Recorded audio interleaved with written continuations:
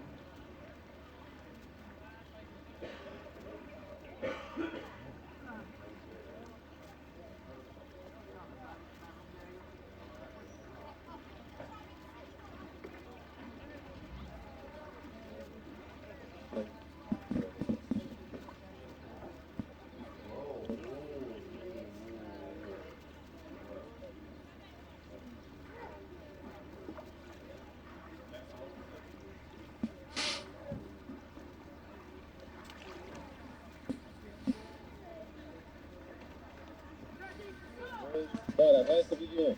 Bora.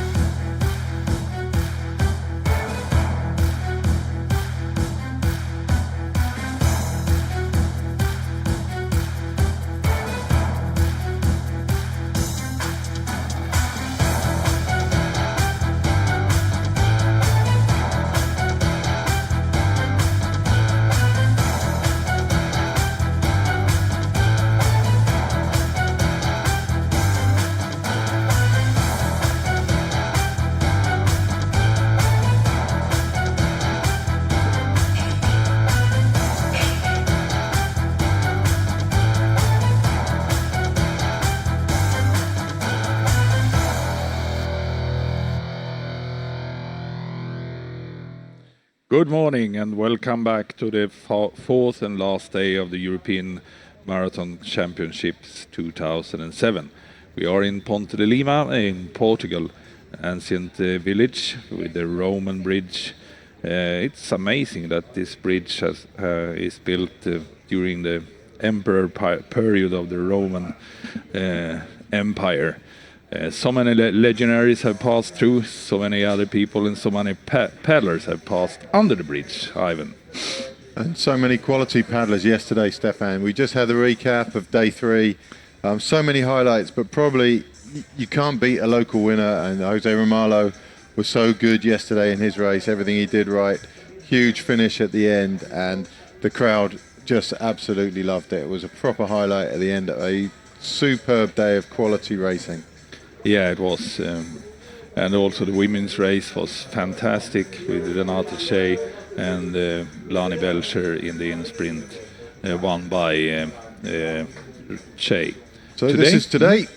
Coming up, both Renata and Lani back out there again, fighting for medals again in the K2 women. It's going to be an intriguing battle in that one. In the C2 men, all the usual players, Grana Ferro from Spain, Campos and Sanchez from Spain, but they have to take on the might of Hungary and Kova and Doce once again, and it's going to be a cat and mouse game as ever.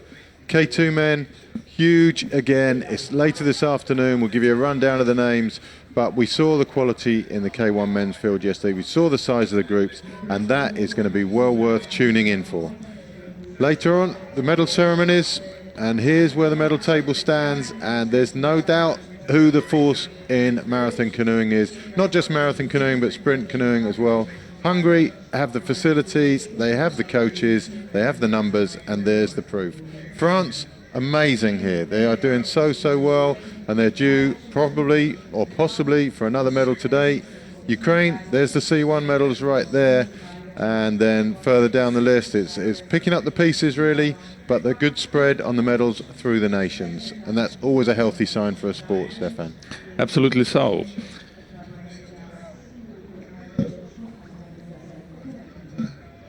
this morning. There's the sky, not a cloud in sight. Temperature 17 at the moment, but set to rise significantly as it did yesterday. Wind speed virtually negligible, and the water temperature, as ever, 16 degrees. It's a beautiful venue, it's a beautiful day, and we are due for some great entertainment. Here's the course they'll be on, same as the previous days, fairly straightforward.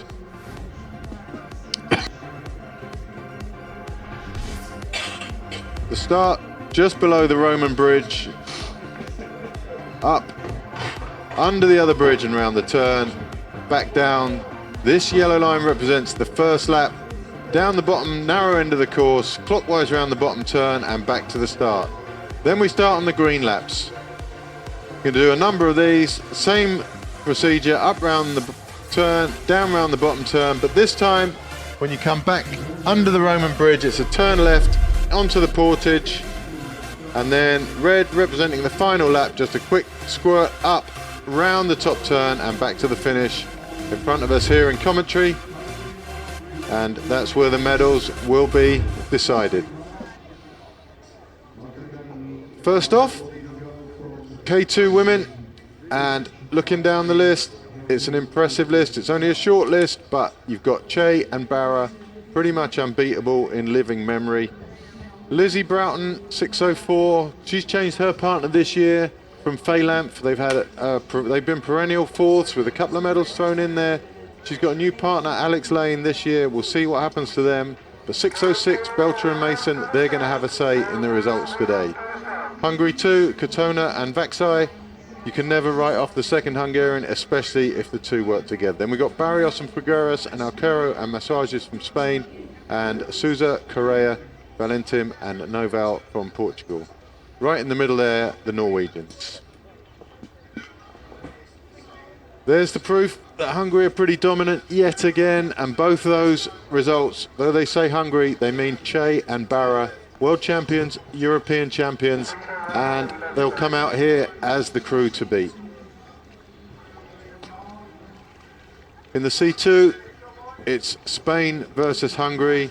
As it always is, you've got Granaferro and Campos Sanchez from Spain, Covidoce and Laxo Varco from Hungary, and it always seems to break to these sooner or later in the race, and just as in the C1 yesterday, it's going to be a cat and mouse game, and winner takes all. And last year, Sanchez and Campos won the Europeans with Ferro and Grana second and Cover and Doce bronze. And evidence for what we're saying, they alternate. Sometimes it's world champion, sometimes it's European champion, but it's Hungary are the current world champions, Spain the current European champions, and the rivalry will recommence just a few minutes after the women's K2 starts. Women's K2 just making their way to the start line now.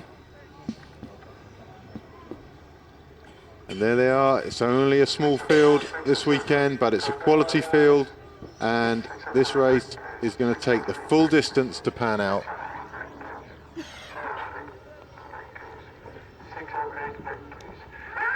And off they go. Che and Barra in the yellow boat, second up from the bottom of your picture. On the far side in the blue boat, it's Belcher and Mason. And at the top of your picture is the other Hungarians, which is Katona and Vaxai. So Belcher Mason in the blue being tracked by Hungary 1 and Hungary 2. Belcher, the strongest starter yesterday, and for me, the athlete in the field with the highest top speed. Spaniards are trying to maintain contact there. One of them's going to get into the V-wash. I'll try and give you a name check on them. Here's how it panned out right from the start. Watch the blue boat, fourth from the right. They're going to end up in the lead. Che and Barra, the yellow boat, second on the left. Here they are. They've got a long way to go to get across to Belcher, but they made it. And it's Spain, Spain, Hungary, Hungary, and being led currently by Great Britain. And yesterday's race, yesterday's result will play a big part in how these athletes feel about each other today. Renata Che knows she's got a battle on her hands now. There's the Hungarians, Katona and Vaxai. Belcher and Mason. A very, very tidy K2. There's the Spaniards. Barrios and Figueras. And Che and Barra, they know it's on the line today. Second Spaniards there, Aguero and Massages. They're just leading that second pack. But this is where it's at. Top turn. Very shortly now, and the Spaniards on the inside may suffer a little.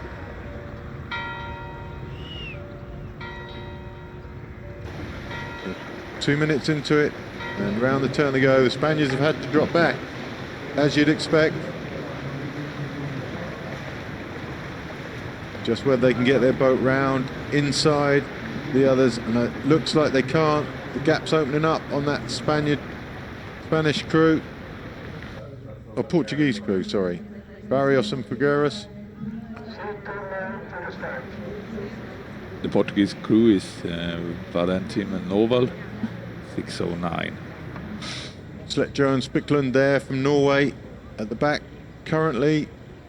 They're joined by Broughton and Lane and Aguero, Massages and Sousa Correa. But it's the Portuguese. They did survive the turn, and here goes Che. He's going to take the speed up. Portuguese clinging on, for now at least. Belcher just happy to drop round the back of Che and Barra.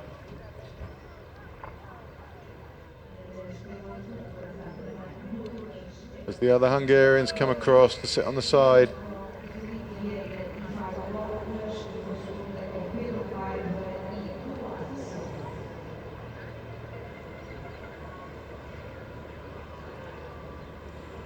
We know Belcher can cope with the speed and the distance. We haven't seen Hayley Mason at this level competing probably in your memory. No, actually probably not. a new athlete to you. Obviously more familiar to me back home, but we don't get races of this quality back home, so still an unknown quantity. Alex Lane, Lizzie Broughton there, new crew for this event, and Aguero, Massages, the Norwegians, Sletjo and Spikland, and the second Portuguese, Sousa and Correa.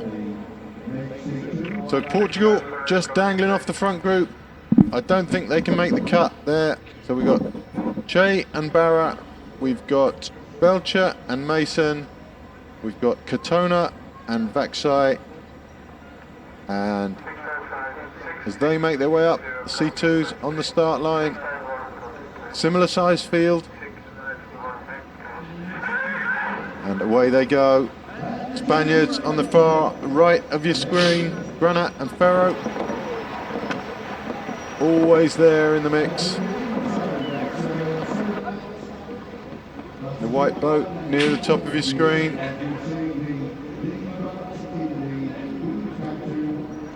There's Kova and Doce, and leading out at the moment is Campos and Sanchez, and there they are. Kova and Doce sitting with them. Across come Ukraine in the blue. It's Levchenko and Shapoval. And France, Mantovani and Peric Martin. We've already seen how well France are doing on the medal table. But as expected, it's Campos and Sanchez, Kova and Doce.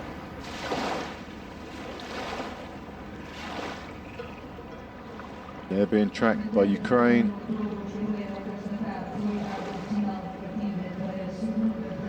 Czech Republic just hanging in with them. It's Brezina and DeLuey. But this race will split at some stage, and I don't think those two will make the cut.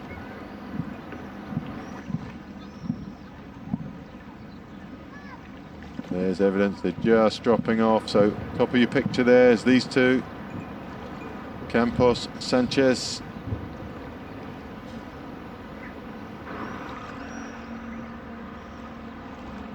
Kova and Doce to their left, and to the left of these guys is Levchenko and Shapoval, and everyone else is only just about surviving right now. See the other Spaniards there just behind, Czech Republic fighting for steering. Granat and Ferro. I think they'll make their way through into the top four shortly.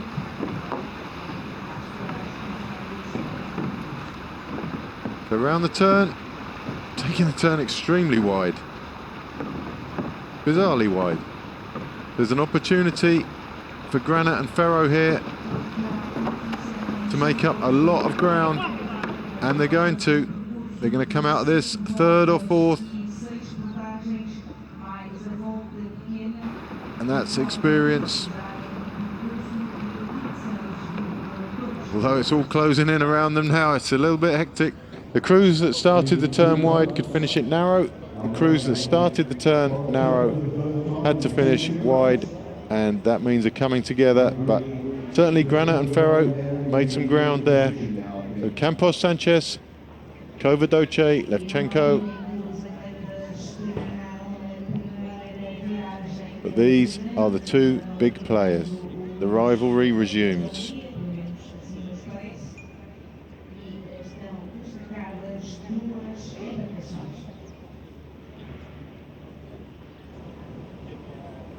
The gap, some 8 seconds maybe.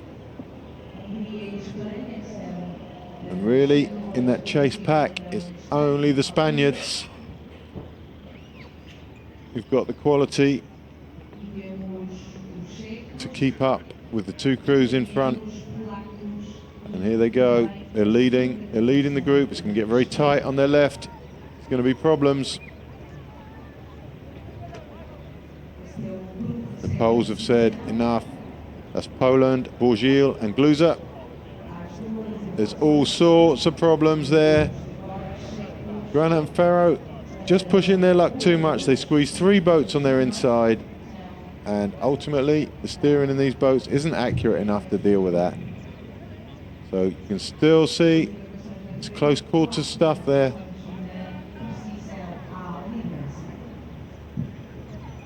And not so for these two.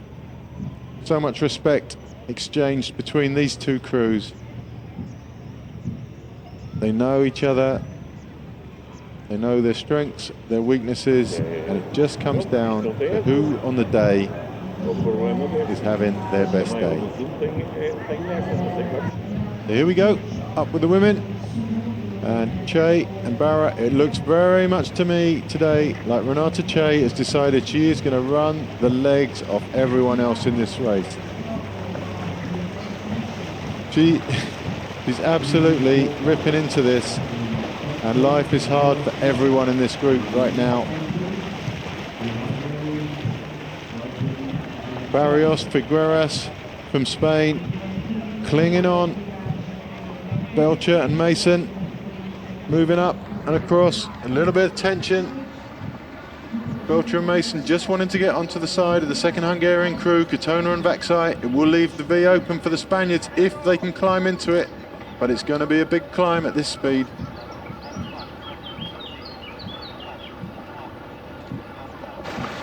So a group of 4, and behind them a group of 5 contains the 2 Portuguese, the Norwegians, the second Spaniards, and the second Great British crew. So from Spain, we have Arquero and Massages. From Great Britain, Broughton and Lane. Sletcher and Spickland from Norway. Sousa and Correa from Portugal, and Valentim and Noval, also from Portugal. So a group of 4 being followed by a group of 5. I say followed, not hunted down, because this group of 4 is travelling at speed. There's a plan been hatched by the Hungarians here, and this speed is going to remain high all day.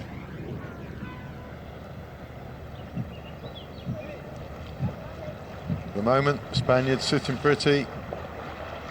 The wash behind the lead boat is a beautiful wash in K2s. The added length of the boat and the crew weight in it creates a lovely big wave. And to sit where the Spaniards are, you get assistance from all three other crews, and there is nowhere else you'd rather be.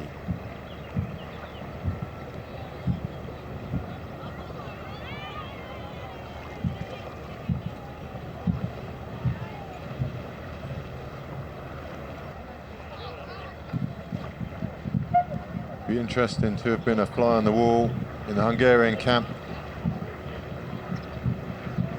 this morning and decide, listen to what their team tactics were going to be. Sort of flick back to the second group there.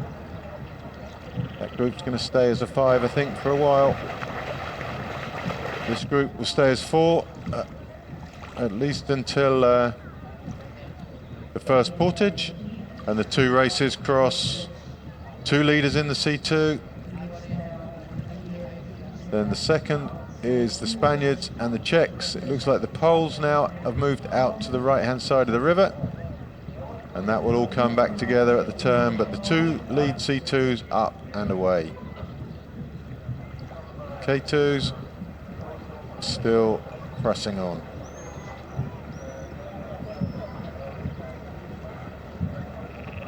So you're looking at 4 very well drilled, very tidy K2s here. They spent a bit of time in their boats together, quite clearly.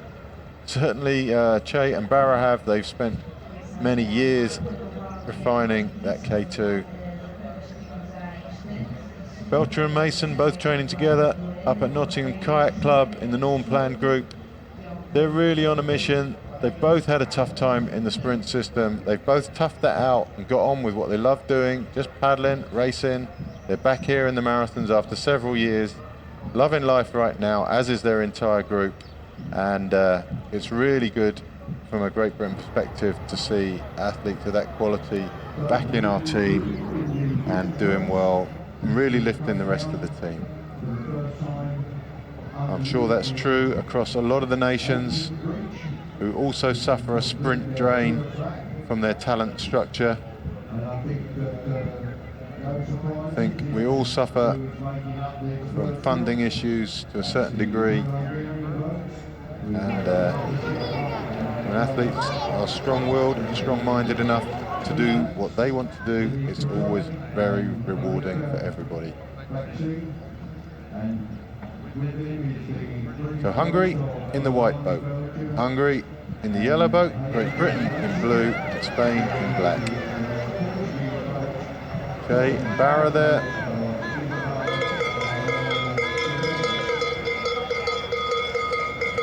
Spaniards,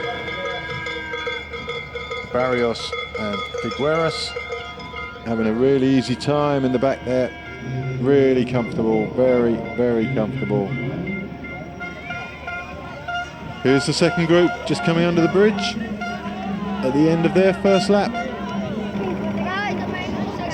Being led now by Lane and Broughton.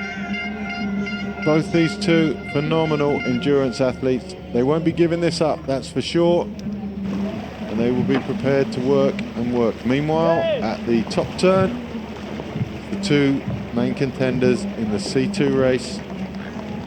We're looking at Campos and Sanchez from Spain, leading out, and as you'd expect with them, Over and Dote. Granaferro bringing up with them Brezina and DeLuy.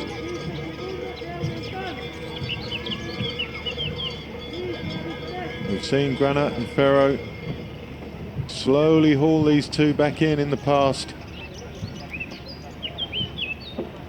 but not for a few years now. A little bit steering adjustment.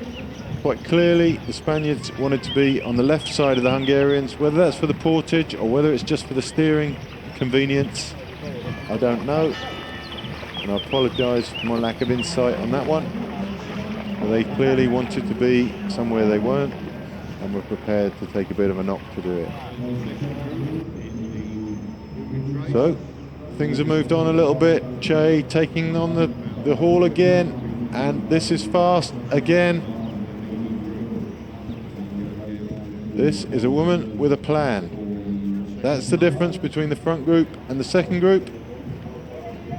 The Spaniards, it seems, haven't got the power to come to the side, and that will be upsetting the Great Britain crew.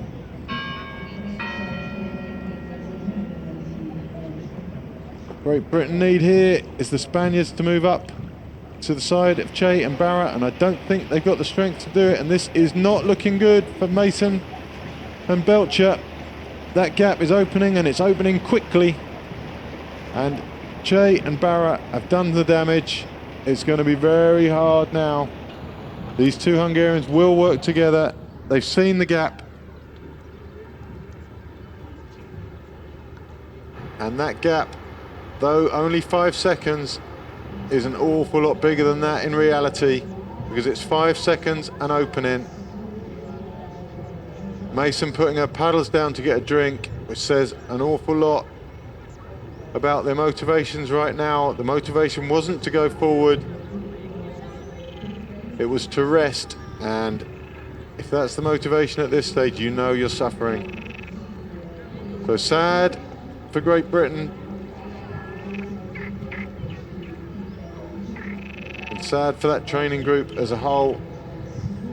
I genuinely thought they were in with a shout of winning this, but Che just ground them down.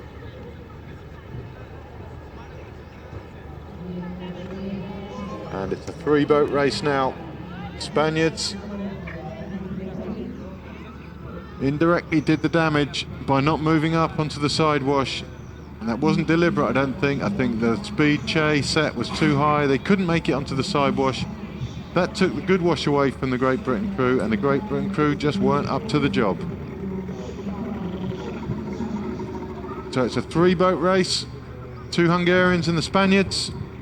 Great Britain falling behind, stroke by stroke. And hats off to the Hungarians. That is a plan that came to fruition way, way quicker than they ever thought it would. So disappointment. Probably even quicker than they thought of that plan themselves, actually. You could see right from the start, the Hungarians were grinding them down. Yeah. That was the plan. They went out, they did it together, and I don't think they even thought that it would end after 1 lap. No. So now it's Spain, the only crew left in this who can take on the might of the Hungarians. The motivation from the Hungarians now will be very, very different. I think they know they have the measure of the Spaniards. They've raced them many, many times before, and so a lot more relaxed in this race now.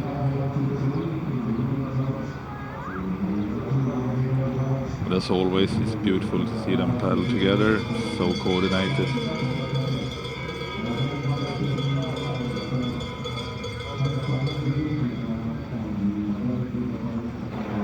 As they go across, back under the bridge, the lead C2s come into the finish funnel at the end of their first lap, and the gap between the first 2 crews and the next crew, which is Poland, is about 50 meters. Actually, I've completely ill-informed you there because I've missed the leaders completely. So the 2 boats you see at the top of your screen now are 2nd and 3rd. That's Grana, Ferro, DeLuy and Brezina, and they're being followed by Poland on this side of the river, Portugal and Hungary too.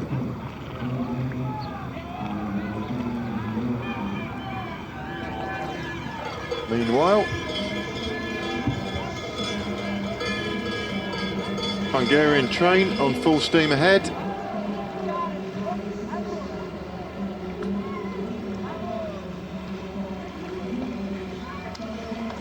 So there's the front of the C2 race, which I completely missed first time round, and they have a gap opened up on these two. Spain 2 with Grana Ferro and DeLuy and Brzezina from Czech Republic.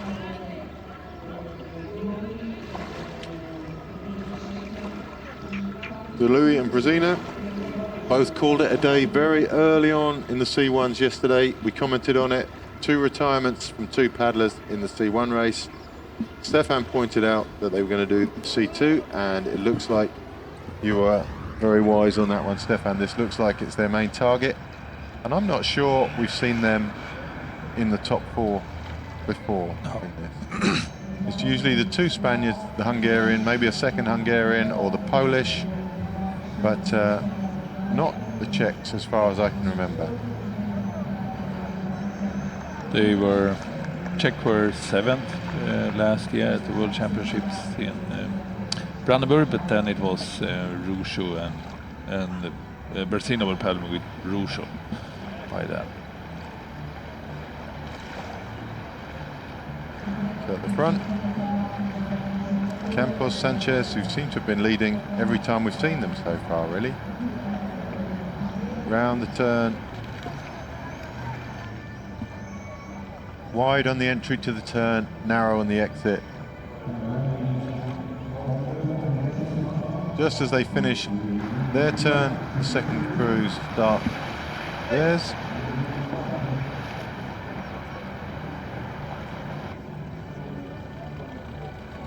So Campos, Sanchez, Covidoce. Do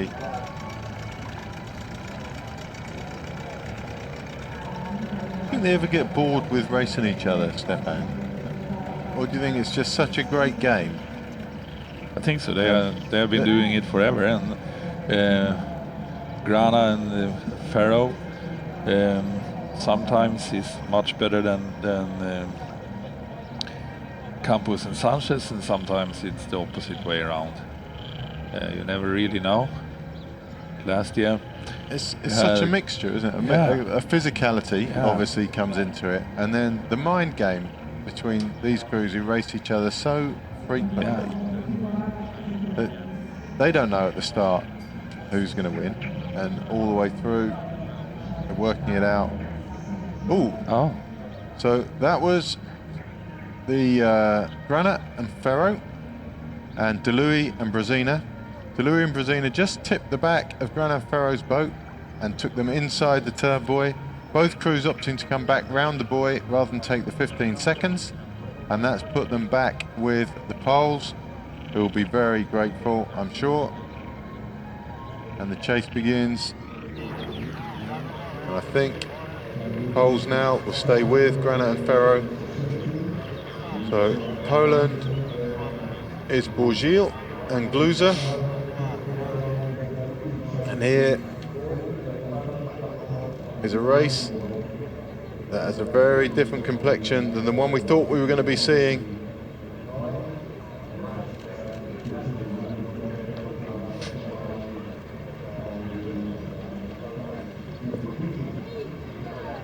So Katona and Vaxai, 2 new names to me. Did they race earlier this year in Mechelen?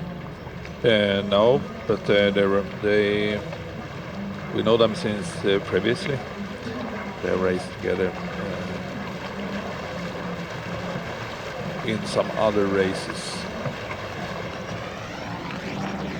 And then just behind those lead 3, kind of dejected feel about it. It's Belcher and Mason. Still travelling well though. You can see how sharp, how tight that first buoy is. They approach it and then it looks like they almost missed the turn because it's so hard to get round sharp to that buoy. Working hard.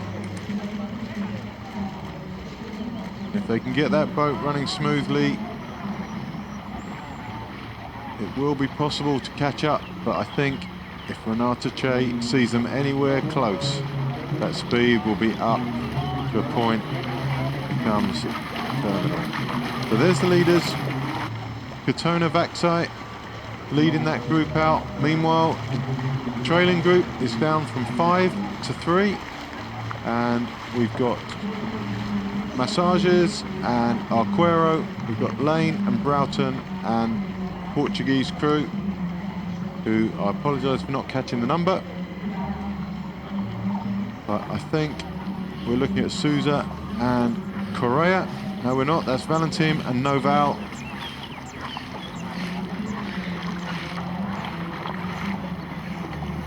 So we've got Valentin and Noval. We've got Arquero and Massages. And we've got Broughton and Lane from Great Britain. So quite a tidy group. Early start for all these athletes. 9 o'clock start. Spaniards there in the same hotel as us. We're down before breakfast opened this morning. They actually opened breakfast early for them, so they could eat and do their pre-race warm-up and ritual.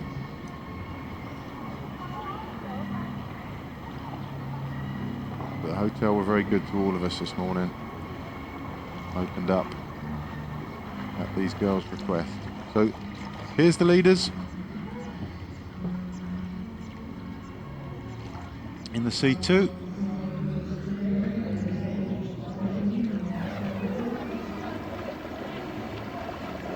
As ever, Campos, Sanchez leading out. As the girls come back past the camera pontoon and camera boat there.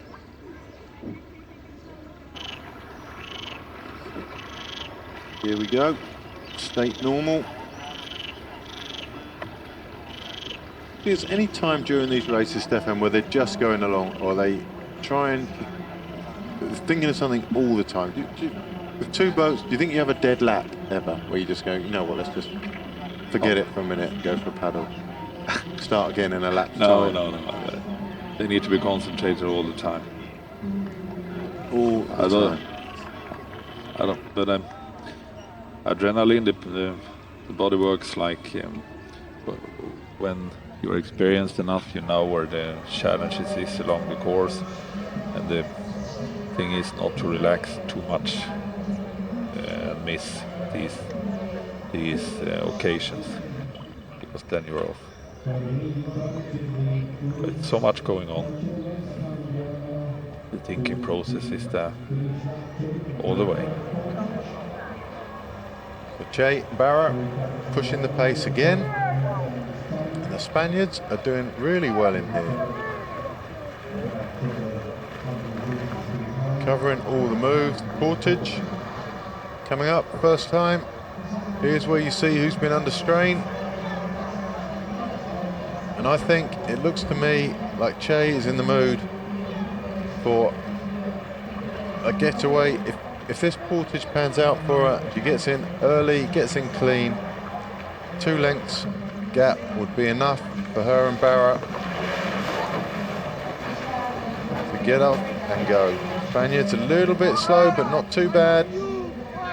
The yellow boat of Che and Barra needs to be watched. All 6 girls running very, very nicely. Second Hungarians beginning to wade a little bit in the sand. The Spaniards very tidy. So all 3 will get in together. There's no opportunity for a break here. Che and Barra, a little bit of a hash getting in there, and it's actually the Spanish who leave first. So good sign for the Spaniards. They're not going to be outclassed on the running.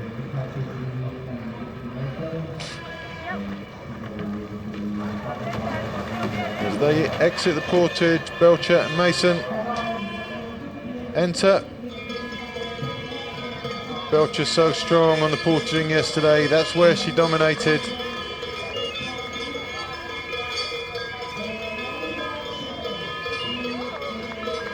But it's not to be today.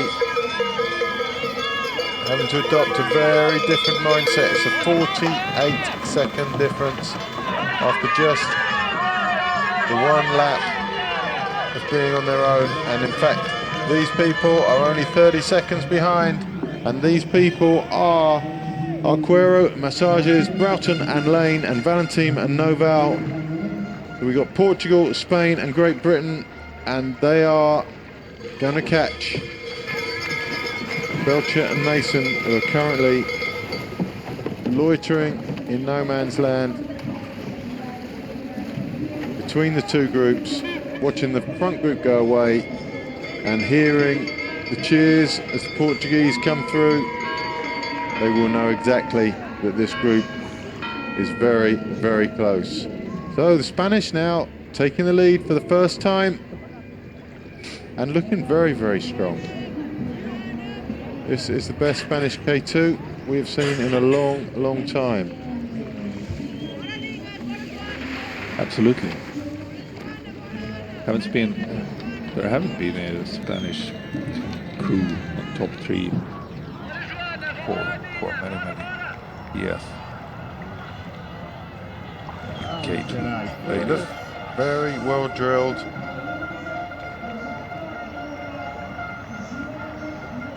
These are the two, look like they're struggling a little bit here.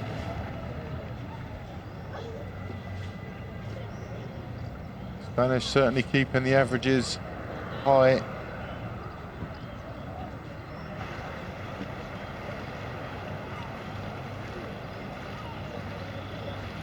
They enter top turn for the third time. Che and Barra taking the turn just that little bit tighter.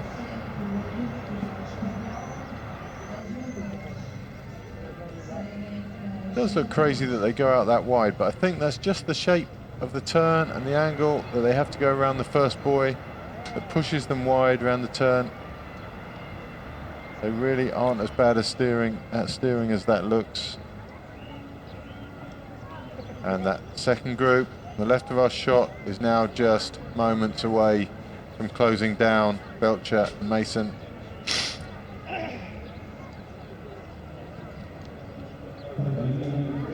An upsetting day for the Great Britain camp. They were expecting a medal from this one, and not just a medal, they were hoping for a win. And that win was dissolved in one lap. They fell off at this stage in the last lap as the pace picked up. The Spaniards didn't come up to the sidewash. There was no V for them to get in. They couldn't hack the pace, and that is the result. They're on their own and falling back to this second group. The Portuguese pressing on. Valentim and Noval. Massages and Arquero of Spain. As we go back to the C2s who are approaching their first portage.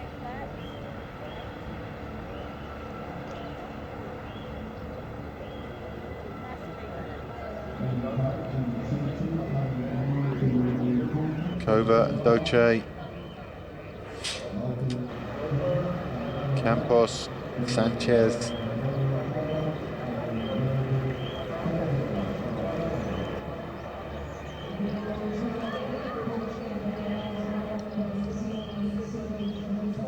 Ollie Harding there, one of the official photographers for the event.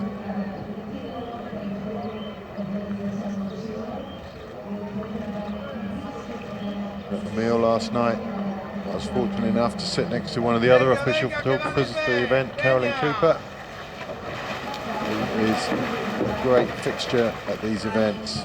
She travels thousands of miles to get to as many of these events as she can. And both Ollie and Carolyn take some fantastic photos, well worth looking at their respective websites if you want pictures of your friends racing, or your heroes racing, however you look at it, or yourself racing maybe. So these two boats in and away, no drama. Spanish got the better of the portage.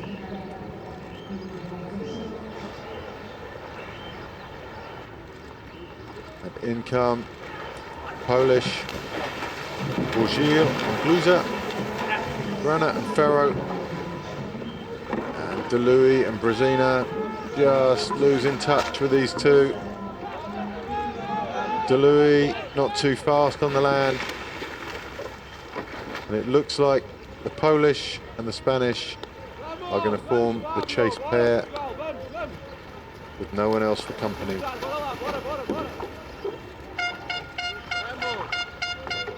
Away they go. Gap looks like about a minute there, maybe a little more.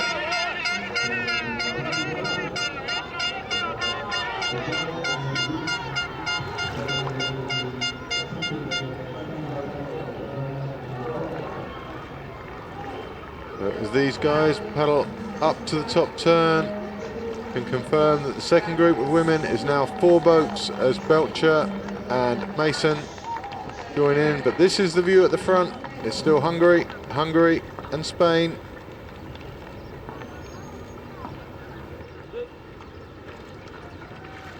The second Hungarian crew there of Katona and Backside. We're looking a little bit stretched earlier on, and now looking a little bit fresher as Che and Barra press on once again.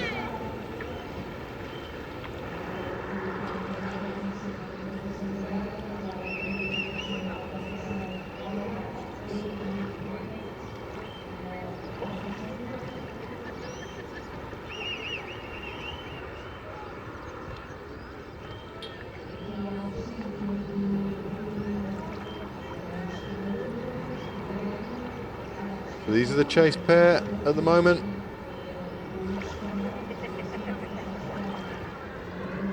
It's Grana Ferro and Bourgio and Gluser, but at the front, no change, nor do we expect any change.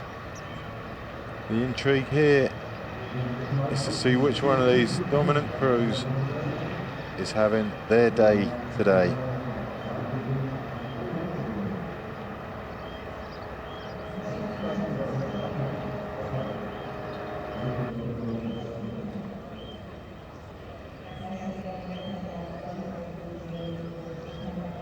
So as the leaders exit the turn, the chasers,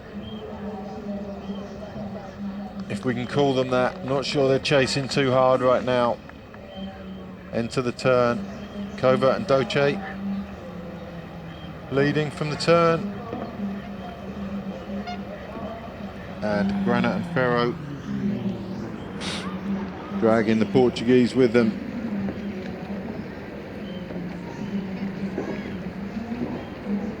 Spaniards very tidy around the turn there.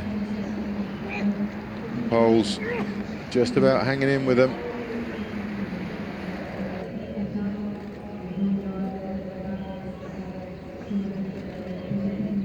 A lot of these guys raced yesterday. When you come off the water from a race, 2 hour plus, and you've got another one the next day, there's a whole process by which you have to refuel, recover, get your mindset right for the next day, and be ready and on the line to perform at your very best again. That's something Renata Che is familiar with. She's done it. She's doubled up for as many years as I can remember. Doubles up very successfully. It is, of course, easier to double up if you're the best one in the race in the first place, because you have a little bit of spare capacity and there's a little bit of a safety net there. 11 World Championships gold medals in K2. That's quite a lot. Quite a lot. Yeah. And with the races being slightly shorter these days, the doubling up is obviously a more feasible option. Absolutely. In the old days when they were 3 hours plus, that created a whole new physiological strain that would have been harder to recover from. But it is surprising still that athletes who double up still manage to get similar results. But in fact, back in our day, we had the Dutch guys, Edwin Denise and Dolf de Lint, and they did the K1 and the K2 the next day, and the K2 was always their better of the two races. And it always confused me as to why they still did the K1, but if they just did the K2, they fit together. Yeah, quite, just did quite very well. Yeah.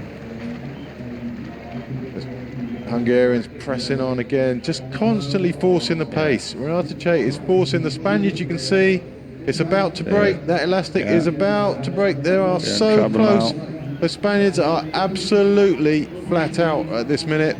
And Renata Che, she knows it. It's Barra's job to tell them where the Spaniards are. They might, as they cross over with the second group, there's a big gap between first and second, and the Spaniards look like they've regained contact, and that was stressful. It's only a stressful 20 seconds, but that 20 seconds is so significant. But for another...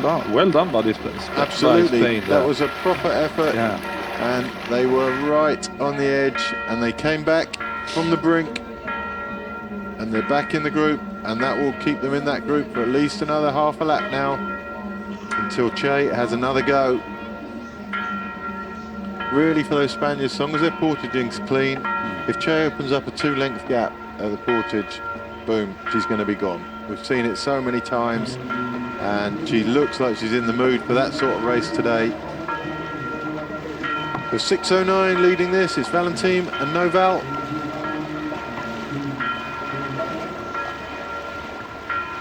Spaniards, Arquero, Massages, now taking up the pole. Lane and Broughton trying to go to their right, and we've got a retirement, it seems. Portugal. 680, they were late entrants anyway, and I think it's possible, are these the junior guys who had a bad race in the C2 because they got hassled?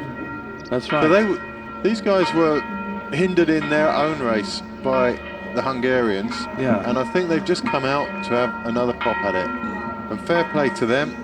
They wouldn't have been planning on that. They were late entry. We added to the list this morning, and really appreciate their bravery coming out, taking on the seniors. And now it seems like the second Hungarian K2 is leading, Lili Katona and Eniko Vaksai. Lili Katona, who won K1 ladies in Mechelen in June. She started her career with a bronze medal in 2014, actually, as the first year senior in the World Championships in the US, in Oklahoma. You see, that was before I started commentating, you see, Stefan, so that's my excuse for not knowing. She's born 1996, so still a youngster. Eniko Vaksai were fifth at the under 23 back in 2014, and have done quite many races since, both in K1 and K2. Used to do K2 sometimes with Lili Katona, and probably one of the most promising young K2s that over the time will replace Renata Che and Alexandra Barra. Seriously though, Stefan, what sort of time frame are you talking? I mean, is there any sign of a decline? It isn't. At what point? And every year ask Renata if she will come back for next year. She says, just of course. This is still the most fun thing I have to do besides family. She has two kids as well, and married to a paddler. Otherwise it would be hard to to justify if you weren't married to someone who knew what you were trying to do. And in they come for their second portage.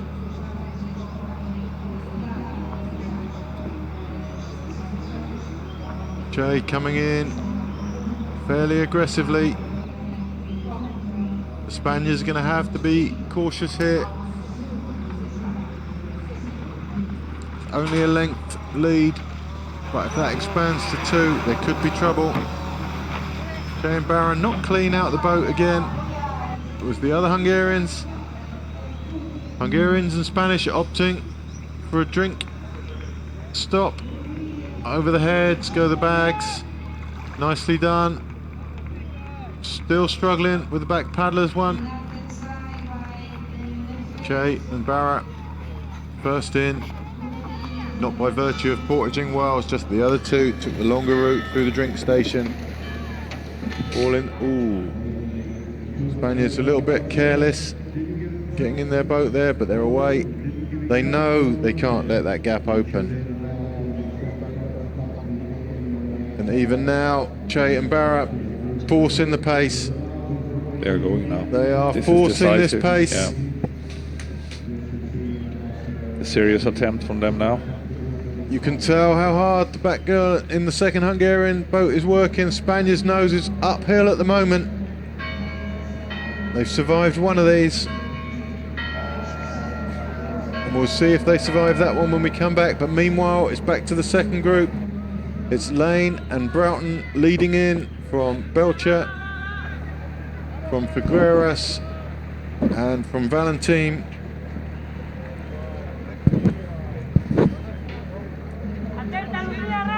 Lane and Broughton,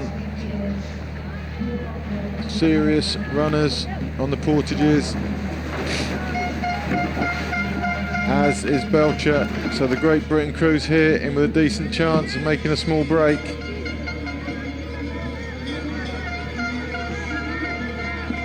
If ever you've got Lane and Belcher in a K2, Stefan, I reckon they'd be quicker running than paddling. Yeah.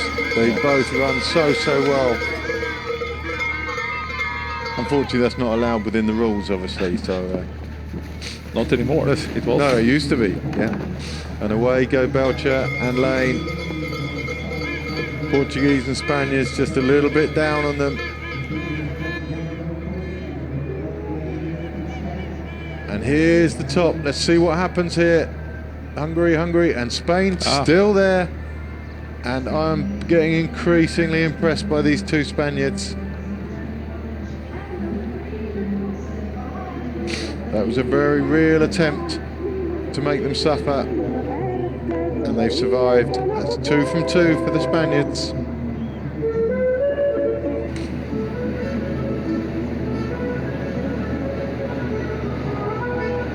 They know the routine now. They know what they have to survive.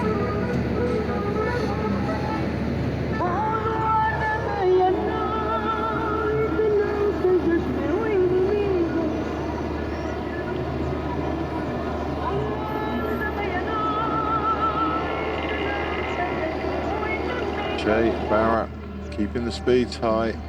It's relaxed down now from their attempt to break the Spanish crew. The Figueras and Barrios did quite well in K1 yesterday as well, so it shouldn't be so surprising. But obviously they suit each other very well in K2. They must do to be with those other crews. I mean, Figueras finished 5th yesterday, and Eva Barrios 8th.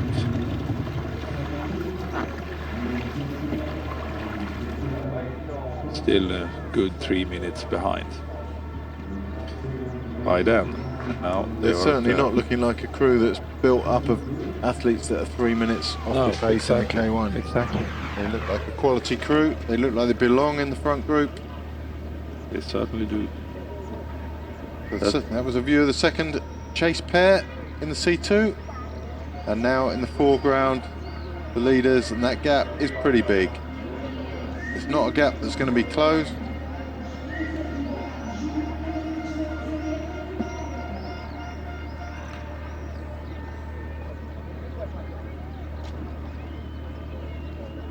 Camera pontoon there. It's a lonely old day on the camera pontoon.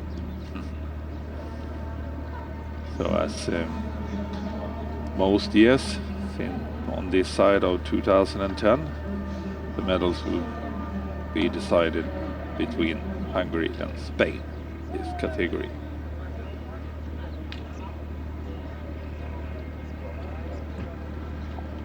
A lot of support for the Spaniards coming in on the live chat in the K2 race. I think there's a little bit of excitement building in the Spanish camp. It's a long time since they got a medal at this level. As they pass, the crew at the bottom of your screen is the Portuguese crew of Souza and Correa.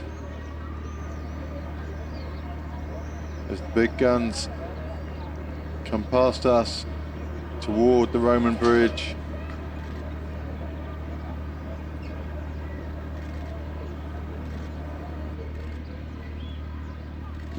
While that's happening, the C2s in for their second portage.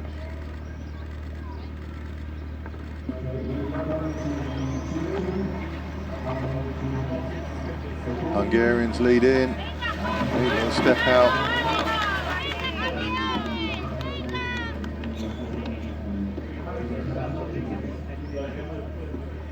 Both running hard. It's a measured run. You don't want to run too hard, but you don't want the others to come past. The others want to stay with you, so they have to match your speed, and you hit this kind of weird medium speed where everyone's controlled and no one's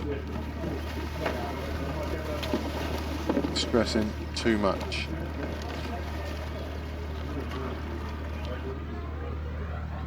So in the C2 race, Covadoce, Campos Sanchez are over the portage.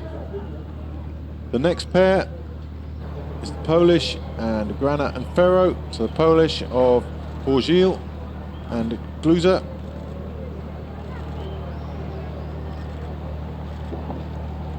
We'll try and update you on the other places in the C2 as soon as we can. I know a few of you are asking. We'll get the graphics in a minute. Behind these two, it looks like DeLuy and Brezina, and in the white boat, I think the French of Mantovani and Martin. So Borgil and Gluza, 1 minute down on the leaders. Grana and Ferro will be first in the water. A little bit of confusion, that's a little bit too tight there, guys. There's plenty of river. You always both want the same bit.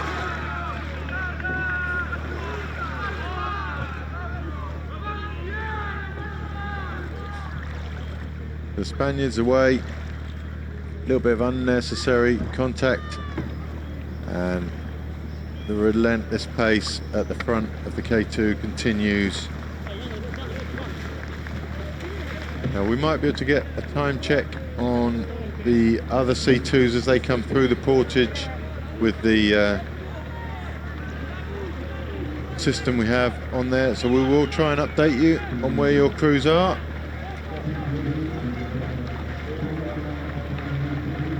The 3 K2s.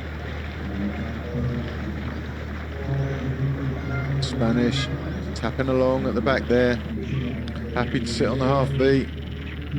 Spain trying to figure out when was the previous medal in the ladies K2 for Spain. And what I can see, they had one in Piestany, the first European Championships, in marathon championships back in 2014 in the junior category, done by Emmanuel Baltubia and Unai Greca. Pace is high again here. You can see the strain.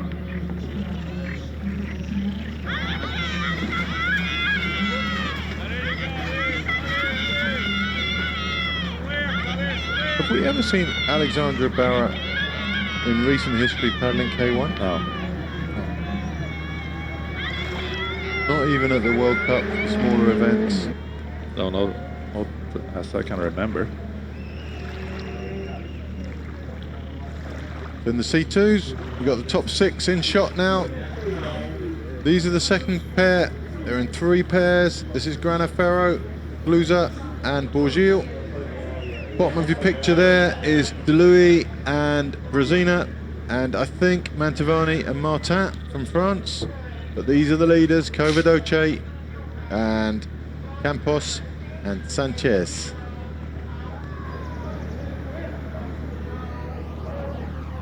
It's not the French, it's the second Hungarians. That's my mistake. We'd only got a long range shot of them so far. So it's Hungary, which is Laxo and Bako.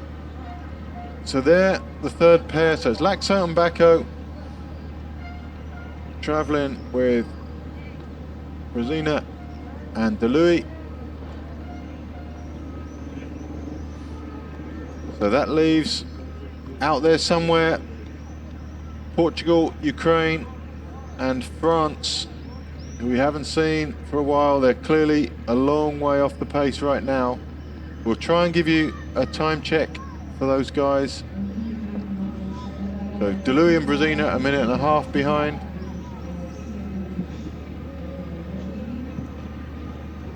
As the Hungarians, Katona, Lily Katona and Enrico Baksai come round the turn. Che having a little chat with Barra there. What might they be talking about, Stefan? Just having a little look over her shoulder to Barra. A little bit of a chat. Just a bit irritated with her. Can you stop wriggling in the back there a bit? Just sit still for a minute. So sometimes the back person is doing too much, and exactly. You just say, back off, love. I don't need your help. And not this much, not now. Let's stay here. The boat has to run nicely, and if the back person's got a different idea of what the front person wants them to do than what the front person actually has, then the boat just kind of feels wrong for a while, and you need to communicate verbally. Second group, not doing too badly in terms of losing ground. It's a strongish group now with 4 boats.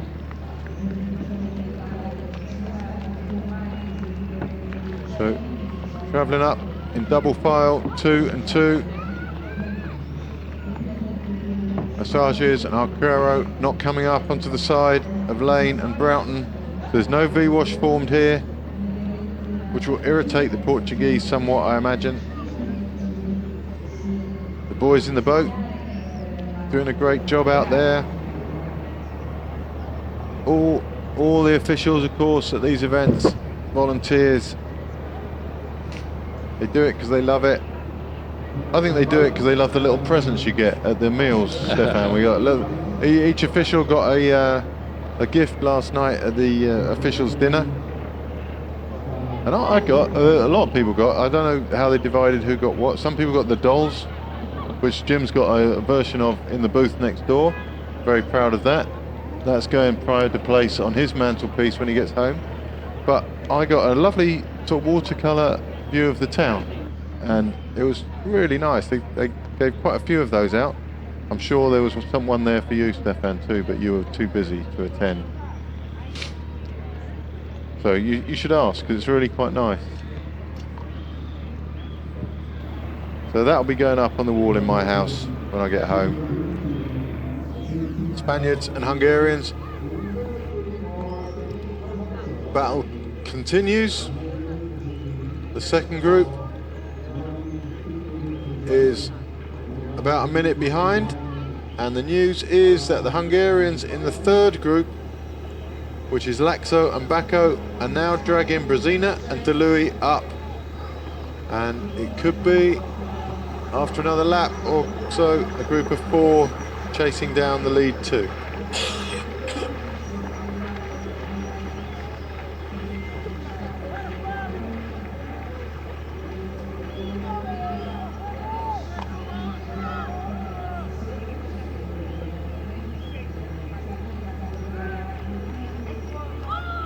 So leaders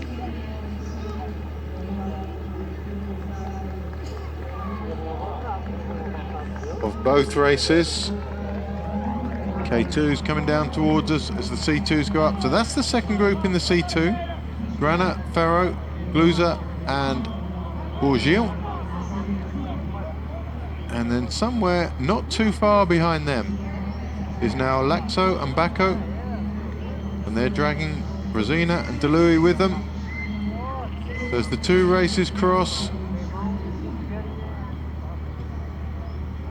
Spanish moving from the white boat to the yellow boat as the yellow boat takes the lead from the white boat. And the Spaniards really happy, it seems, just to sit on that half V rather than coming up the side. The problem for them, if they come up the side to the yellow boat, is that when the white boat takes over, they then have to drop all the way around and come back up the other side. So if the lead changes are frequent, the Spaniards are much better off sat behind, and they just flip from the tail of one to the tail of the other, and it saves them all the accelerations and decelerations of swapping washes. So in they come for their third portage. There hasn't been any drama so far. Che and Barra a little bit slow out the boat each time. The other Hungarians marginally quicker, and the Spaniards run well enough to match anything the Hungarians have got.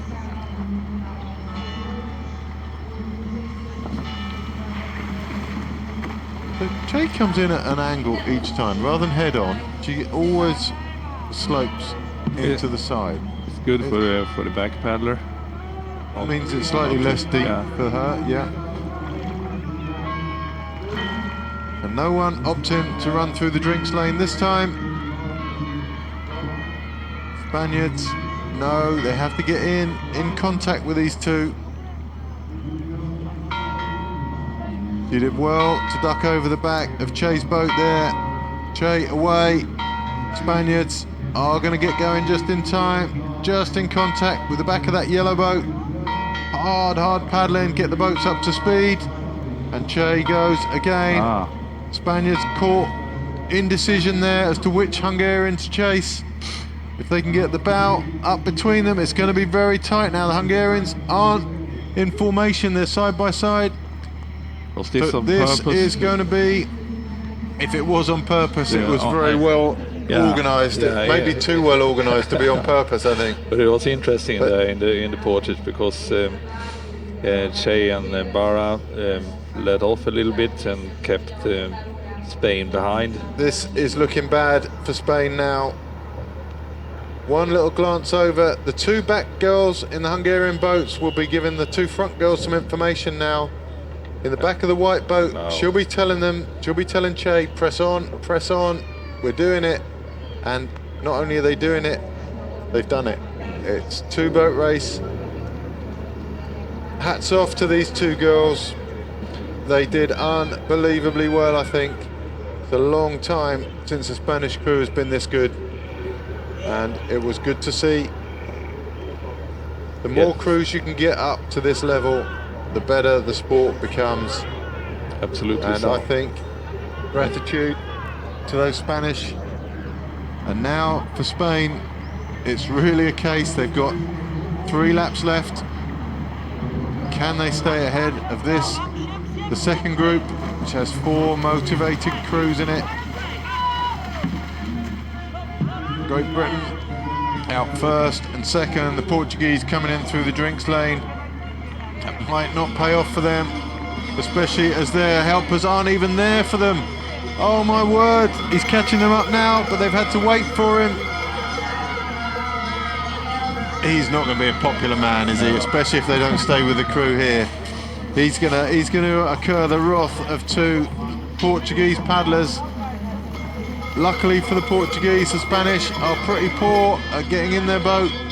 So it's Great Britain away. The Spaniards are going to be the rescue boat for the Portuguese, I think. Now, it is possible that the 2 Great Britain crews, if they communicate, could make this break stick. And then it would be a 2-boat chase to the Spaniards, who they will see when they get up to the bridge have fallen off the lead group. 2 minutes behind, and it's still 2 minutes, 2 big laps and 1 small lap to go. Exactly, it's possible. Depending on they're on lap 5 now, so they got 5, 6, and 7. They got 3 big laps to go and 1 small lap. Yeah. So depending on how exhausted this Spain really are in front there, could be possible. This is interesting, also regarding how many medals and how they are paddled together. Back in 2011, I think it was in Singapore, Che was paddling with Farkashti, and Alexandra Barra were paddling together with Bedox. Oh, of course. Then went in race 4. Who's Bedek race 4 now? Romania or Slovakia. One of those. Yeah, and they Che and Farkashti won, and Barra and Bedox were second. But then they switched, and Renate started to paddle with Barra. And since 2012, they have won every race in K2. Do you think each time a K2 gets close to Che, she steals the back person out of that K2, goes, right, I'll be having you, you're looking too good now, you can come in my boat and we'll carry on winning together. I think that's how it works. So here's chase group of C2s, and there's the leaders. That gap still over a minute, I think. So 2 minutes, the gap in the K2 women. But between where it says leaders and where it says chasers, there's a lone Spanish crew now who've got big mental readjustments to make. They're going to be looking across the river when they go around the turn to see where the chase group is. They'll see how big the chase group is, and they will know they've dropped significantly from the lead two already, and it's going to be a hunt down now for the bronze medal. It's firmly in the pocket of the Spanish as we speak, but that can all change very, very quickly. The C2s coming under the bridge for their next portage. The K2s at the same time going under the bridge in the opposite direction on their 5th lap of 8.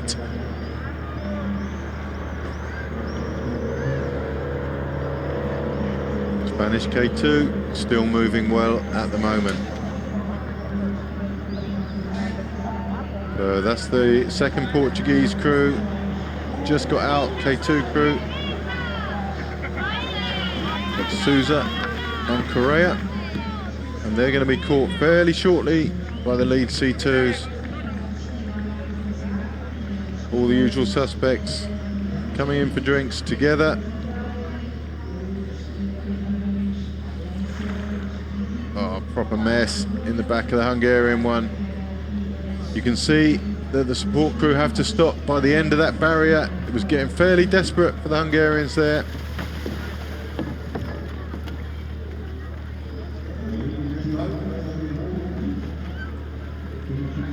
And during that portage, you just saw the bow, there it is, of the Portuguese K2.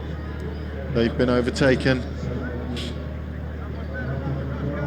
Granite and Ferro coming in at the other end of the portage.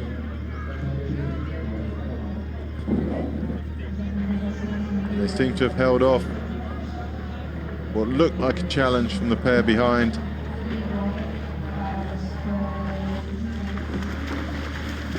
The Hungarians and the Czechs.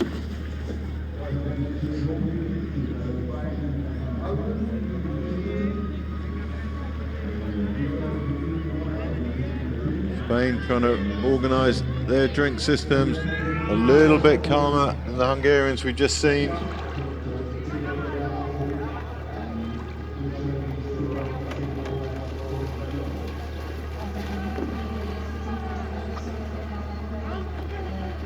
Game on for bronze. Interestingly, Stefan, in the Hungarian C2 that we saw, there was across the back of the boat, they had a strengthening bar. And the back guy had to tuck his leg under it. Oh. When he got in, it looked really uncomfortable. And I just looked at these to see if it's that standard, and it isn't. These guys just get in normally. So a retirement, but not too much sadness, it looks like, in the Portuguese K2. Seems like she has cramped in. Her leg is either numb, sometimes your leg goes numb, which always leads to a comedy portage when you get out and you've got this flappy, useless leg that you have no control over. For the lead K2s, Spain is keeping up well. It's looking good for Spain. They don't look like they're falling back. Catching up, not a realistic option because Che will just press on. If she sees that as an option, they are doing extremely well together. Yeah, really like the Spanish K2 today. So coordinated, looks very good.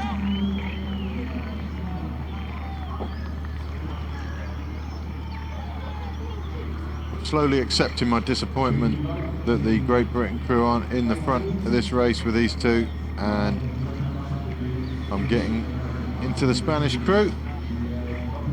as a serious contender now for World Championship medals in South Africa later this year.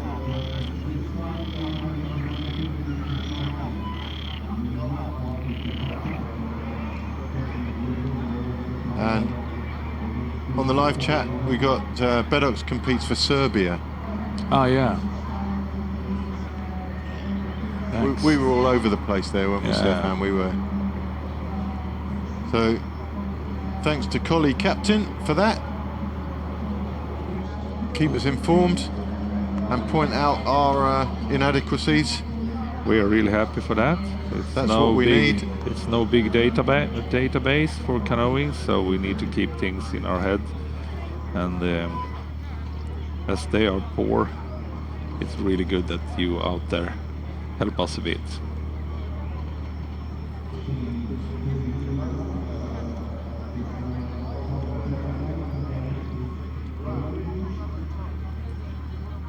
So as the race slowly unfolds in the C2, very much a case keeping things under your control, refueling when you need to,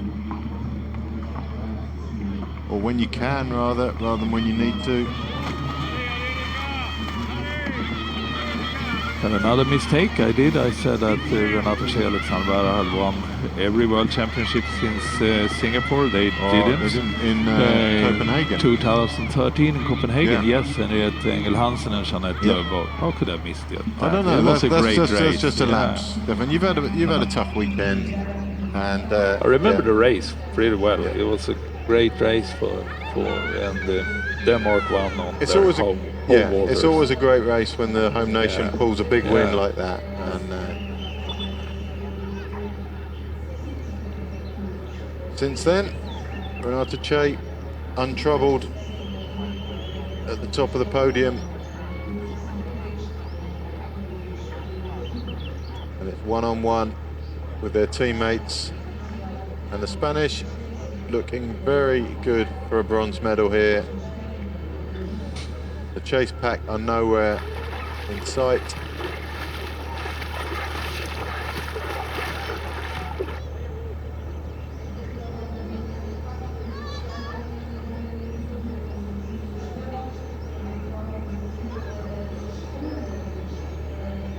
So Hungary, and another 2 medals going on to their medal tally from this race alone, and at least 1 in the C1 race. So their tally goes up and up and up.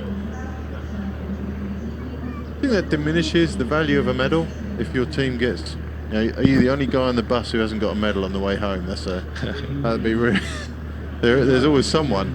But you know, with so many medals on your team bus, does the medal lose its value? Yeah, I don't think, not in Hungary. Hungary canoeing is regarded very, very highly, and it should. Canoeing is a global sport, lots of nations. In comparison to other sports, for instance, winter sports, canoeing is much bigger. Camera on the boom on the bridge there. It's given us some great pictures this weekend. Although I did feel sorry for the security guy who had to sit there all night watching that it's safe and secure.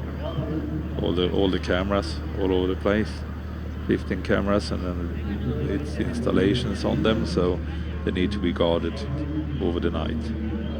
Great effort. 15 cameras plus the drone that we've got shots from now. And the general consensus is that this has been the best TV coverage we've had in terms of how you can follow the race. The coverage back in Dior a couple of years ago was close to this as well. Yeah. And these are the 2 standout events, and most definitely a standard that needs to be matched if the sport wants to grow and publicize itself. Absolutely so, and next year we will be back in Portugal, both for the World Cup and for the World Championships. And that'll be the same film crew. Yeah. And with more experience of the sport itself, we can get even better. And with your advice on the live chat, even the commentary can get better.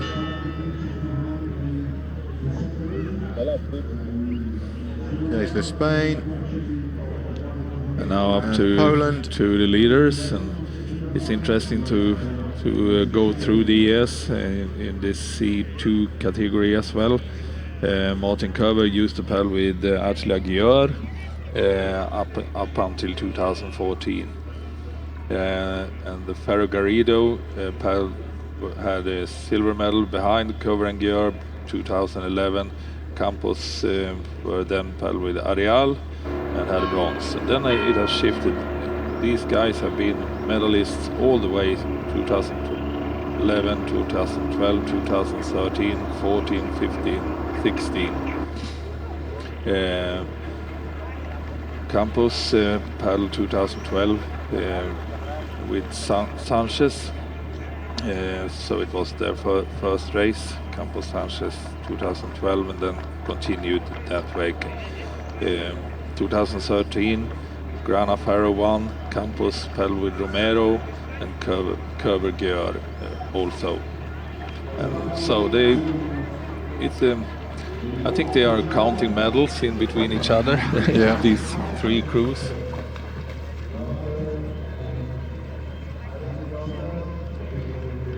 Just watching these two boats come in, they came in side by side then, you got a nice side shot from the cameras, and in the back of the white boat, the technique is not as secure and solid as Barra in the back of Che's boat. And there's just not the power generated from the back of the white boat. It just misses the first part of the stroke at the front, and you don't generate the lift and the power that helps.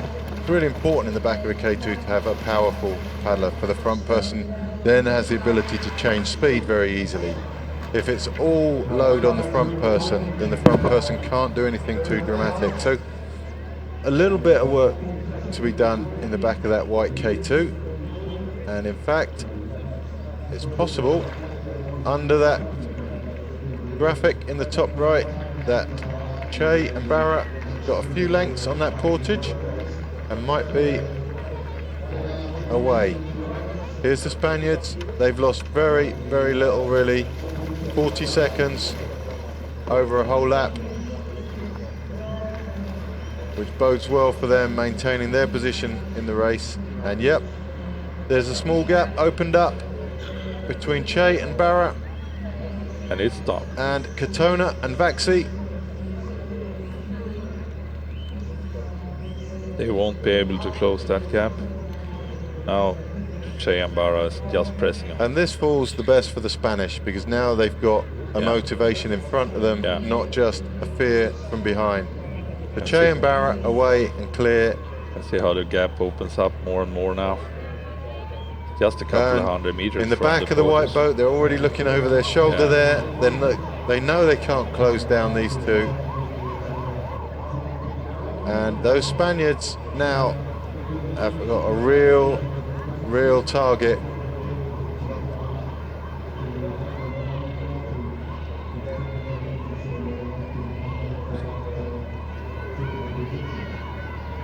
And to me, the Spaniards look better than Hungary too in terms of technical. The Hungarians in the white boat will be working full on for a while until the inevitability dawns on them that there's no way forward, and if they blow, the Spaniards are right there to pick up the pieces.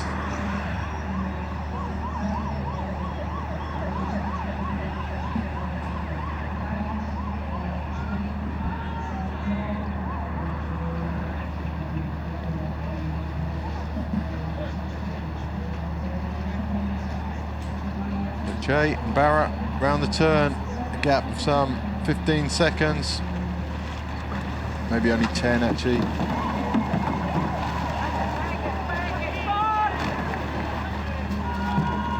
Price you pay for an excellent photographic shot.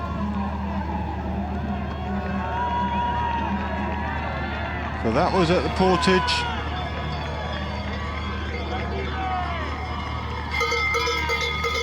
Comes Belcher and Mason ahead of the Portuguese. Lane and Broughton, Figueras, Arquero and Massages.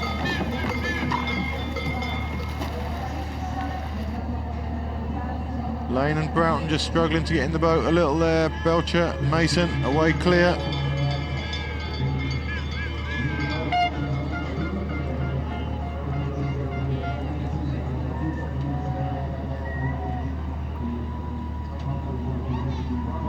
So, a little bit of disarray in this group after the portage.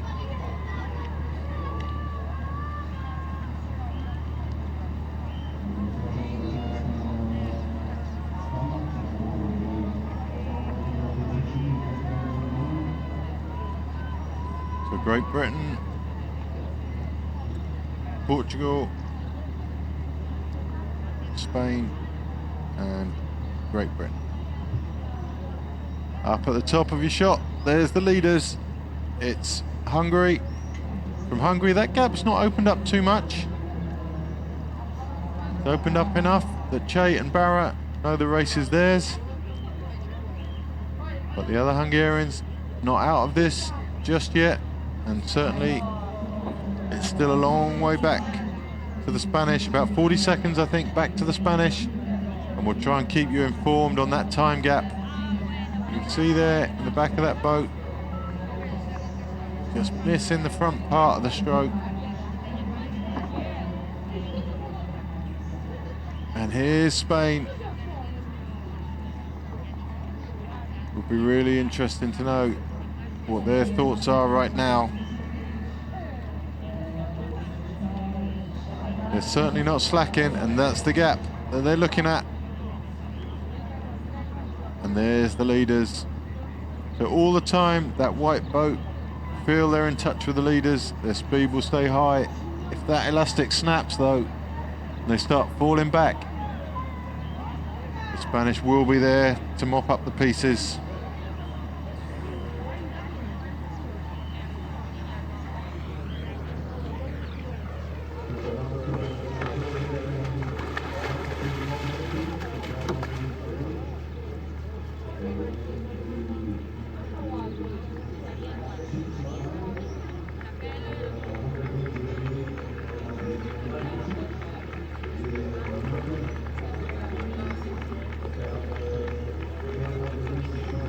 So Che and Barra in a position that is so familiar to them. They so often grind the other competitors into submission. They've done exactly that today.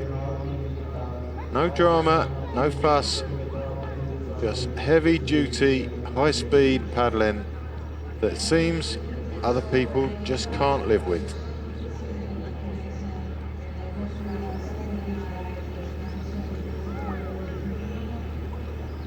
Spaniards coming across in front of commentary at the moment, and they're looking a little bit tired, a little bit more ragged than we've seen them. Meanwhile, C2s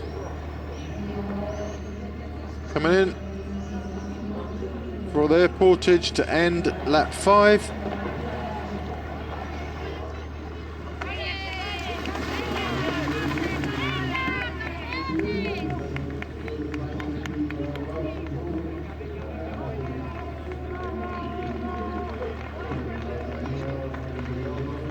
So as they finish lap 5, no drinks on this lap for them.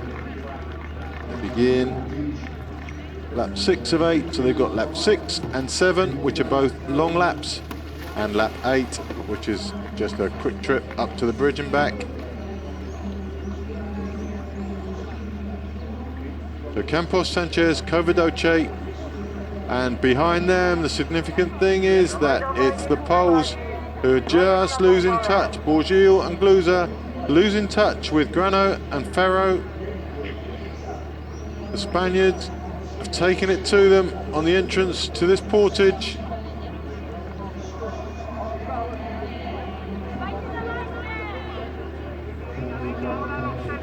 So Grana and Ferro need to run well to make this break stick. They're a well organised, well-drilled crew. The Poles a little bit scrappier, but still efficient. They've emptied out already. and it's Grana and Ferro. Poles are running. They have to run hard now.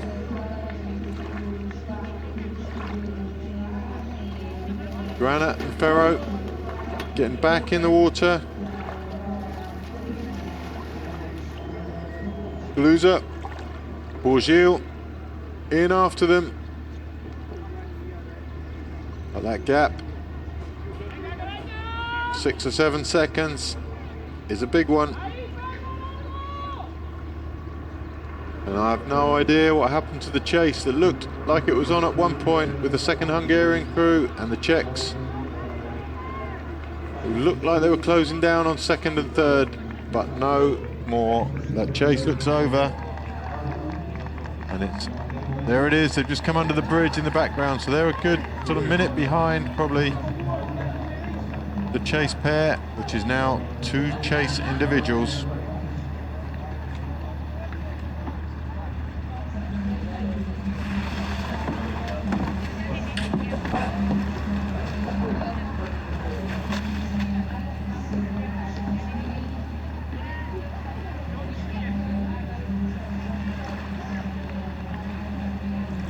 So there we go, Kova, Doce tracking Spaniards, Campos, Sanchez.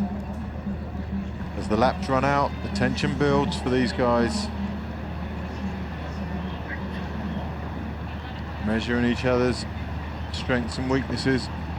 For these guys, they have to do that on the day because they've raced each other. They know the overall form of their crews. They know on their day each is capable of a win. But all through the journey so far, it's a measuring game.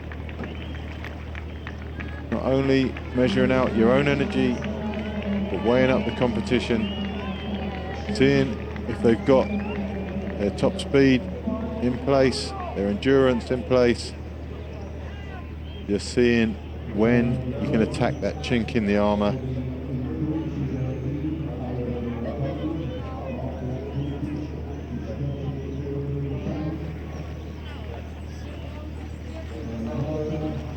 But no such stress here. The gap has opened up, look, back to that second K2.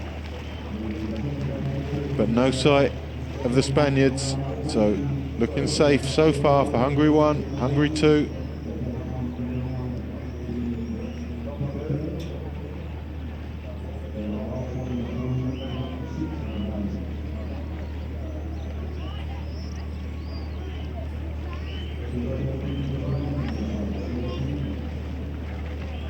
About half an hour left in this race, and you can lose an awful lot of time in half an hour if the wheels come off. There's the Spaniards, and the Hungarians looking across. They'll remember exactly how far out of the turn they were when the Spaniards went past them, and they will know when they get to the next turn whether that gap has shrunk or grown. But at the front, the gap is only going to grow. These two, so strong. And it's very hard to see with their average pace what anyone else is going to do with them in the foreseeable future.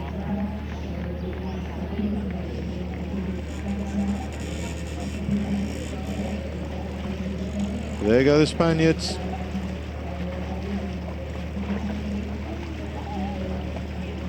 And that's the view they've got. And that must be quite an encouraging view for them. They look to be moving, maybe slightly better than Hungary 2 with Katona and Vaxai. It's just the case of where they've got the strength left, and indeed there's the time left in this race for them to close down the white boat in the background. Katona and Vaxai.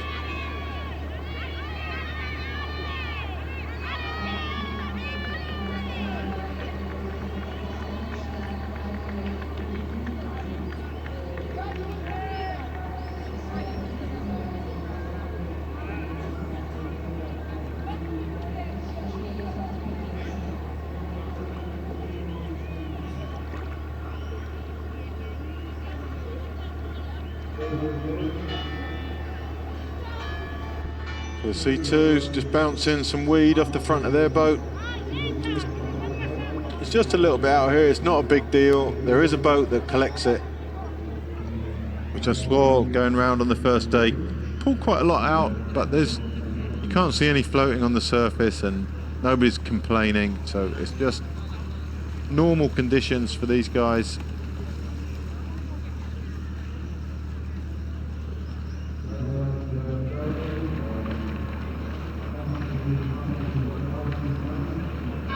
Spanish keeping the Hungarians tight to the edge there.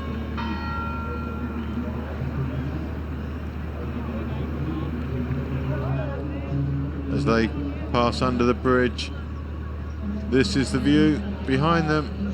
Granite and Ferro not quite broken the poles yet, but they are moving through, and we often see these two gaining on the leaders in the last quarter of a race. And it looks like that's going to be how it is today as well, but the gap's too big to the front. So they're trying at the moment to secure a bronze for Spain. 2 medals from 3 for Spain in this race as it stands, but it's not over yet.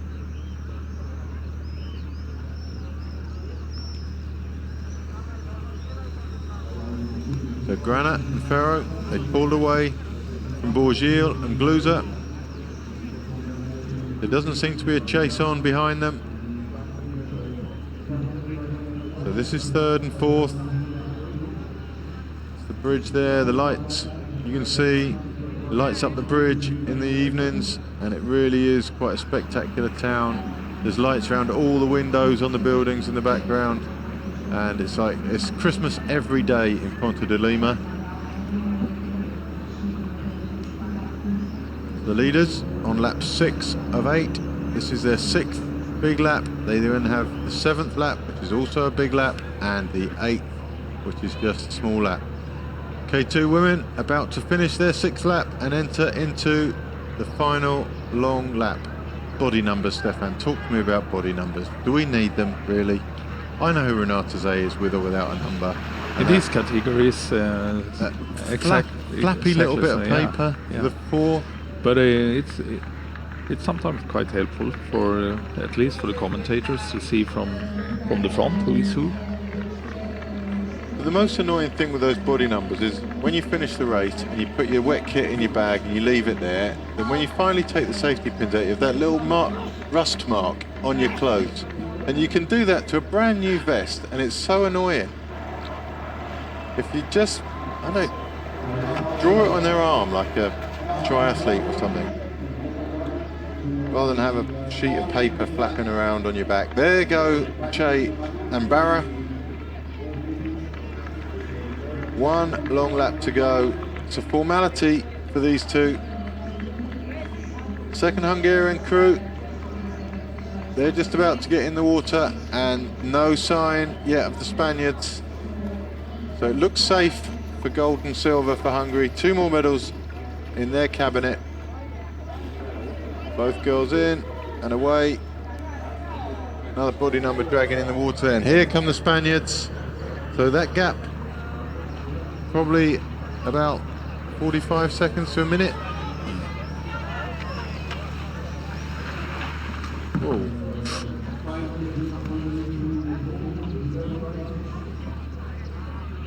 The judge noted that the bag is in the water. This is a little bit stressful. They've thrown their drinks bag in the water. I think the judge himself is going to go and get it, and I think it won't be an issue. But and again, the crew hasn't come out to feed them until too late. They've had to stop and wait for their support crews. No good shouting at them, mate.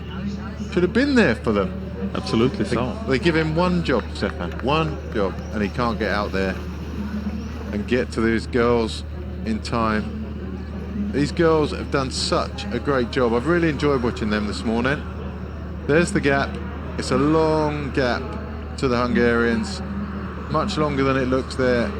It's a minute or 50 seconds, so we weren't far off with our 45 to a minute. It's a 50-second gap, and they've got about probably 20, 25 minutes to close that up. You're looking at 2 seconds a minute, and that's a big amount to catch up. So I think it looks like Hungary won 2. Spain, a very, very good third here. They're certainly not going to be caught by the group behind. That boat is still surging with each pull.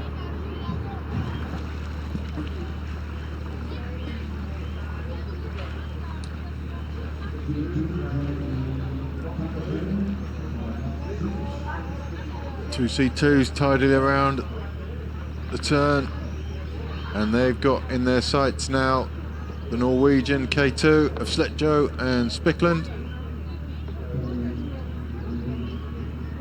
And really, you can see there's no willingness to press on between either of those boats. The game's begun, really, and we might see them close down slightly by Granite and Ferro, who are on the charge.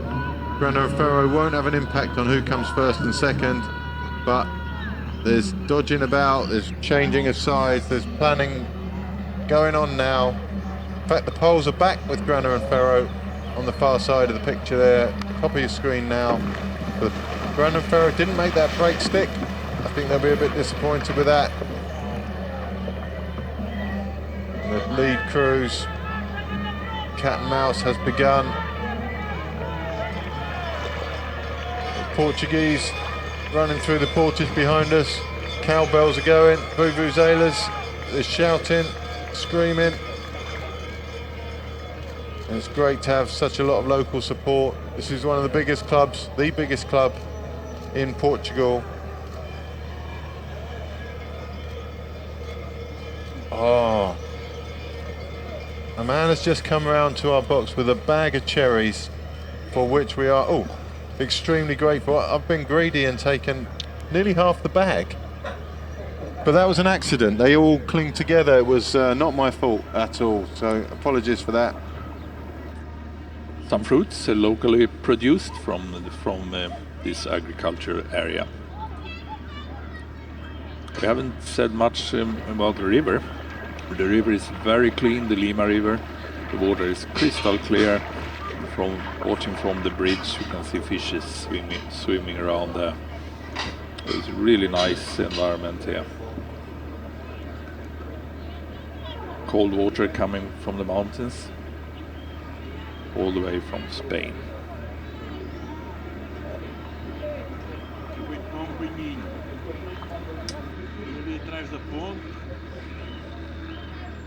So that's the Norwegian K2.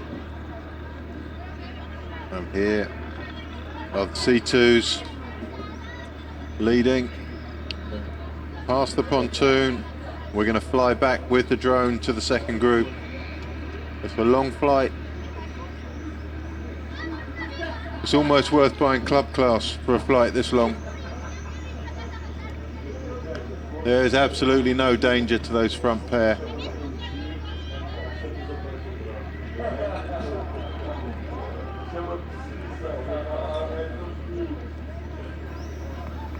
Granite and Ferro maybe looking a little bit dejected after their failed breakaway attempt. If you're a breakaway attempt that serious and you fail, the balance of power typically goes to the other crew. Feel a little bit better about themselves.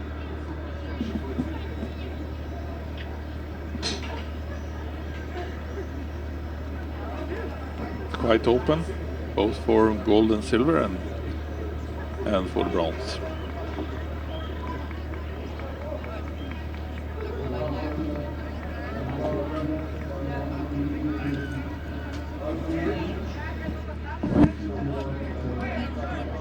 So here's the chase 2. The leader's just about to go under the bridge.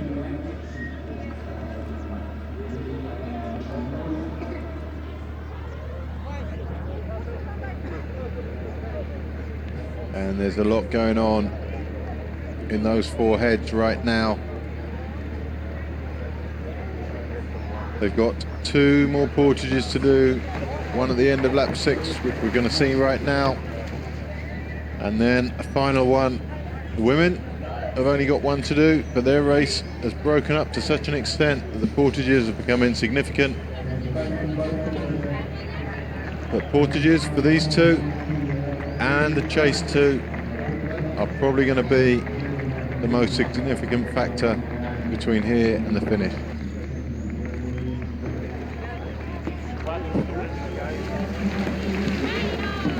Out and away, Cova and Doce. Out and away, the Spaniards, Campos and Sanchez, and they're evenly matched on the run, Stefan. They're like twins. Two C2 crews, separated at birth. Twins on the water, twins off it. Well, see the back bar here? He has to poke his foot underneath it. It looks really uncomfortable.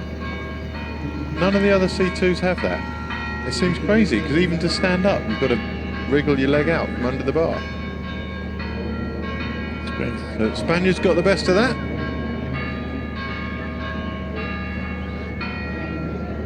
Bit unusual construction of that boat.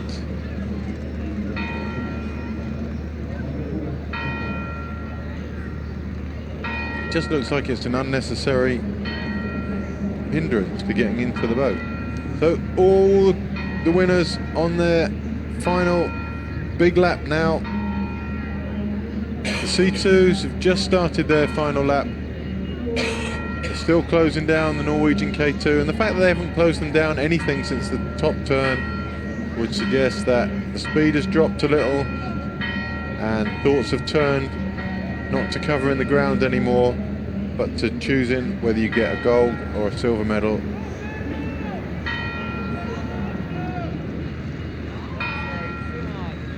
Second pair come in. Spaniards out. Grana, Ferro, Poles, Bourgil and Gluser all opting for a drink stop. Hopefully quite an efficient one. The Poles, that's one person fed. Bottle in the back, very nicely done. Spaniards already done.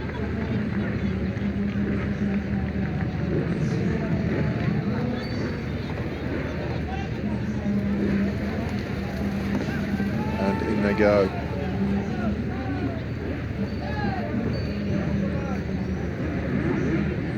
Pole's a little bit slow out for portage. And maybe that's where the Spaniards pulled a few lengths on them on the last lap.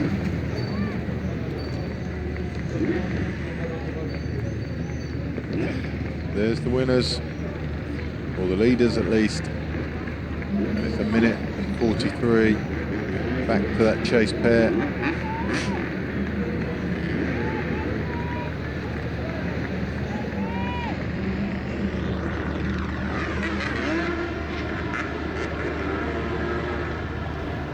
Next time they're at this bridge, it will be for a head-to-head race back to the finish.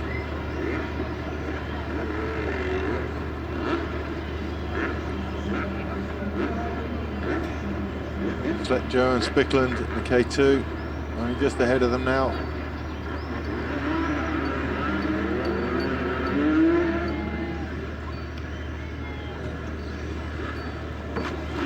So on the raft to your right, you've got the turn judges. On the raft in the middle of the turn, you've got the timing system.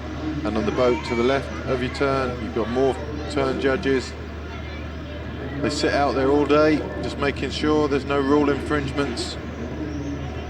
No deliberate contact. Meanwhile, at the bottom turn, or top turn on the river rather, K2 for the final time. Che and Barra, they look back down the river to their teammates. They pulled out a little bit more, but not too much. I think Che's not in any hurry anymore. That will kind of confirm that. Quick stop for your drinks. They're really not being stretched too much this afternoon or this morning.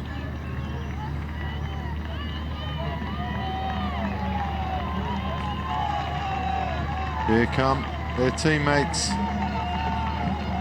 Lily Katona and Yiko Bakshay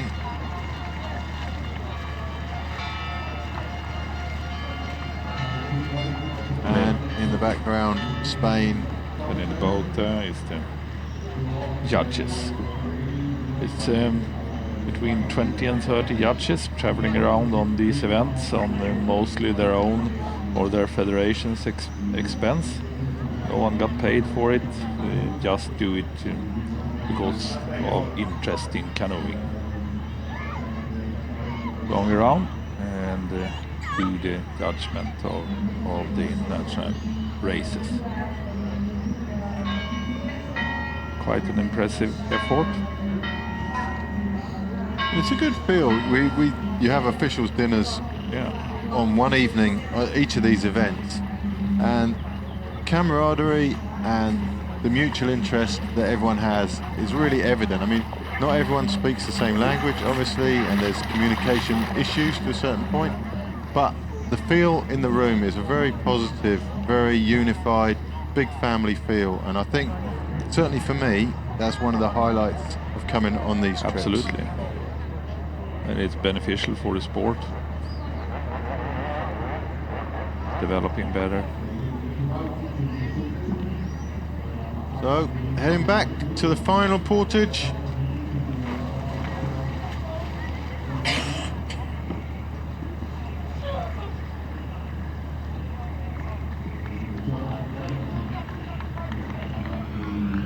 Renata Che, Alexandra Barra.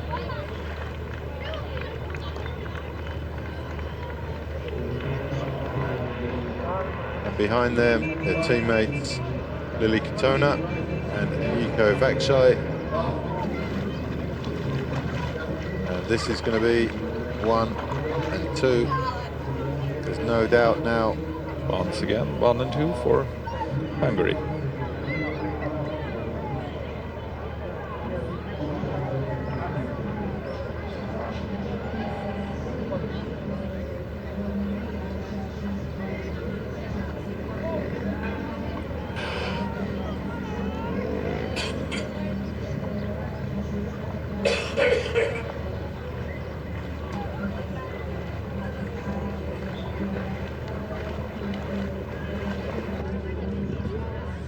View from the opposite side of the river to us of the lead C2s. As we fly across the river in our drone, we come to the K2s.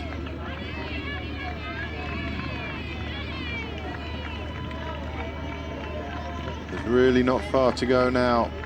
We're looking at about 7 minutes till Renata Che's day's work is over. Weekend's work is over, and then they're really not rushing right now, are they?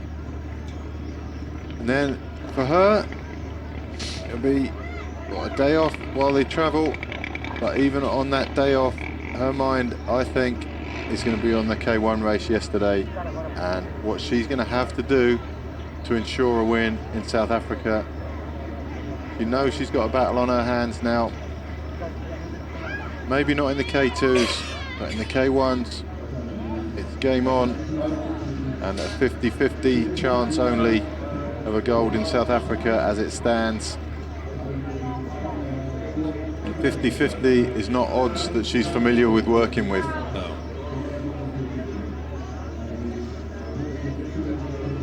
Even if Anna Kosiskova actually had a gold medal year in Hungary 2015. Renata has been undoubtedly the queen of marathon for 2 decades. But even that, you could see that, you could almost see that her home race at the age she is was going to be the end of it. She was going to retire there, but she took a beating there, which she was not happy with, obviously. And that beating, she's still got something in her that beating says, right, let's crack on and do some more then. It wasn't a beating that said, you know what, I think I've done my time, I've won 5,000 races already, let's just pack up and go home and play with the kids. She's come out, and each time she takes a knock down, she comes out with more and more fight. And she loves canoeing, she loves sports, she loves training, so I think that's the main drive for her nowadays. But she won't do it without winning. But it's not a fear of losing, it's just a not accepting losing. It's that drives her At the on. moment you start to fear to lose, then it's all. It's probably over anyway. Yeah, I think you're dead right. It's just that she won't accept a position other than first. So there you go. Second Hungarian crew. They can see the top turn. They can see the gold medal in front of them. And they certainly can see that behind them there's no real threat. The gold medal. How can they colour their boats according to their expected medals? So you've got a gold boat first and then a silvery boat second. If there were 3 crews, they'd have kind of an orangey brown boat for a bronze medal. C2s have caught the K2 from Norway. And they're just going to approach the turn, which is why Norwegians are having to duck in behind them, just so they can get around the turn. They would have been sat wide because they're not allowed to take a ride on the waves, but because the turn's there, they have to go out. They'll just sit there around the turn. And I don't think anyone will get upset about that.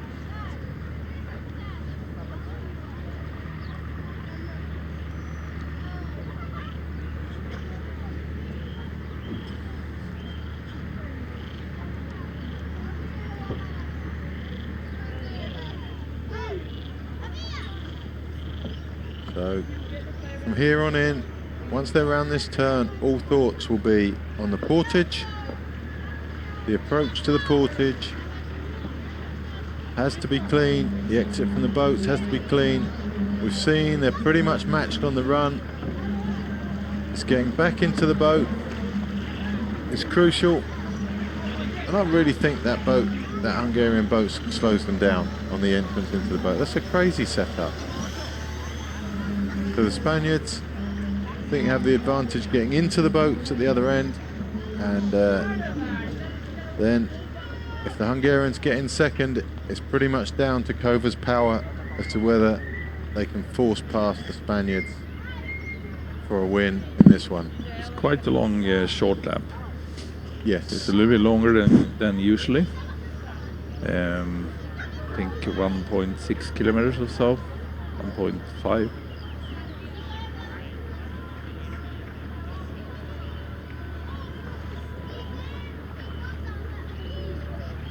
The judges sunning themselves on the raft in the background.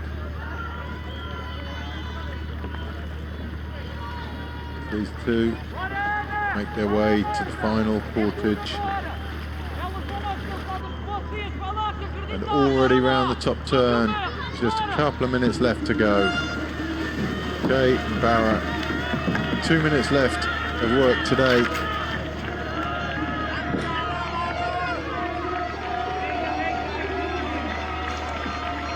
Their teammates only just behind, and we saw the Spaniards going up towards the bridge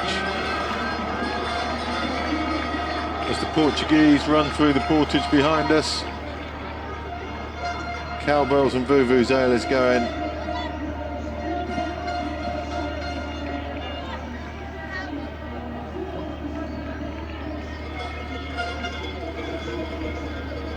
There's the Spaniards, third place for them. And a very, very brave race from them today. They matched the Hungarians for the first couple of laps. Just lost ground. And Renata, when she gets that bit between her teeth, her relentless drive to break another crew is unstoppable.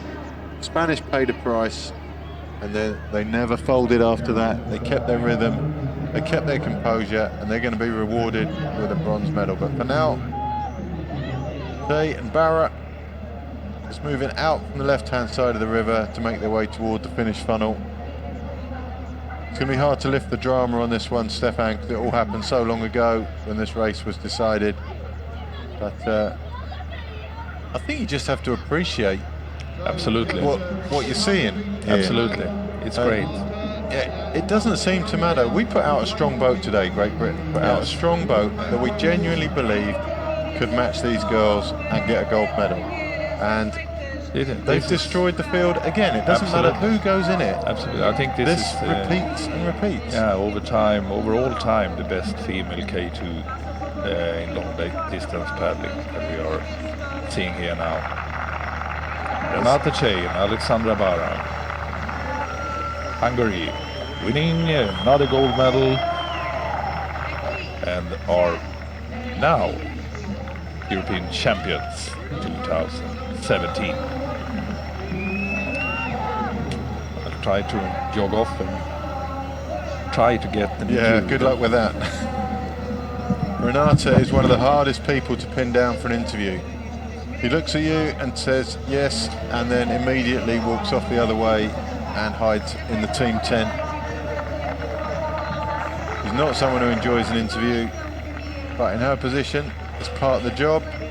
Second Hungarians across the line, Lily Katona and Yuko Vaksai, they held it together also once they'd been dropped. I think their expectation coming into this would have been second at best. So they've succeeded in their goal for the day. But to me, racer of the day in this one is the next crew in. The Spaniards of Barrios and Figueras, looking cheerful already, and they haven't even crossed the line. And I think that was a storming performance from these two. They're going to take a lot from this, a lot of confidence. They haven't got to do too much more before they can stay with those Hungarians and challenge for second place. First place seems out of reach for everyone, but second place is a reality for these two come South Africa in a few weeks.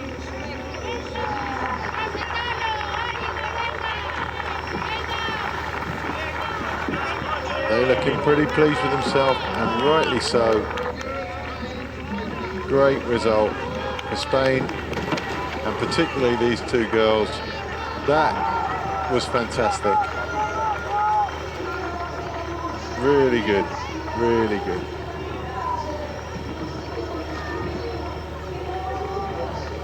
And then it's a long, long wait.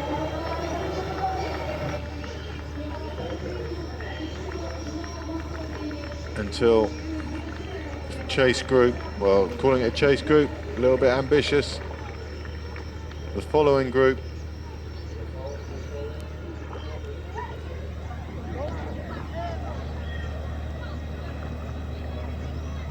here it comes, and it's going to be Belcher and Mason from Lane and Broughton. Arquero Massages in the yellow boat, and the Portuguese of Valentim and Noval going to take the fourth in this group. There's no way, I don't think, that anyone can touch the power of Belcher and Mason over this last section. So they look like they're going to be fourth.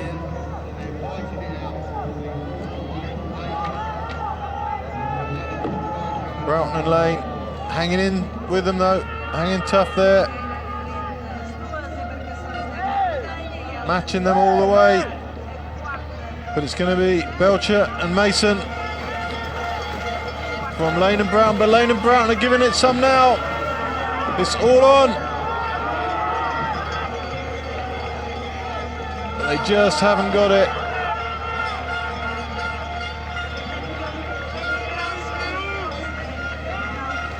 Belcher and Mason,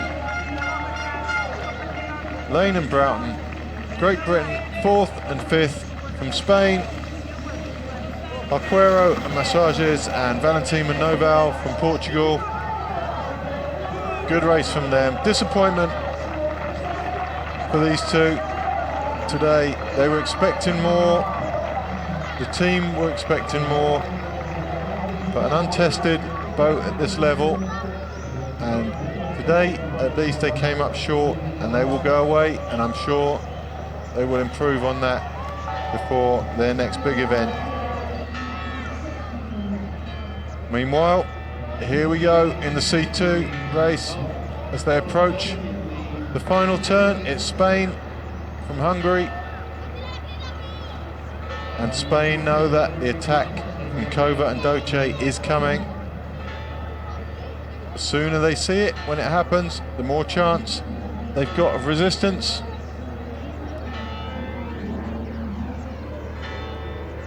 So the levels of alertness are high right now. There'll be a little bit of communication, either verbal or physical, between the two Hungarians. Doce will be very aware of when Kova wants to go. At the bottom of the picture, it looks like Spain may have broken away from Poland again there for third place. Spaniards will keep the Hungarians close to that left side for as long as they can. It's when they have to leave the left side and come out for the funnel that the likelihood of attack increases dramatically. But there's Spain ahead of Poland, going up to their final turn. So that's third and fourth in shot now.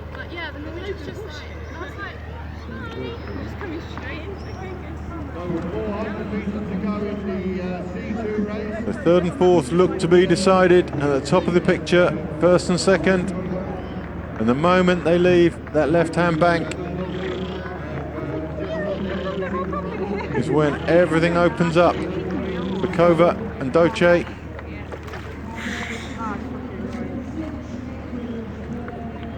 So pretty much from now on, and here we go.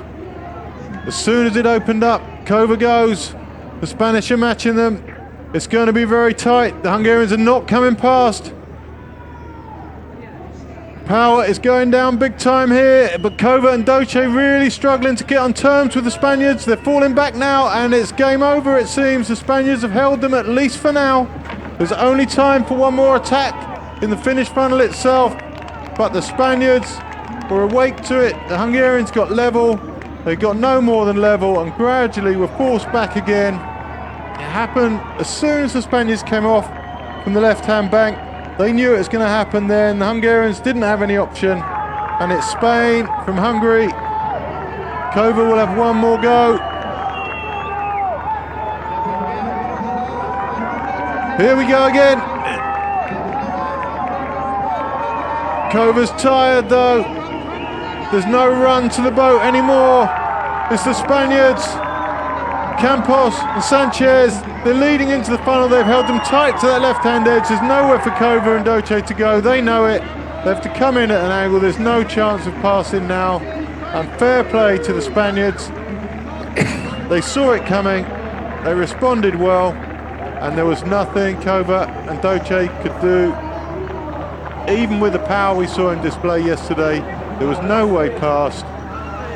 Campos and Sanchez had that down right from the bridge. Head shaking in the back of the Hungarian boat. They gave it their best and they came up short. And the Spaniards, European champions again. Fantastic racing. That whole journey leads to that one attack as they come off the left-hand bank of the river. And here come the Spaniards for their second medal in this race. This time it's Grana and Ferro. In the meantime, the K2 from Norway of Sletjo and Spikland have finished their race. Here's Poland, but they're staring down a 3 or 4 length deficit on Spain. Spain just have to hold their rhythm. The Poles are coming back slowly, too slowly, to change the positions here. And it's Grana and Ferro coming in strongly. It's going to be Spain 1 and 3. Great results here for the Spanish. They've dominated European marathon racing for a long time. The balance of power is changing in the senior men's kayak from what it was a few years back, but the C2s keeping things normal. Poles just missed out on a bronze medal. They tried everything they could, and it shows. They had a good shot at it today.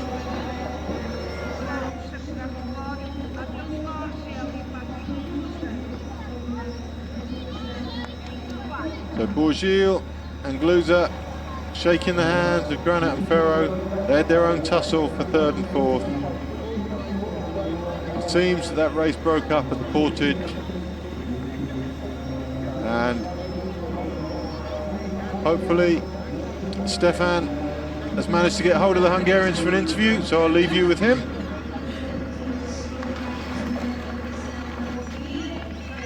Congratulations to another gold medal. Thank you very much. It was a very hard but a very good race. The wind was very big, and we was very excited because we didn't know which is the finish, the last round, and we had to ask to the, I don't know English name, the people, sorry, where we are, which is the last round.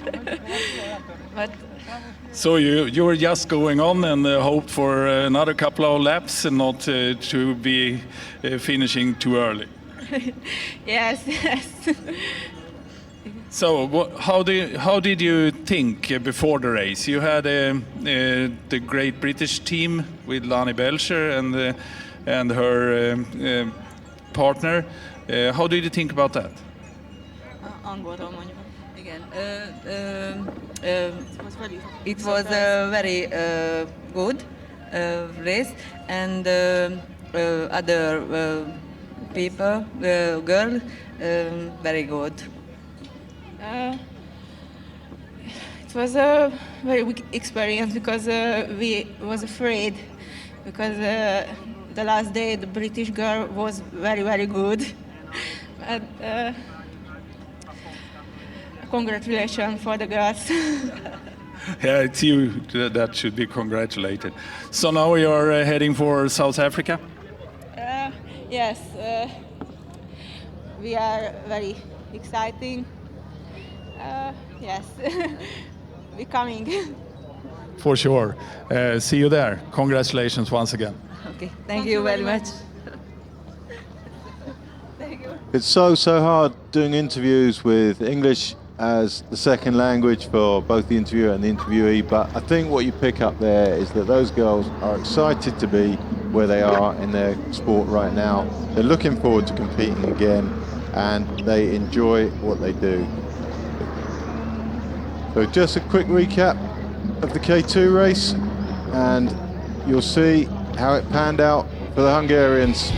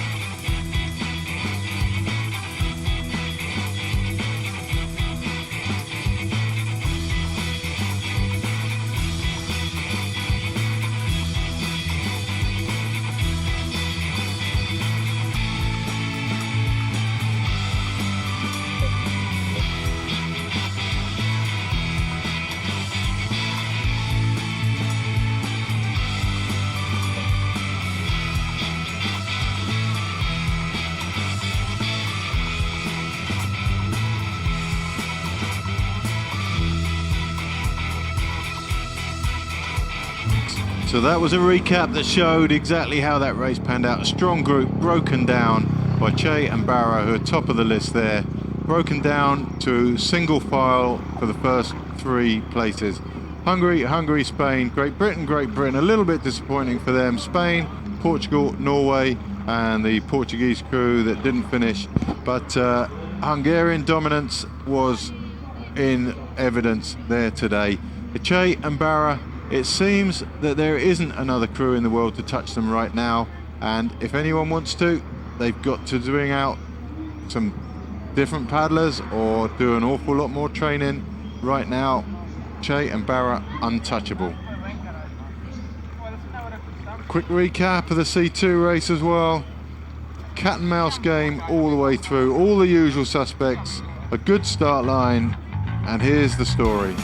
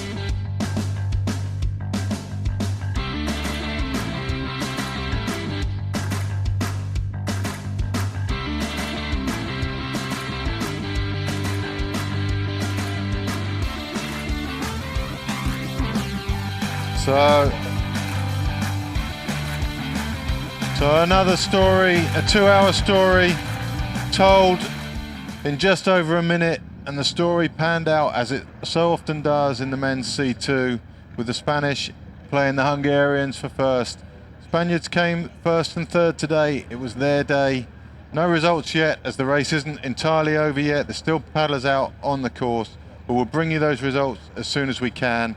And the next big race this afternoon is going to be the men's K2. In the meanwhile, we'll get an interview with the winners of the C2 with Stefan. Another fantastic C2 race, and a great victory and a great battle between Hungary and Spain, as always. Sí, hemos tenido una gran lucha con los húngaros, hemos colaborado de principio a fin y hemos disputado un final muy emocionante y muy fuerte. So, and your battle continued all over the long courses. Already from one of the first laps, it was the two of you. Do you cooperate during that long course, or do you compete each other all the way through?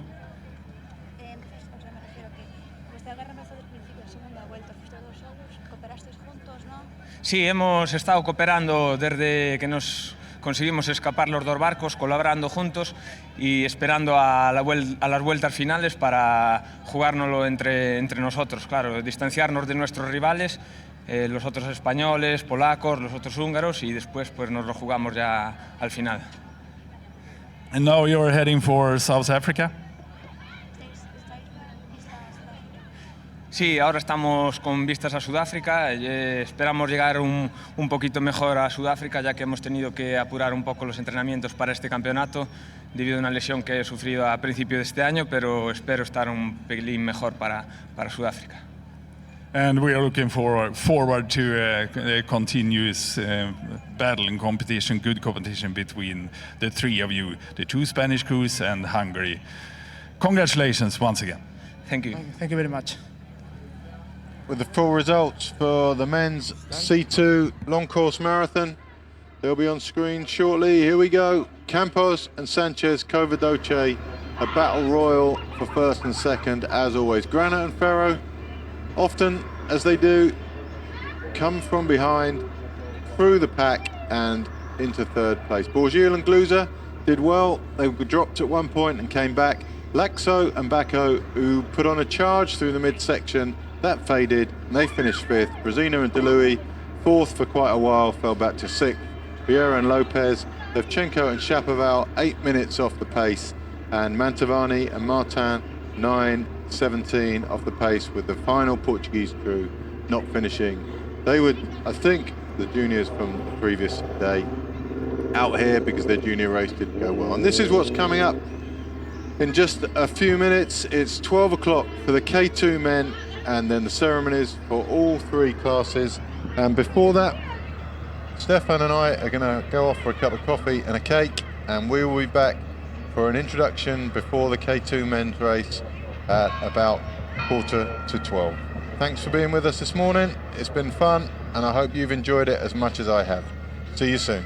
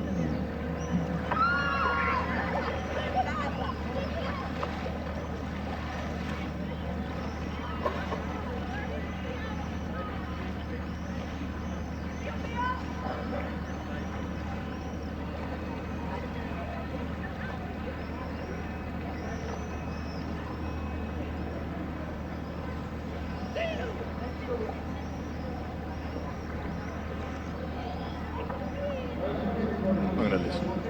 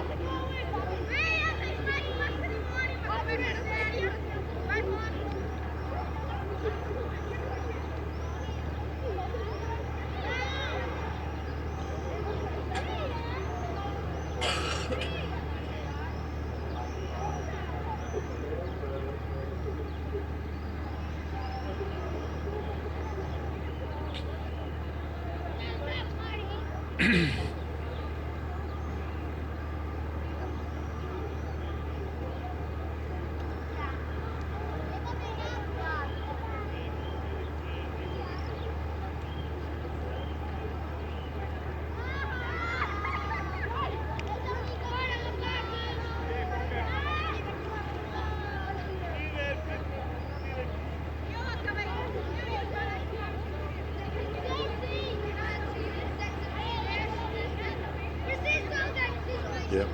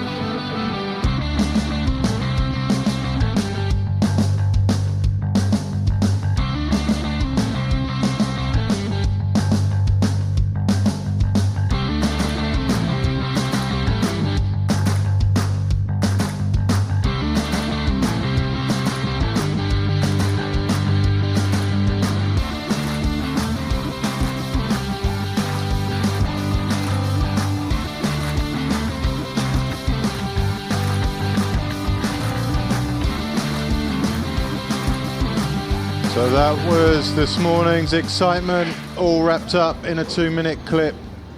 And it's going to be hard to wrap up this afternoon's excitement in a 2-minute clip because we've got 2 hours of excitement to fit into that short time space. Stefan, the K2 men's. And it's excellent conditions, absolutely excellent conditions here at the Lima River in Portugal this afternoon.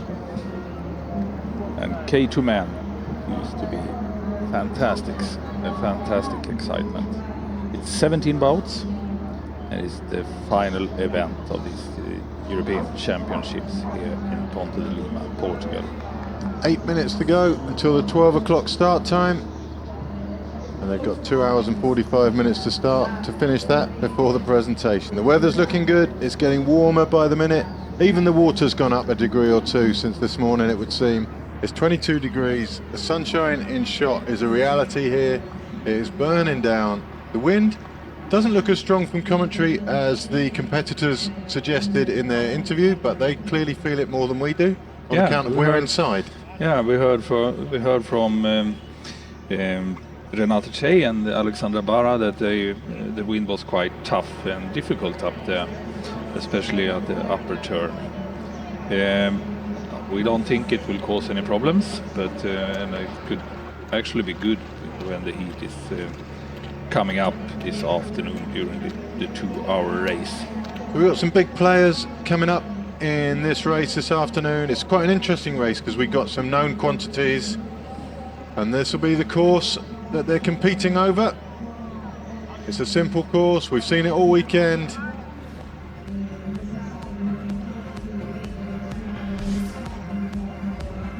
Nearly 30k starting from the green line just below the bridge there, round the top turn, just 2 minutes up to the top turn, not very far at all. Back through the bridge, down to the narrow section of the course, clockwise round the bottom turn, a little dog leg at the bottom there, and straight round for all the subsequent laps. First lap, of course, no portage. Now we're into the greens, which is going to be 7 more laps of green. When we get to the bridge, we turn left over the portage, in at the other end, and the red line represents the final lap, which is just up to the top turn and straight back to the finish in front of us. And that won't just be the finish of this race, it's the finish of a great weekend's racing here at Ponte de Lima. The start list is very, very interesting. We have some known quantities. 707, we have Buzan and Fernandez, multiple world medal winners. Boat 710, Perez and Laurens, medal winners at the Europeans last year. 714, Boros and Solti, they're on the next page. But it's the unknowns that are interesting in this one. The French are coming up with a vengeance. We've got Candy and Boulanger, and we've got Urban and Lucas. Last year it was Boulanger and Urban. They didn't make it. They retired, I think, last year. But this year it's a very different French team. We're looking at a totally different game here, and they're going to be mixing it up with the best. Absolutely so. In the World Cup in June, the 4 French paddlers in this race were top 5 in the World Cup, actually. And in the short race earlier this weekend, there were 4 in the top 5 or 6. So they're proper mixing it with all the big names. And also after yesterday, Bazzani and Vincenzi from Italy, they toughed it out so well yesterday that you have to give them some sort of chance of mixing it with the best.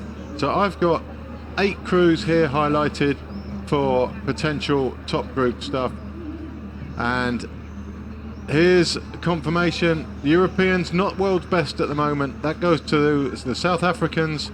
They won in Brandenburg, but Spain in Pontevedra, that crew here are not here this weekend. That was Alonso and Pina Estevez. That crew's not racing this year. Spain have so many good K2s, they're interchangeable. Whichever one they put in is similar quality. Last year, Spain first and second. Laurens and Perez, who are here today, that was boat 710, silver medalists last year, and they will be hoping to go one better. Also Solti and Boros were second to McGregor and Mocke at the World Championships in Brandenburg last year. we will definitely try all the best to get a gold medal from here. Hungary by Boros and Solti. We saw Boros yesterday doing quite an amazing race. Falling back and had to catch up several times. He had to repair his boat at the portage apparently, so he lost 2 minutes at the portage, which we didn't see on film, but he had to stop, have some sort of repair to his boat, maybe to his pump, I don't know. But yeah, he caught up that 2 minutes, and not only caught it up, but then he was a big player in the finish. He was second in the end, and that's pretty impressive. And actually the speed in their K2 isn't coming from Boros either. It's Solti who has the speed that we saw put to such great effect in Hungary 2 years ago at the World Championships, and absolutely phenomenal finish there, the highlight of that whole event, and I'm really hoping we see their best form here this weekend. 17 K2s soon to start. 17 K2s is quite a lot to get round a turn that's only 2 minutes away. That's the second Hungarian crew, 711, Mezeros and Gear, and Mezeros was 6th last year with Aranyossi, who we saw in the K1 yesterday. Aranyossi clearly fancying his chances on his own this year. Quick glimpse of the French there, and these crews making their way onto the pontoon. There's Boros. They finished, Gary and Masharos finished 6th in Brandenburg together in the K2. Spaniards 707, that's Buzan and Fernandez, so experienced. Ollie Harding, one of the official photographers, briefly in shot there. They're not all on the start line yet, 3 up from the top. We're still waiting for the Germans. And we're all on the start line, ready to go. 707 had just pulled away. Tell how eager they are to get off first, and away they go. Always impressive to see the K2s, the Italians at the top of your picture, going well. But it's such a straight line, it's hard to pick anyone out. Definitely seems that the far side of the course got the better of this. And on the inner side is France, Candy and Boulanger. That is doing well. Bazzani and Vincenzi on the far side. There's Boros and Solti. But it's so even that no one even knows where to go to find the washes. It's just going to be side by side. Bazzani and Vincenzi. Both Hungarian crews. This is very hard. Slowly, dominance is being established and everyone gravitates towards that lead boat, except Bazzani and Vincenzi, who are going it by themselves. But it's the young Hungarians. In fact, it could be Hungary 1 and 2. It's Boros now leading. Boros and Solti from Mezeros and Gear. Spaniards, Buzan in the back there. And across come the Italians. Denmark were out in top as well. They're just being squeezed in behind the Hungarians by the Italians. Just to show that start again, aerial view, you'll see how even the break is. You're looking left, you're looking right, you're seeing where the leader's going to be, and at this stage there's no way of knowing, no one knows where to go. They're all just staying essentially in a lane there, waiting for something to happen that they can gravitate towards. France do a good start, and Hungary and Italy. There's the Spaniards, they'll be in it later on. Here come the French. We said they'd be strong, and they are. But it's Hungary, from Italy, Denmark in the back there, France, Spain, and then the chase pack. We'll get some name checks for you as they go around the turn through the timing system. But it's Hungary, Boros, Solti, Cream rising to the top early in this one. So Boros, Solti, Mezeros, Gear, Vincenzi, Bazzani, Moretti and Dagnes Hansen from Denmark, Candy, Boulanger, Urban, Lucas, the French contingent, Buzan and Fernandez, Presser and Chamil from Great Britain, a good start from them. Perez and Laurens, we saw Laurens was good yesterday, but he was ill apparently. on his social media yesterday. He was complaining about being sick, so he might be a bit weak today. Denmark with Kramer and Madsen. Czechs with Pavlik and Kotrick. And then Pendelmore, Sequira and Oliveira, and Romalo and Cavallo. But it's strung out. The stripy boat of Cressa and Chamil there, just struggling to maintain, but they're back with a quality Spanish crew there. So the safety net is there for them, and it's the young Hungarians leading as the French come round the left-hand side. There's the Spaniards. They're tucking into the back behind Boros and Solti. Charles Martin and the Balint gear. The Medeiros and Gear keeping it tight to the edge as Boros did yesterday. Alonso also around the group close to the edge yesterday. So there's the French, 7:09, that's Urban and Lucas. We saw Urban make such a strong play for a win yesterday. It wasn't to be in the end. There was a lot of friction in yesterday's race, and yeah, maybe it's wrong to hope for it, Stefan, but it always adds a little bit to a race when there's a little bit of friction out there. Sure it does. And so long as there's not we'll see the same aggression, a little bit of tension adds to the picture. So here we go with Medeiros and Gear from Boros and Solti. There's the experienced Spaniards, Buzan and Fernandez. Danes just struggling a bit at the back of the group there. They come back across the front of us. It's a 10 boat group, I think.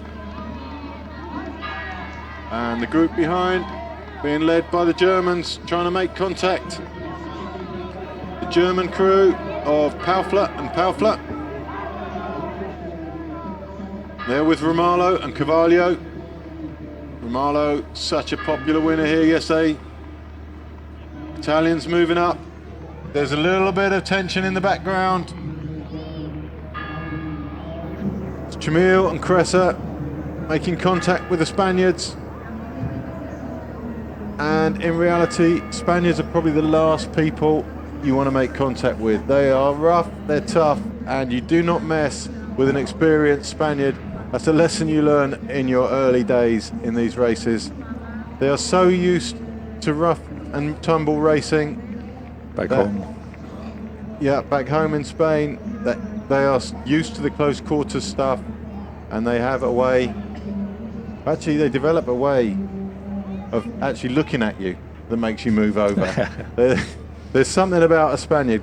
Nicky Cressa making a big play to get in the comfort zone. He's just got to get up to the Italian boat. He needs another half a length. Just half a length to go. It's tough going.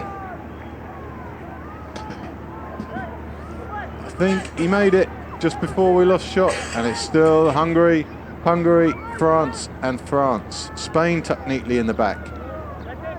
This one is already unfolding nicely. Italians, Bazzani trying to come around the outside. It's not going to happen, I don't think. The Hungarians are going to defend their position for now. Laurent's there in the Spanish boat. We saw him yesterday, very impressive. And here come the Germans. They want to join in. It's a big effort from them. And they're only going to get there shortly before the turn. If they're on that side of the group, it's going to be tough. They should be coming in right at the back of that group, into the safety net, between the stripy boat and the black boat. They've come to the outside, and that's going to be tough for them when the turn comes. Much safer to be nose to tail with the Spaniards, who are nose to tail with the lead Hungarians.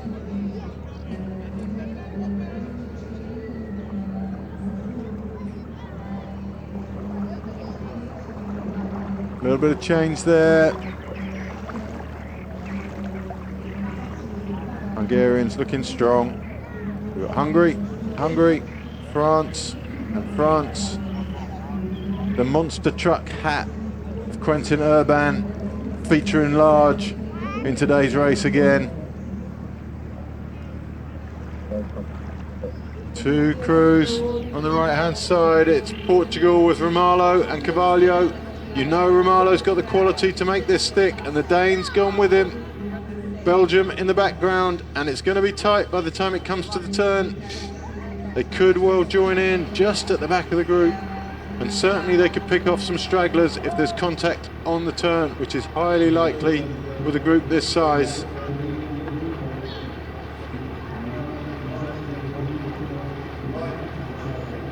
Through come the French, Italians, French on the far side, Spaniards looking good. Those Spaniards are very well drilled, very tidy crew. There's the progress the Portuguese are making on the right hand side. You can see the turn at the top of your picture. Portugal are going to have to come across now. They might just make contact with Cressa and Chamil, who've fallen off this front group for now at least. There's opportunity at the turn for those stragglers to regain contact. Across comes Romaglio, paddling with his great friend Ricardo Carvalho. And Carvalho this year, the main difference is apparently he's actually been doing his training. Normally this is a just for fun event for these two. But there they are, they're ready to pick up the pieces after this turn. The Italians are struggling on the inside. Hungarians, French, Hungarians, Spanish, French, Spanish again, Italians, Germans did well to get around that one. There's the Portuguese, and Chamil and Cressa hanging in with them. The Danes aren't going to make this one. They're at the back off the group on their own. Second group here, Sweden, Denmark, Czech Republic and Great Britain too. It's been a tough weekend for Pendulum Mall this weekend. Something's not right with those guys. They were disappointed yesterday. Pendle didn't have the race he wanted. Mall finished well though, within a minute of the leaders. So there's hope for them to come back. And that stripy boat you can see there, Cressa and Chamil just off the back of that group. So hard back there.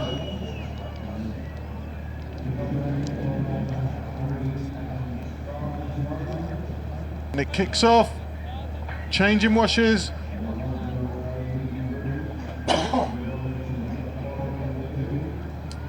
People very willing to defend their position at the moment. There's a little bit of nerve out there.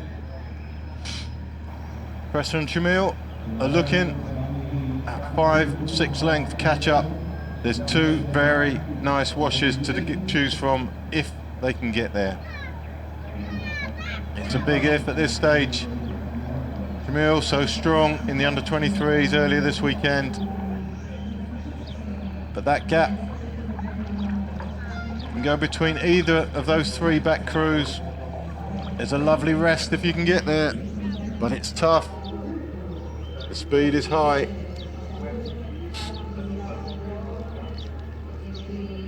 Gap certainly not growing though.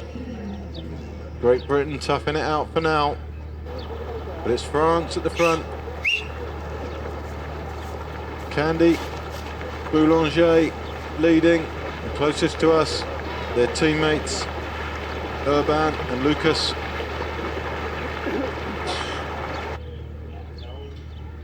Whoa! So somebody has turned right, and a big effort around the boat. They're hoping that that will go unnoticed and that they can come in probably on the Italians. If they can get enough lead, the Italians will see them soon and it will speed up. There you go. But clever move from Romalo. Absolutely so. Using the shelter of the motorboat, he peeled off, and by the time they'd seen him, it was too late. And that is what it's about. That was extremely well done. Very, very nicely done by Romalo, and he's positioned himself in the thick of it. And he also showed that they were able to set up a great pace. It was really rapid effort he did that. Very impressive from Romalo. Clear thinking. very clear thinking. They've been sat on a wash they weren't happy with for some time. He saw his opportunity and boom, he took it. There's the Germans, Paufler and Paufler still hanging in, and Kresser and Chamil, that tantalising 5 lengths back. There are waves back there that they can ride down.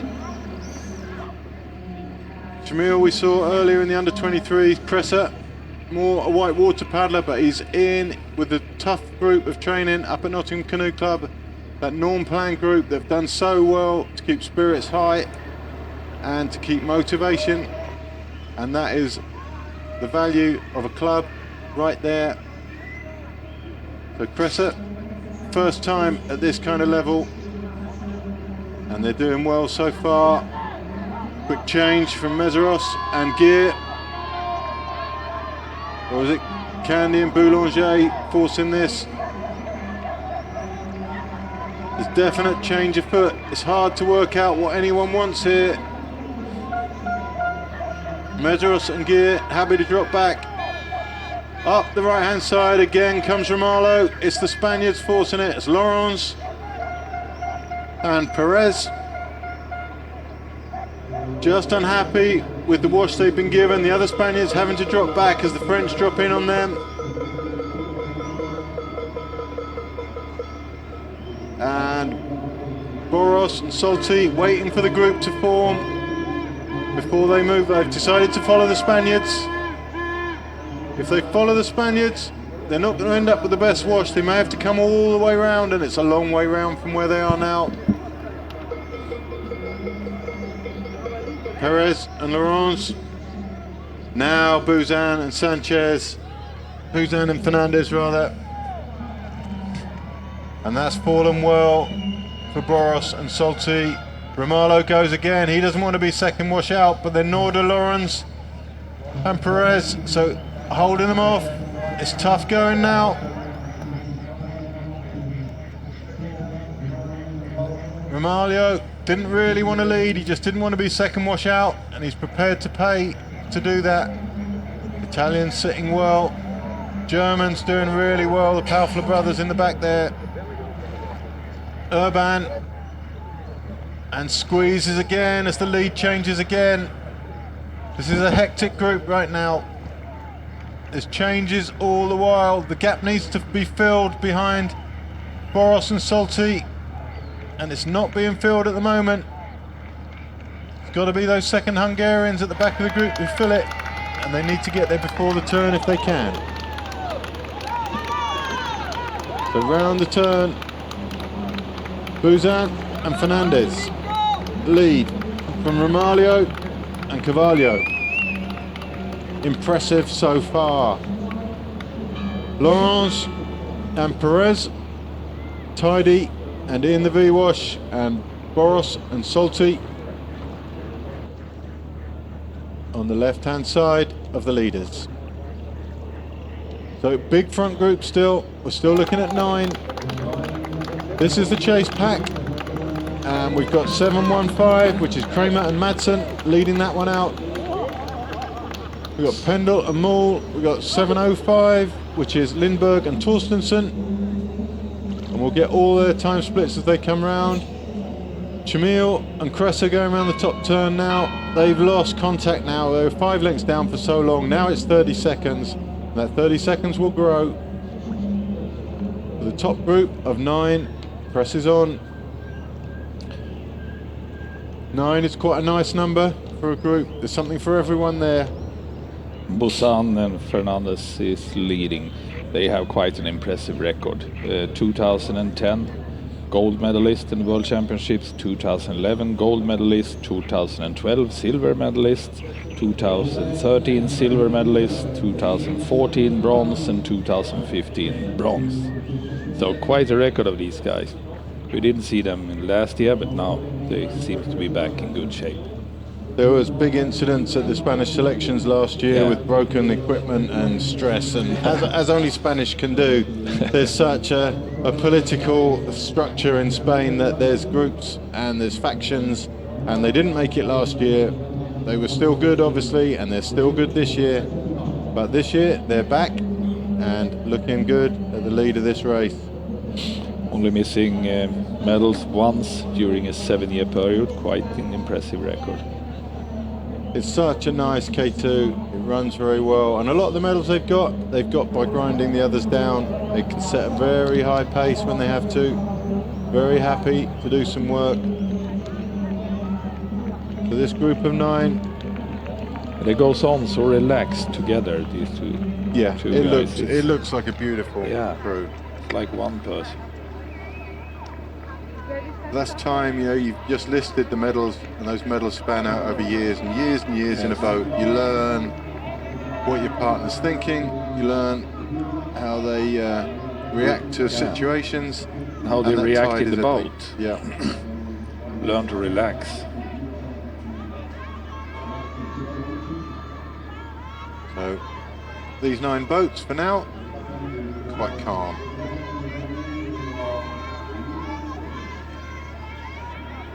Portuguese in the fluorescent hats. Salty and Boros, 714 there. French to the left, and then tucked in behind the fluorescent hats of the Portuguese is the second French crew. The Italians, Bazzani and Vincenzi, paddling well. Boris and Salty just wash hanging now, trying to do as little as possible. No accidents and avoiding accidents. I think Boris really wants Something's created a stir. We didn't see what it was, but there goes Meseros in gear. They're trying to squeeze into whoever's leading now, which looks like it's the once Portuguese. again Portugal that increased the speed. Wanted to create a better position for themselves. We know that Ramalho like quite high speed. And there might be a division of the group around that small island. That's what set it up. Was the island. Everyone a little bit concerned that when the group reforms after the island that they might be in a worse place, and they take their opportunity when they can. Spaniards coming up, Laurence and Perez in the black boat to the left of the picture. They're trying to come around the Hungarians, but it wasn't to be. It's Portugal from Hungary. I think Ramalho really used the fact that the others took a longer route around the island, and he was just trying to. Here comes Perez on the and right, Laurence. straightforward side instead. Hungarians aren't going to let them have it. Portuguese go on. Frustration in the Spanish boat there. He's told them to get back. Hungarians gave away in the end. But the tension already beginning to build. The Italians want to come round as well. And on the right hand side of your picture, Urban, the monster truck, comes round on the left side of the group. But it's tense out there.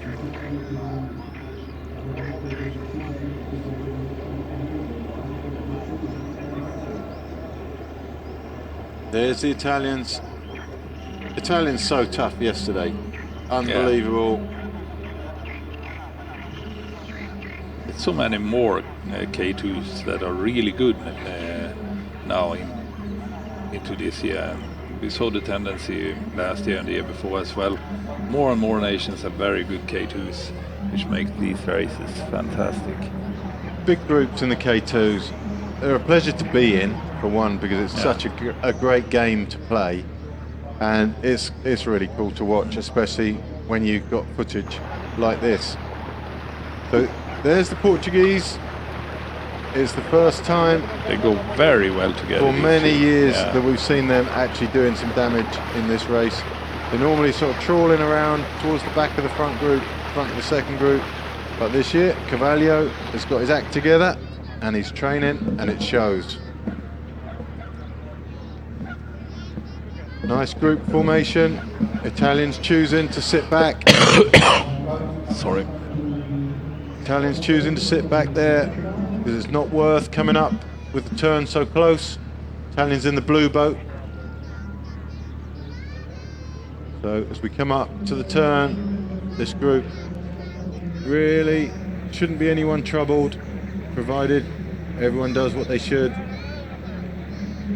You rely very heavily in a group this tight that everyone knows how to behave and everyone knows what they're supposed to do. At the World Championships last year, the French were a little bit erratic in their steering, and they caused all sorts of problems, especially on the final portage. And the Spaniards were the ones who lost out due to a bit of French unpredictability.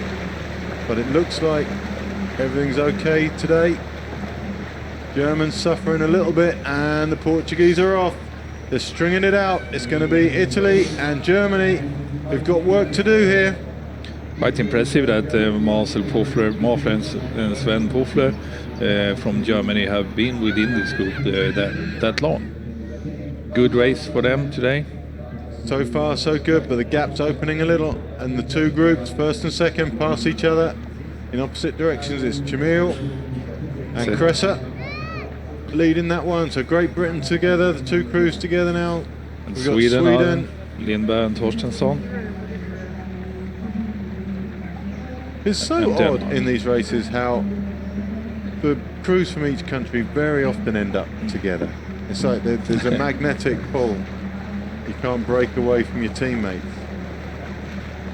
So Great Britain 1 and 2, Sweden, Denmark and Czech Republic fighting it out for supremacy in Group 2.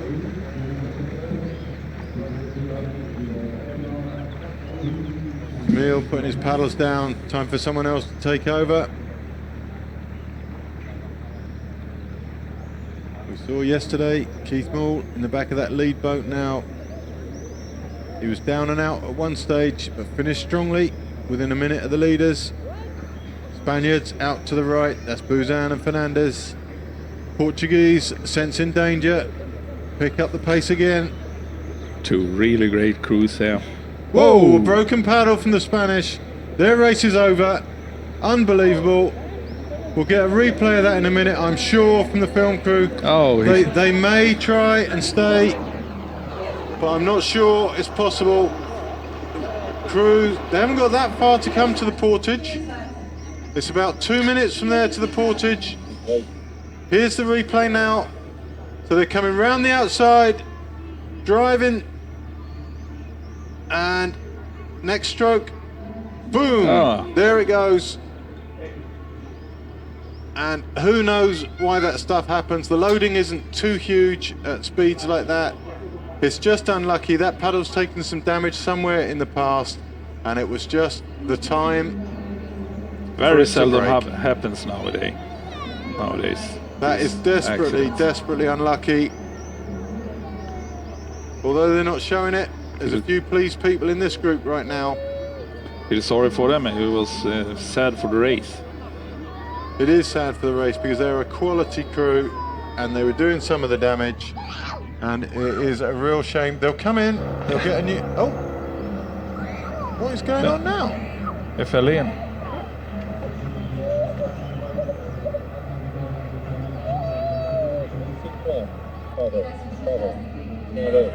Disappointment for the father here. He was hoping to see his boy come through in the lead group. And I think if they just managed to paddle back with one paddle, they could have perhaps recovered this situation. But a swim and a boat full of water there, I think game over. And that's a shame.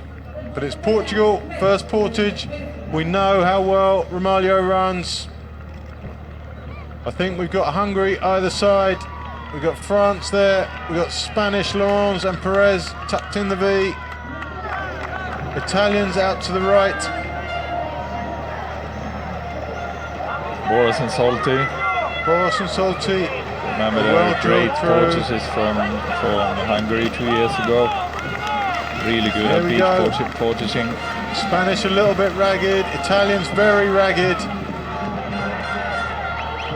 And it's going to be a noisy crowd here as long as that red boat features in this race. So it's going to be Portugal, Spain, Hungary, France.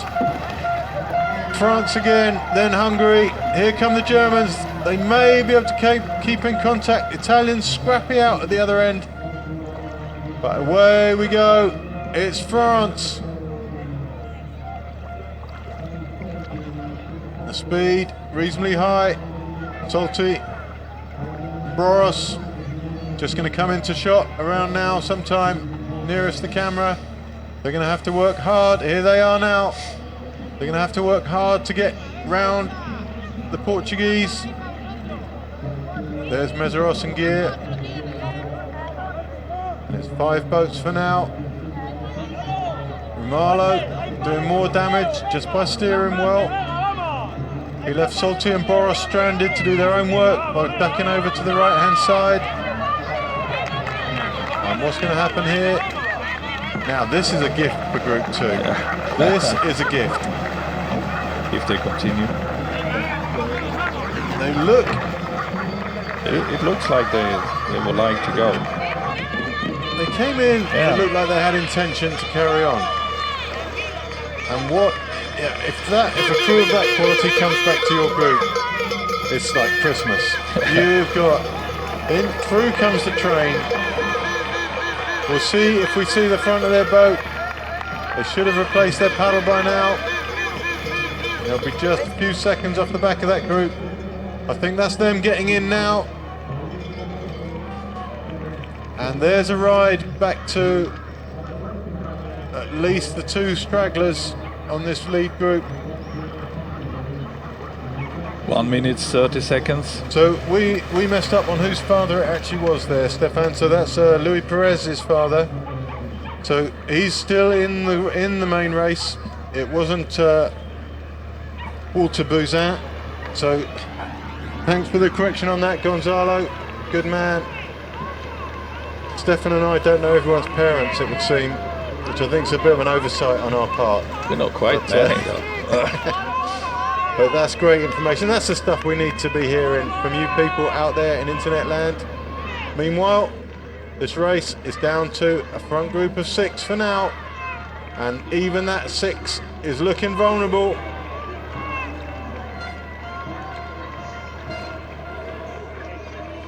So here we go, 4 in the front group, 2 just dangling tantalizingly off the back.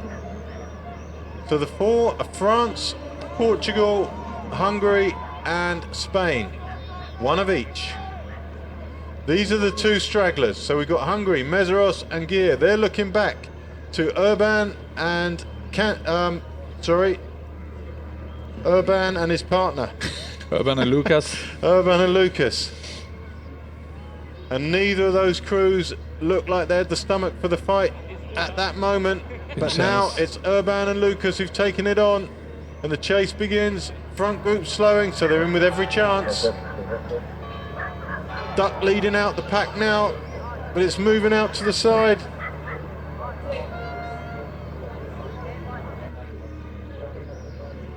And the group is changing and changing. The Spaniards happy to lead. They don't want the others catching up. A group of 4 is such a comfortable race, but there's Laurence.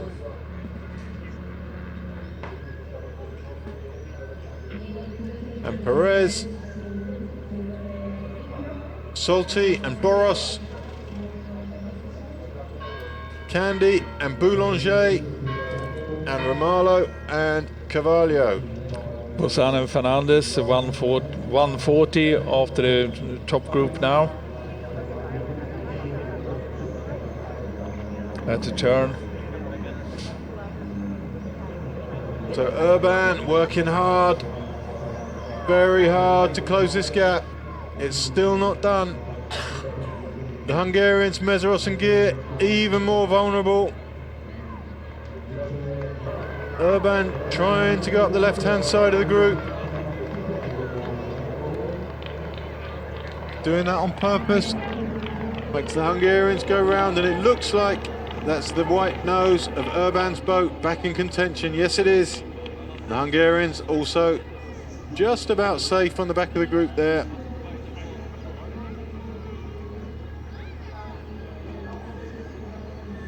So Spain, from Hungary, from France, from Portugal, from France, from Hungary. So 2 French, 2 Hungarians, 1 Portuguese and 1 Spanish. With the interest line also at the back of the field with Buzan and Fernandez after their incidents. It was 140 down there to turn. Salty and Boros. And they are Buzan and Fernandez are so experienced, so they know that when the speed slows down, could create an opportunity for them to catch up. Got a bit of French action in the background there. You saw it. Bit of contact between the 2 French crews.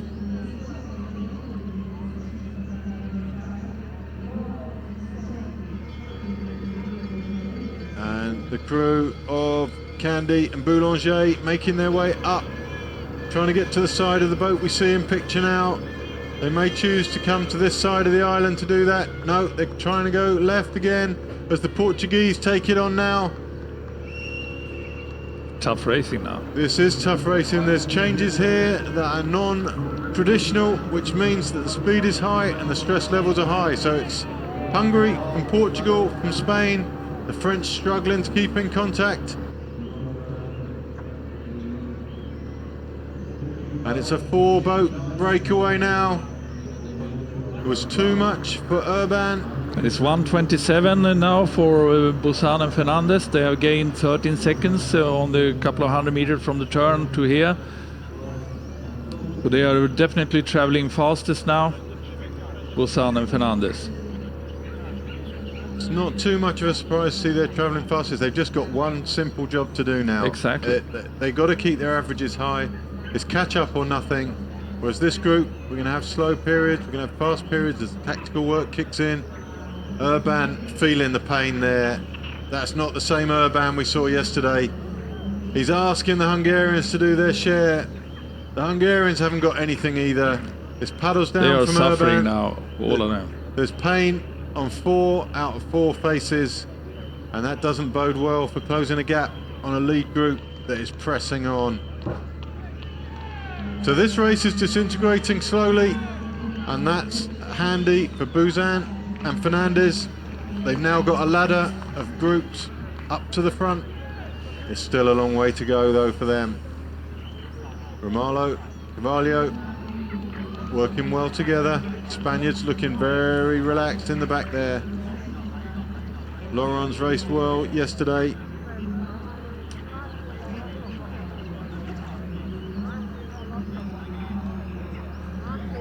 Urban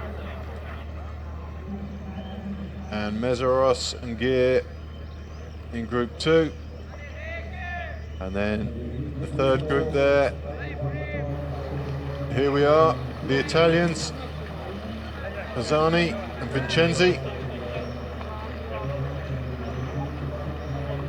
and the Germans, Paufler and Paufler.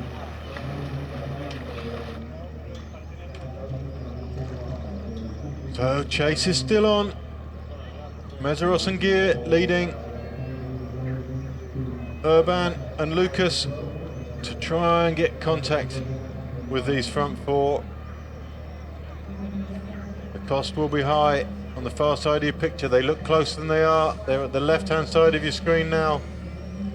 It was the Italians and the Germans, and the group slowly.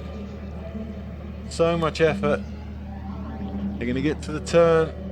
It's highly likely that out of the turn something will kick off again, and those 2 boats will lose all the ground they've just gained. Coming into the turn from a little bit peculiar angle now, so it will be a very sharp turn. The first boys. Very well handled by the front group, and well done by the Hungarians. Cut it fine. Went tight, and they've made contact. It's the French who are struggling. See how high their bow is out the water. That is painful when that's proper uphill. But they've made it, possibly. It's still going to be tight. They're still just dangling off. There's 1 space left behind the red boat of the Portuguese. That increased the speed quite quite well after the turn, exactly as you said. They seem to have that tool at their disposal whenever they want that quick increase in speed. It does damage. And here is the group being led by the Spaniards. And this is going to be an interesting chase down. So lucky for that second, or that trailing group. So pain for one crew. I think it's the Hungarians, Meseros and Gear. It looked like they made a move stick around the turn, but they came in close. They couldn't leave tight as well as enter tight into that turn. Would be nice to have a shot at the turn now to see how many seconds Busan is. So here's behind. The Hungarians. It's painful. There's Urban, equally painful. But they're just closing up. And hopefully for them, they can settle enough before the next portage that they can get some second wind. Bit of drink in them maybe. Find a more secure place in the group. It's very hard to see how the secure places in this group will change at the moment.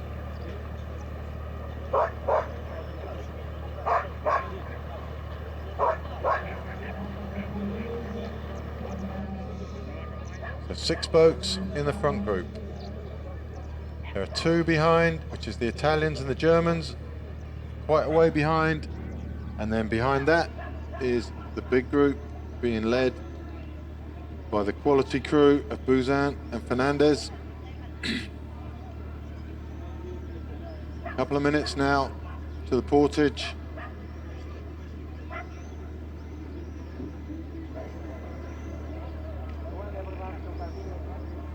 Race being led, it has for quite a lot of it so far, by yesterday's winner and local favourite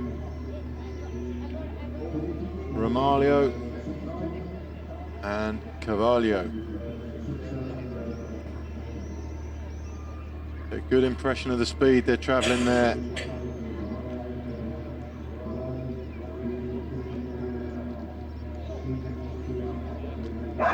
Good racing, good quality racing here, as it was yesterday. French looking strong, the left of your picture. Candy and Boulanger.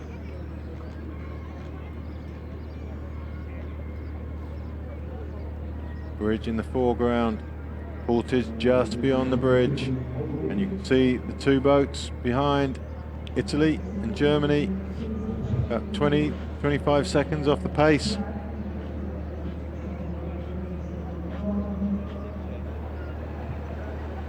Carvalho.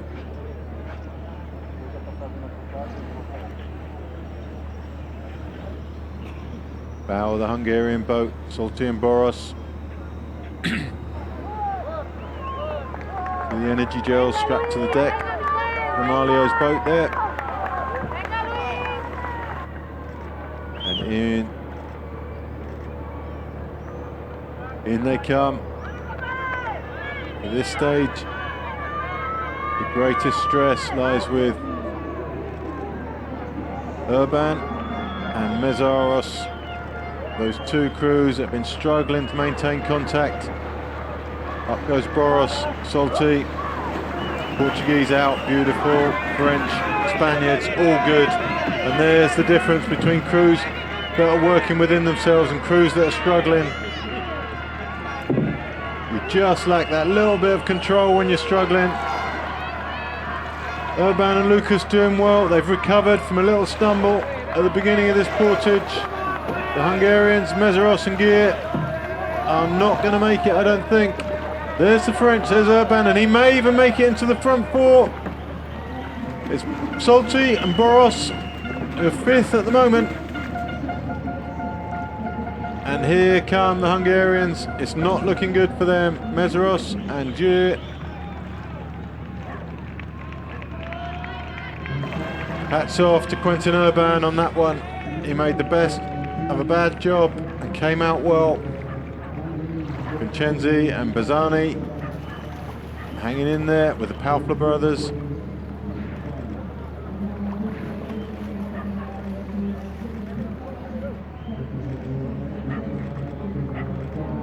Hungarians called it a day with the front group, waiting for the ones behind them. Right, and into the portage now is the second large group with Busan and Fernandez. Speed is high. Romalo's done the same to Salty and Boros as he did last time. He's left them to do the catching by themselves. It's 122. Clever racing. It's 122 now. 122. They gained another 10 seconds or so. Busan and Fernandez from the turn up there until here. Spaniards also hanging back to make Salty and Boros come round. The French, despite the fact they came out the portage in the top 4, being relegated to 5th wash again. And you can see in the background that big group, almost without doubt being led by Busan and Fernandez, who are on the charge. The 122, still a long way to go.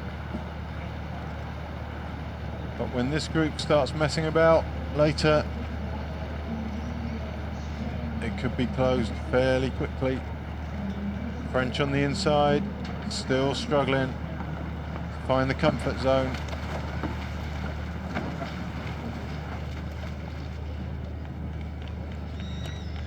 First group out of the turn, second group into the turn. That second group hasn't been strengthened by the addition of the Hungarians.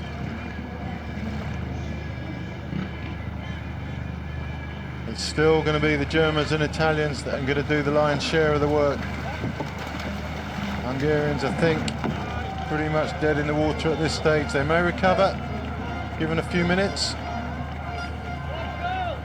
I think more likely that this group will be caught by Busan and Fernandez.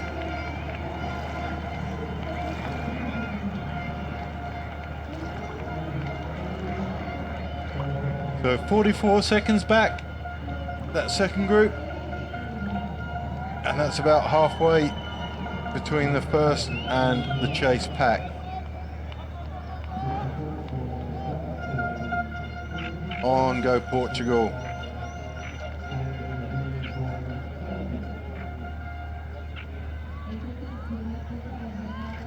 Hungarians looking good.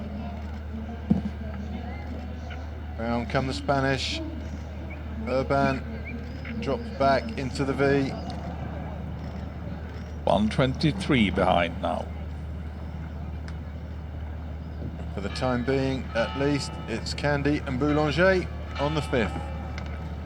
So Busan and Fernandez have not gained any more ground between the portage and this timing point here at the turn. 123. Candy, Boulanger moving up to the right of the group. The Danes are out. They're done for the day. Sad for them. Could be an equipment failure.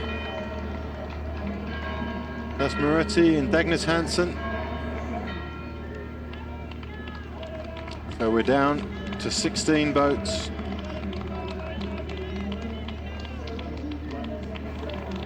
The one remaining Danish boat of Kramer and Madsen still out there somewhere.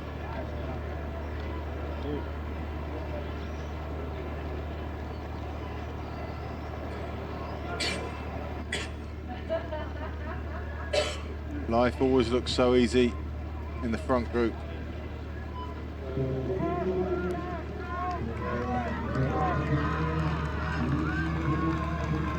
The Portugal lead from Spain, from Hungary, and the 2 French boats. The back of the group, Urban finally has cracked a comfortable position.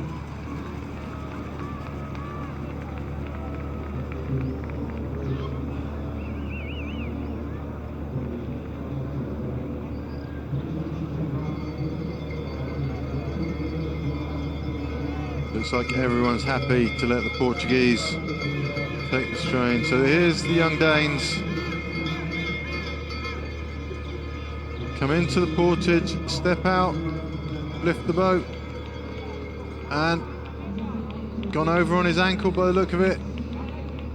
Or maybe just dead leg. Really hard to tell, but he looks hurt. It's very hard to tell. He's walking okay there. Nothing broken. Maybe just a little stumble as they came out of the water. We'll try and get some information from the Danish team as we go. On goes Portugal again. They don't want to be caught in the churn behind the group. So Romaglio, Carvalho, Salty and Boros, Perez and Laurens, Urban and Lucas, and Candy and Boulanger.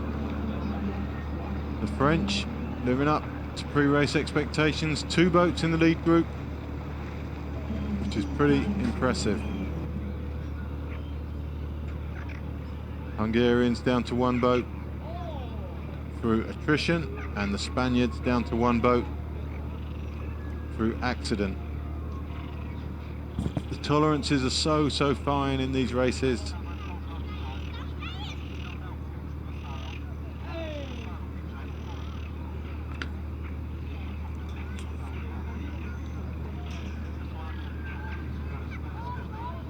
So making their way up to the turn on lap 4 of 9.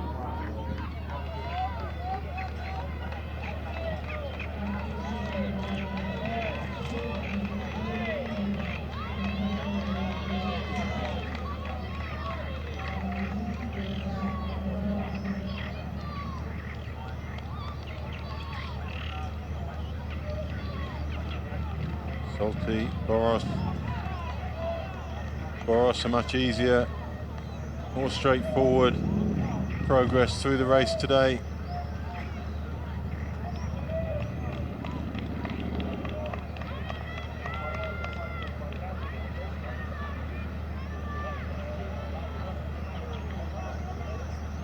He had an incident yesterday that cost him a couple of minutes waiting time. He made that couple of minutes up and still managed to be in contention for what was a very tense and impressive finish sprint between some quality athletes. Not without its tension yesterday, Stefan. There were a lot of words being had and fingers being pointed as they crossed the finish line yesterday. The Spanish were unhappy. They put in an appeal. It's quite normal directly after such a race to have all the feelings outside the skin. But it calms down and they become good friends, and now they are racing again in a good manner. Yep, all well mannered today. There was a little bit of tension early on, but it's all died down now. When there's a 9 boat group, it's always a bit tense. But down to 5, not so bad, unless you're the 5th one, of course. Certainly the wind not a factor this afternoon. Looks beautiful up the top end of the course there. It is becoming quite hot at the portage at least. But the water is not that warm, so it cools them down a bit out there. Chase group, Italians, Germans and Hungarians. Hungarians looking okay. And interestingly, Buzan and Fernandez not leading at the moment, leaving that to Chamil and Presser. 4 together. They could share, do what they can, all of them together. Interesting. They could have Buzan and Sanchez in the V-wash there. Yeah. I imagine they've done a good, solid, strong lead. Just taking a couple of minutes breather, and they'll be back. If I were these 3 boats, I would feel very vulnerable to that group behind. So So Lawrence and Perez take over from the Portuguese, and still Candy and Boulanger on the 5th. That 5th wash in the K2 is not quite as bad as it is in the K1. The K2 washes are pretty big, pretty comfortable. So it's not such a drama. And that's why you're not seeing people quite as willing as they were yesterday to keep this group revolving and revolving.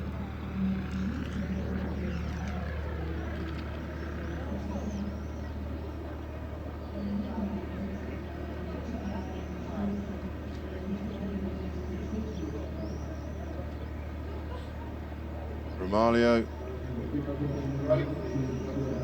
yellow cap back there, nice, low arms, relaxed shoulders while they sit in the V-wash. A reward for the work they've done earlier. It seems to be them that have done the most damage up till now.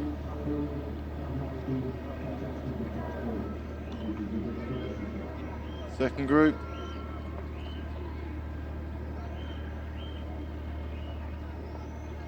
Get some time splits with the Paufler brothers working hard. And there in the background. There come Fernandez and Bozan. Now it's Emil Torstensson and Jocke Lindberg that is leading that group. Spaniards looking relaxed at the moment. New set of paddles in the front there. That takes a bit of time to get used to, even if they're the same make, same model, same size, same angle. You get given a different set of paddles and they feel like they're someone else's. It's a very bizarre feeling. It takes you a little while to get used to that. Switching boat is one thing, but the paddle is more difficult. Yep.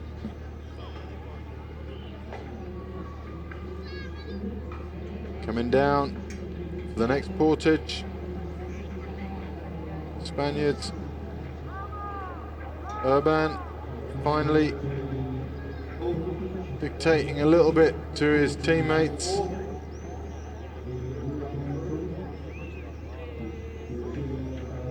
So there's the 3 groups. The spread isn't huge anymore. The third group closer to the second group than the second group is to the first. So there's going to be changes in a couple of laps' time. They are not halfway through the race yet, so a lot of things will still happen. Concentration from the Portuguese there. Just keeping an eye out left and right just to make sure no one attacks. Can't go anywhere from where the Portuguese are, but you do need to see when this happens so that you don't get squeezed out the back. In come the Spanish, a bit of intent here. It's coming in with a purpose and all wasted. Because that looked very amateur as they got out the boat there. A shake of the head and a casual run from the Spaniards says it all. He had a little plan. They just didn't seem to know which side of the boat to get out on. It'd be quite nice to have a replay of the entrance into that portage, just to see the confusion in that Spanish boat. So the first 5 over. Here come the next 3. Hungarians again not moving well on the land. Germans and Italians going, but in the background. Down to 30 seconds between these 2 groups now. You can almost hear the splashes from that third group as these guys enter the water. And I think it won't be long before we see the bows of the chase pack. There's the leaders. They're up and away. And here's the replay of the portage as they come in. So the Spaniards full intent. One out one side. The back guy got out before the front guy was ready. He was all over the place.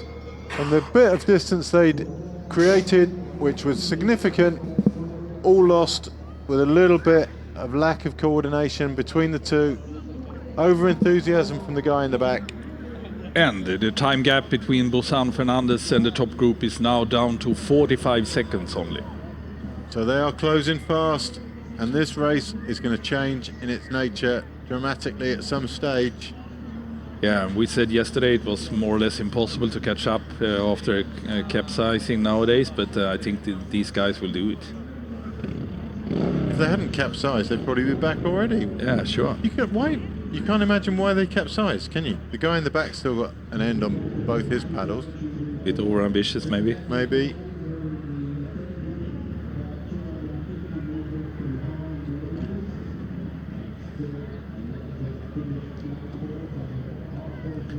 So, two French, Salty and Boros coming around the Spaniards. I don't think the Spaniards will mind, although the turn is coming, and they do mind. They're not going to let the Hungarians have it. The Spaniards will end up leading, probably. Turn came just in time. They didn't have to lead. They can just move out on the Hungarians. Portuguese very relaxed on the inside. French now, two boats in the front four. And the Hungarians are on the wrong side to make an impact on this group.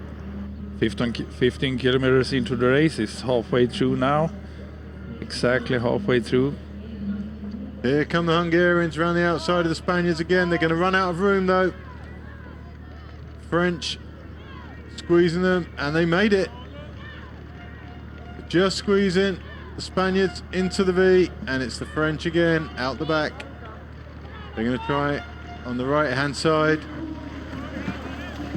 See if the Portuguese are happy to drop back. And Urban in his monster truck are leading for the first time in a very long time.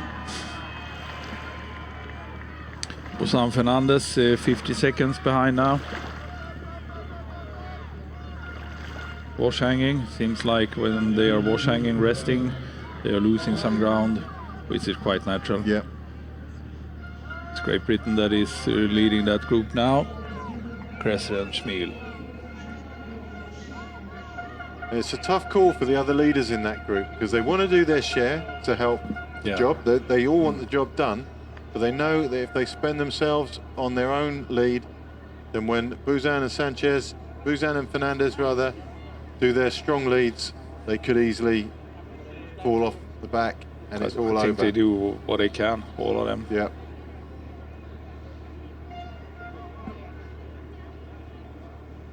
So it's the front group, churns around.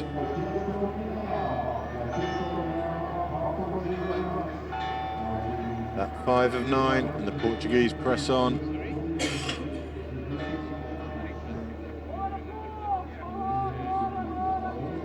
So Group 1, Group 2, and Group 3 can't be very far away. Here's the Italians in Group 2, and they must have had a look back at that turn and seen the ominous spectre of Bouzan and Fernandez hunting them down, and there's the evidence of it. Here comes the third Here they group, come. and now it's Bouzan Fernandez in top again. Denmark riding that train, as is Great Britain.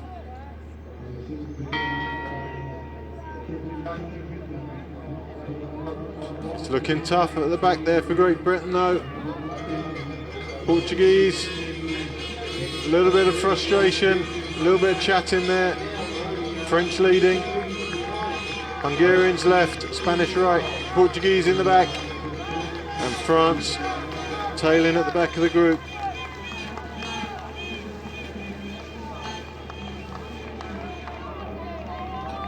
Here they come.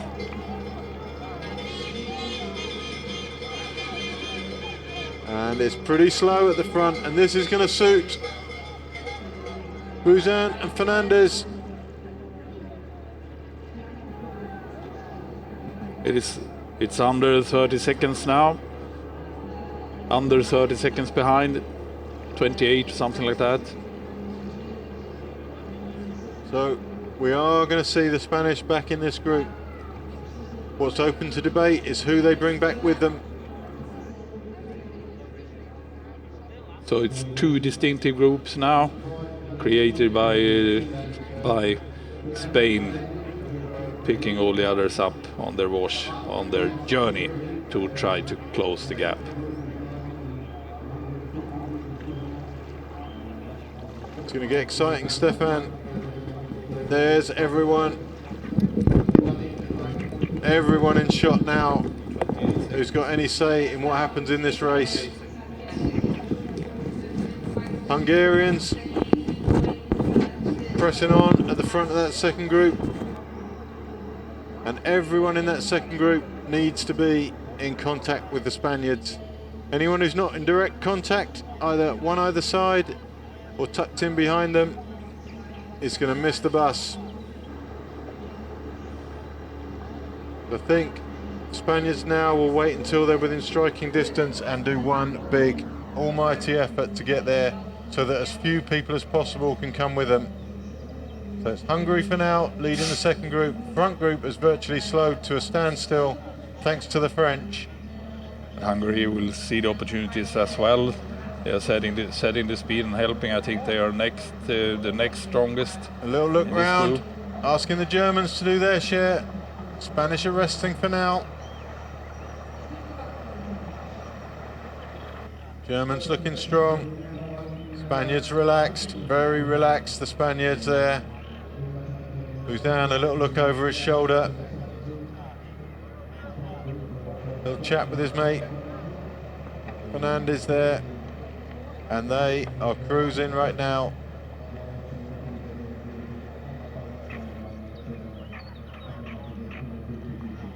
Quite impressive. Germans slowed slightly from the pace we saw them setting moments ago.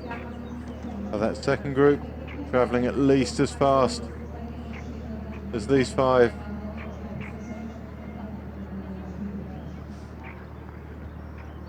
Do you think they have realized they are coming behind?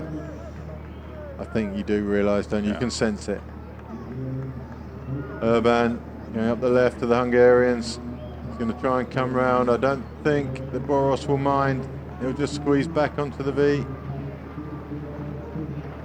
There's still tension there. It is. So Boros, salty, said no to the French.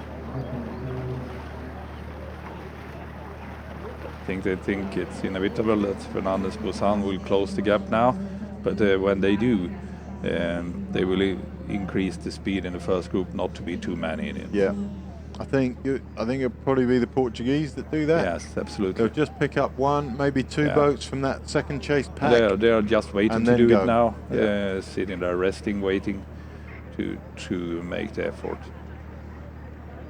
Hungary will also be interested in doing that, I think.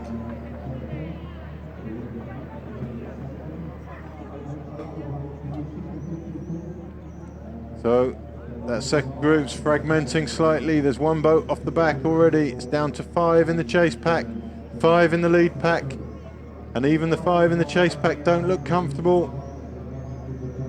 Speed is high, I'm guessing. Yeah, it's that's Spain. the French. It's Spain the once Spanish again. rather. I can see that. French at the lead of the front group, and I think it's going to be. No, it's not. It's the Hungarians. It's Hungary, yeah. Great Britain suffering at the back, and it's the Italians, Bazzani and Vincenzi, losing touch. Sweden is still within the group. Wash hanging in the V-wash there. This is painful. Skillfully. There's the front group. Hungarians going, Spanish going. It's dangerous times for this second group now.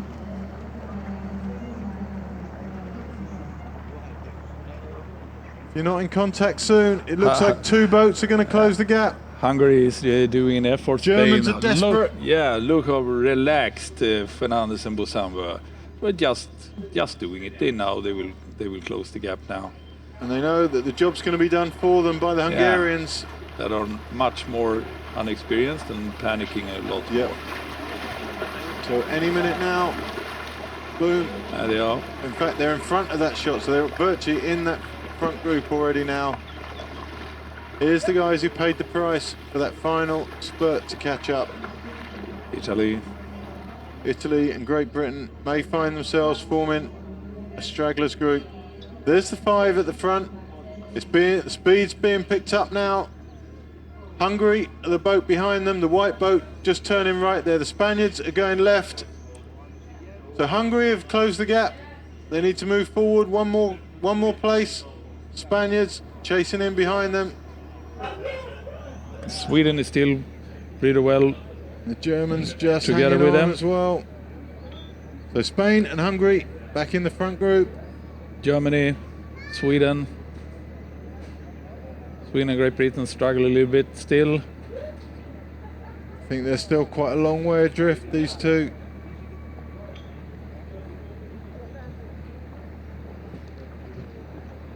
So there's the aerial shot. So we're looking at Sweden is the white boat that's about 15 lengths behind. So the 2 in shot now have lost contact with what is now a 9 boat front group, I think.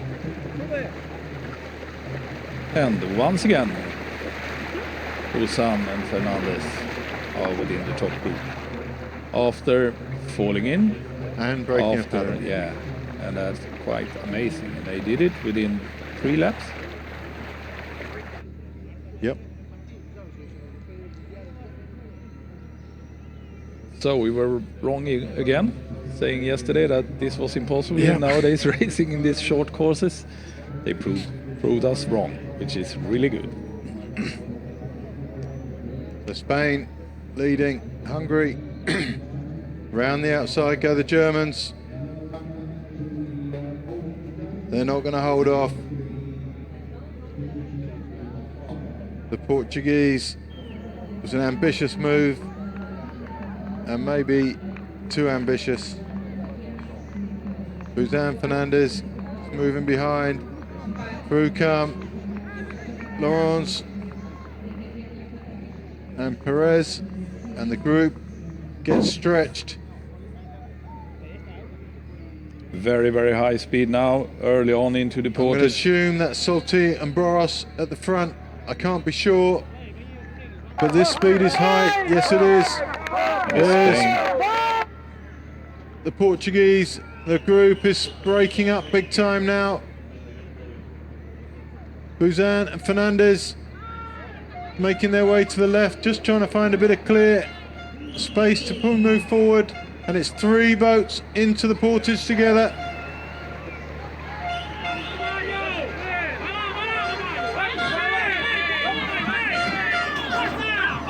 And through they go, fairly uneventful for the front 3. It's tough at the back though, and this group is breaking up big time.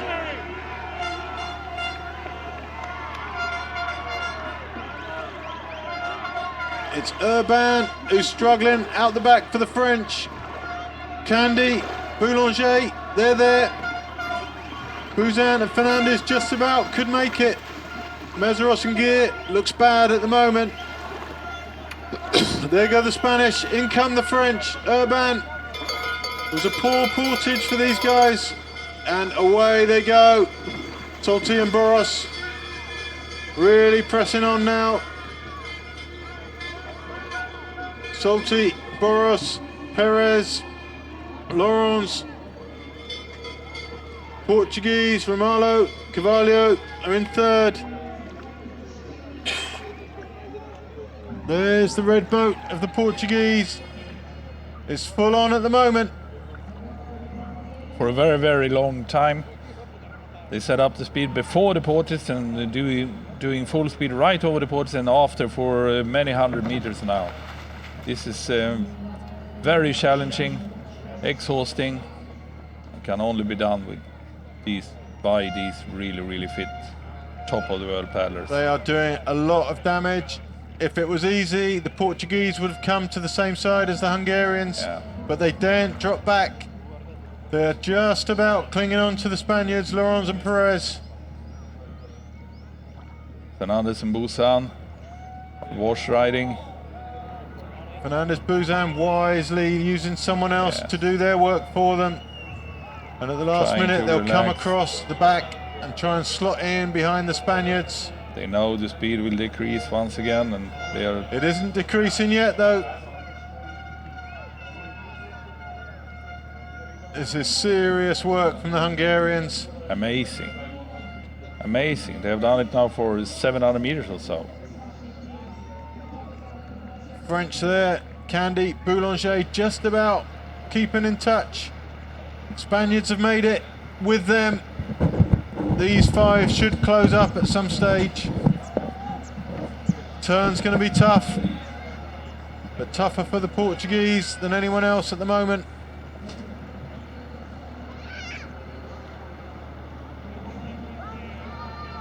There's a lot of people feeling pain right now. Marlowe now will use the opportunity to go up the left-hand side of the Spaniards. It's a big climb from there to get on the tail of the Hungarians, and the Spaniards have done what they did to the Spaniards earlier on and swapped sides. So this is quite something. It goes on. Once again, Solti and Boros after the turn. And the Spaniards have swapped sides again, and they're messing about with Romalo. They're looking around, seeing which side he's coming up. They keep ducking around the back of the lead boat. This is amazing. Oh, And now it ends, and there go the Spaniards. Portuguese will follow them. French have got work to do. Portuguese are caught for speed.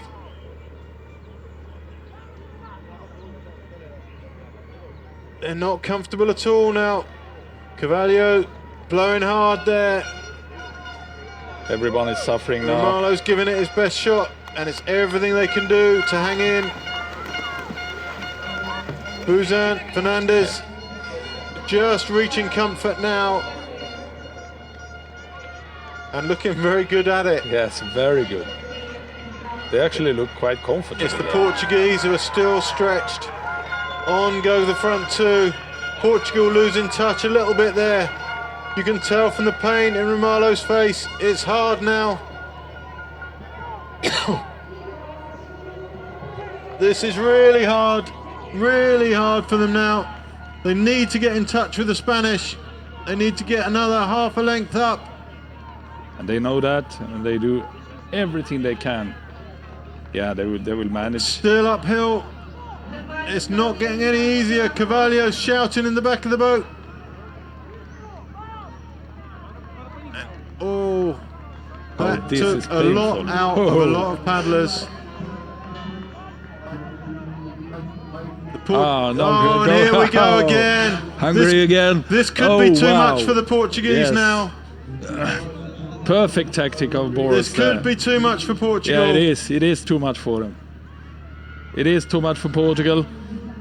Perfectly Portugal used. dead in the water. Yeah. Perfectly used by Boros. Getting down there, resting for a bit, getting help from from Spain, seeing how the Portuguese were suffering, and then make the effort exactly at the right Carvalho time. was in the red, well into the red. Yeah. There was no change of pace left in him at all, and Solti and Boros saw the opportunity. And look who stayed with them. It's Buzan and Fernandez. They've used everyone as to their best ability to catch up. The only ones that look comfortable. They're the only ones who look smooth there. Yeah. It's game over for Portugal. Carvalho doesn't have that level of recovery in. Romalo, I think, does. But it's whether he can rest enough on the big waves out to the side. They're having a chat now. Spain is going again now. They're keeping up the speed and they're looking backwards. Where is Portugal? They see they've broken the group now. They're keen to damage Portugal. Romalo, so good yesterday. They know he's a danger man. And when you see a danger man in trouble, you drive those nails into the coffin. Absolutely. They've dished out the pain. And that's where it's landed.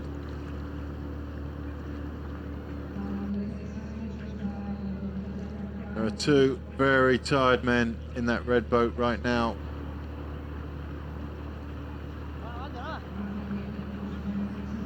Spain and Spain, both in the front group. There's the bow of the second Spanish boat, and they are looking good. Now they are pleased. For the first time in the race. There's a magic to hitting the front of a race after what they've been through. And that nice clear water in front of you, picking your own speed. And there is a very, very strong, well-drilled Spanish crew. They've done so much to get back there.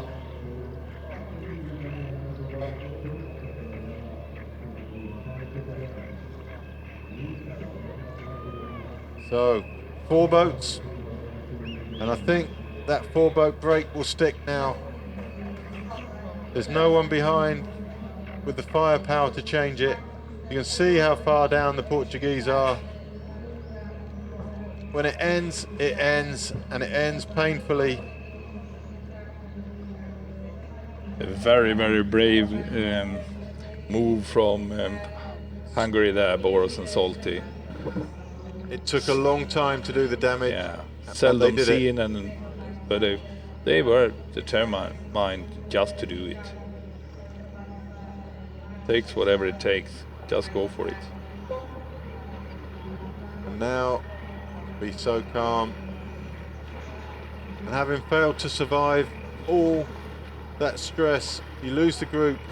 And the moment you lose it, they start paddling like this, and it's so frustrating because you know you could be there if only you hadn't dropped off. But that is a big if only. No one drops off out of choice.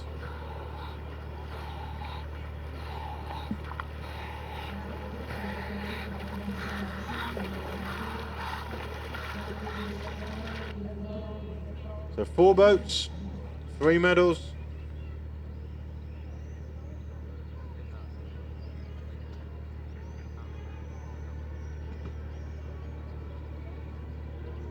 And a bit of downtime now, not just for the paddlers, a little bit of a rest for us here in the commentary box as we have a bit of processional paddling.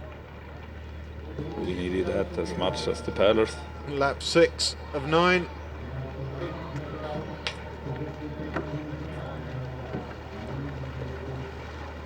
Just spilled my water all over myself. Bit of a drink problem in the commentary box here. So 4 boats away and clear with devastation behind them.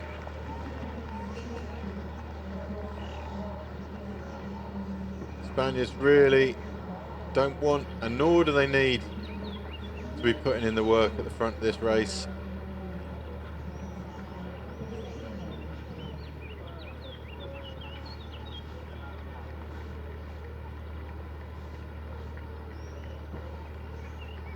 Impressive display from the Hungarians. Canoe and Boulanger didn't do much work during the effort, but they managed to keep on and be within the group. It was the Hungarian power, sustained power, that did the damage, but really it was the wisdom of the Spanish that cracked it there. Their timing was impeccable. They went at exactly the right time to do exactly the damage they wanted off the back of the Hungarians' work. Here's the group that helped Bossan Fernandez to the top. Urban there, well out of contention today. Puffler brothers. Still a strong group. It is. And a group big enough to work together and to maintain their interest. But they will be looking at that front group. Sigurdsmil and Nicky Kresser, and there is Jocke Lindberg and Emil Torstensson.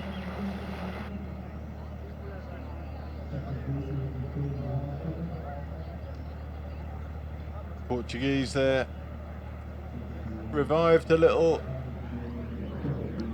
but that chase, they could close it. Front groups relaxed. I think Carvalho has got very little left in the tank at this stage. Spain is watching. I think it seems like both Hungary and Spain, they really are eager to They get really rid don't of. want Romalo Exactly in the group. Boros looking over his shoulder there. Yeah. Little chat.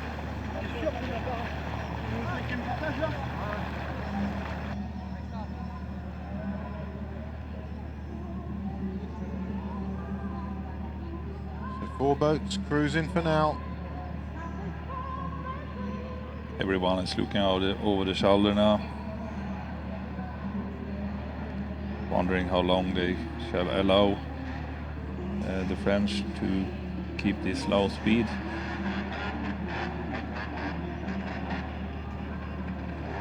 Probably waiting to the portage once again.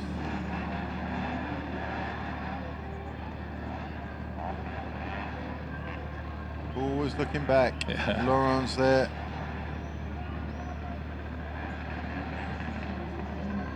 Suzanne, Fernandez. Doesn't looking back. They don't care. Untroubled. They really don't care at this stage. They're still in recovery mode probably. They've done a lot of work and you can see the gap. It's a pretty big gap back to that second. Well, not just the second pack, but the Portuguese stranded there in the middle of the 2 groups.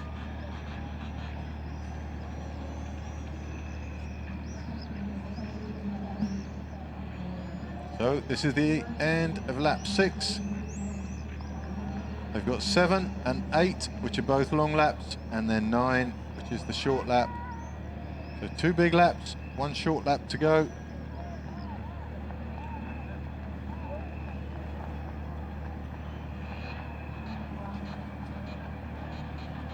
So France, Candy, and Boulanger.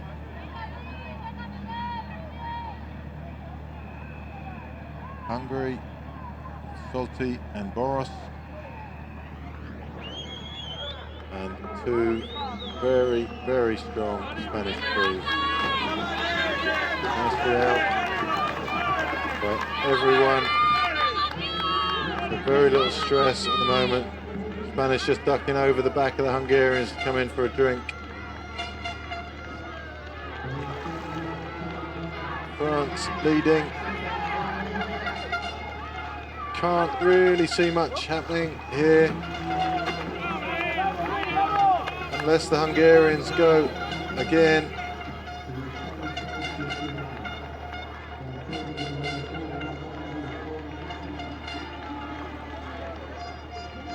French working hard but not devastating. Complete hash of this change by the Portuguese.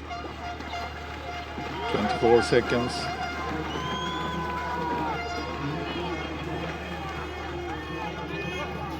Valio looks like he's limping a bit on the run. Maybe his legs are feeling the strain a bit. Here's the next group. Romalo, Valio will be picked up by these 5.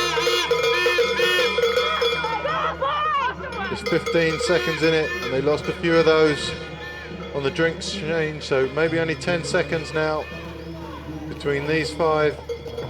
Oh! Boat full of water there for the Hungarians. They're in all sorts of trouble. Such things often happen when you're a little bit too tired.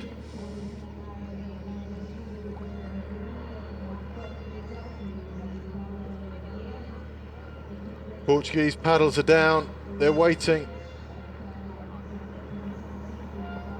And the speed goes up again. Boros, Solti.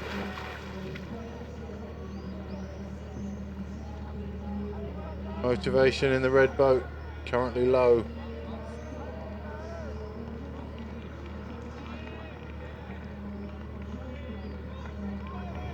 Problem for these guys in the top group, they don't really know if they are catching or not the guys behind. It's just 30 seconds and it's hard to watch over the shoulder. You really can't be sure, and 30 seconds isn't much, and it's still, you're worrying all the time when you are there. Especially if the speed is within control. Exactly. You know, if the speed's within control, somebody out there can go faster.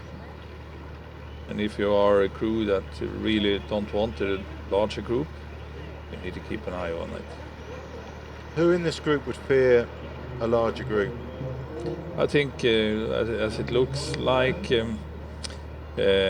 France doesn't care. Busan and Fernandez doesn't care at all. But it is the second Spanish crew and Hungary. They don't want a bigger group.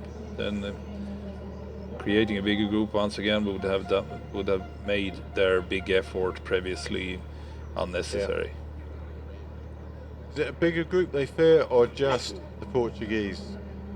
I think when they see the Portuguese, I think they wanted to get rid of the Portuguese, but I also think they want a safe journey. They don't want the same struggle as yesterday in K1, especially Boros. Yeah, that's very true.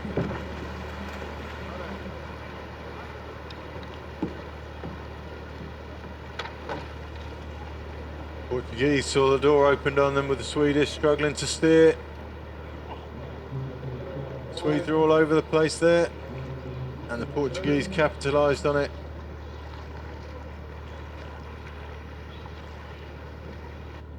Marlowe saw the opportunity, and you don't have to ask twice for someone of that quality. So there's the 4. 2 big laps to go, and 1 small lap. We're closing in on the sharp end of this now, and we're going to start a little bit of a waiting game.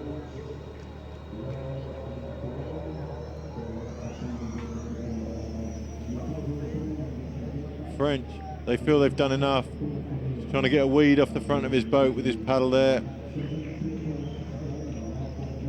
That's a little bit dodgy doing that, because if the paddle end drops into the water, paddle will get pushed down, go under the boat.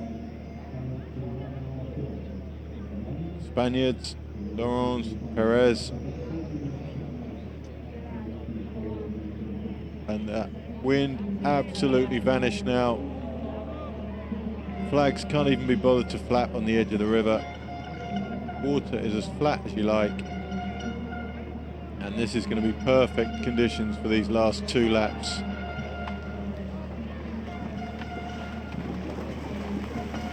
See that second group still pressing on, but whatever happens, I think if they close to within 10-15 seconds, this group will be off again. Absolutely, they are just watching now. Really just marking time here.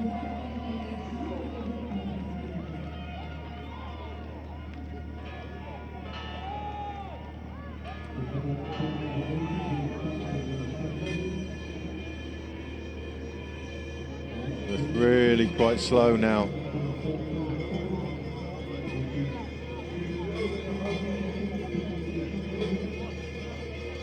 Really very slow. French have dragged the average speed down quite deliberately.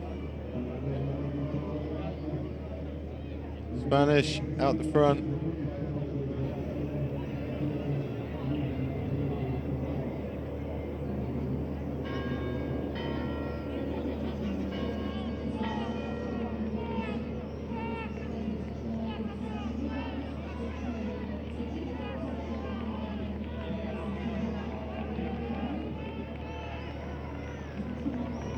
Second group under the bridge.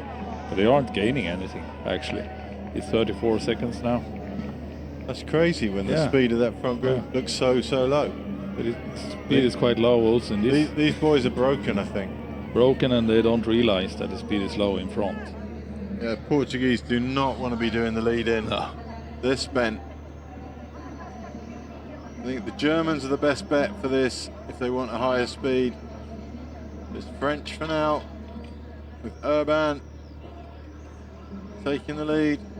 Great Britain coming out to the side of that group. Moving up, they want to get to the side of the lead boat.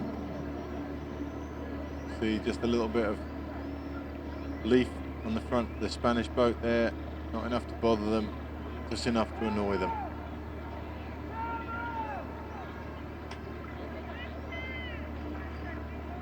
It's getting very warm here in Portugal now. Especially here in the commentary books. Our chocolates are melting. That's how warm it is, so I'm handing them around. Are they properly melted? It's not looking good for the chocolates in the commentary box. I forgot about them, and now, absolute disaster. They're all over the place. There you go, Jim. It's only one there, I'm afraid. There'll be more coming.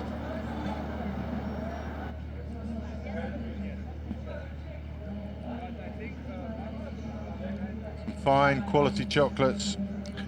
Speed in the second group has decreased even more. Both groups are traveling slow now.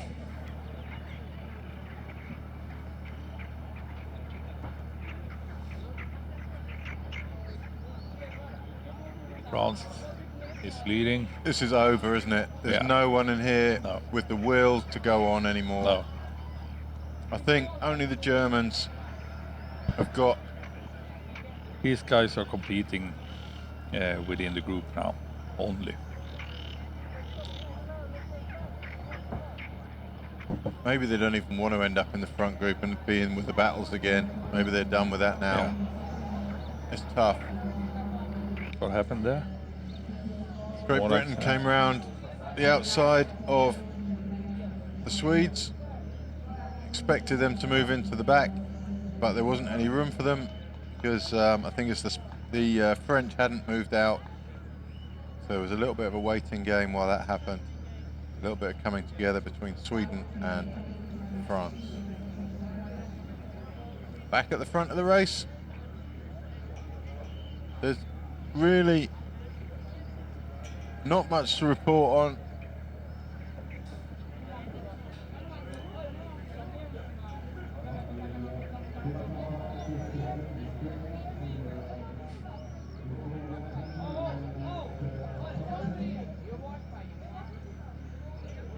Now, I've just taken a chocolate from the fancy chocolate box and it had strawberry stuff in it. I hate that. Life is hard here. Life is, as Forrest Gump would have said, a box of chocolates. I just had a bad day. I'm going to have another one just to wash that one down. So as the K2s approach the turn,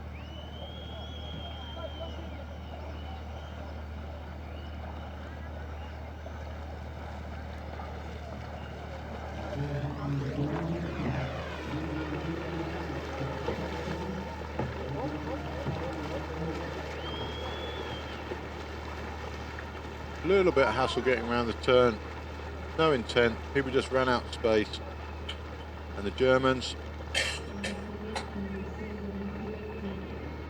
lead that second group. You can see it's not a big gap, but with the attitude of the second group, the chance of that gap closing is somewhere between 0 and none.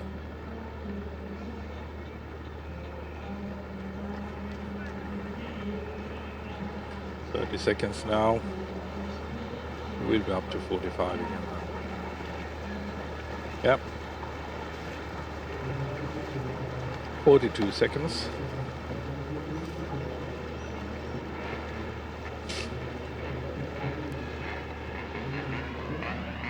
Second group, Romano, Carvalho, dangling off that group.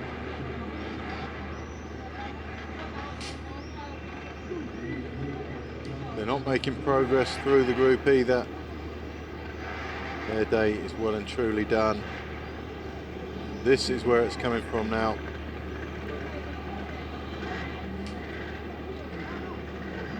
Speed increased again now.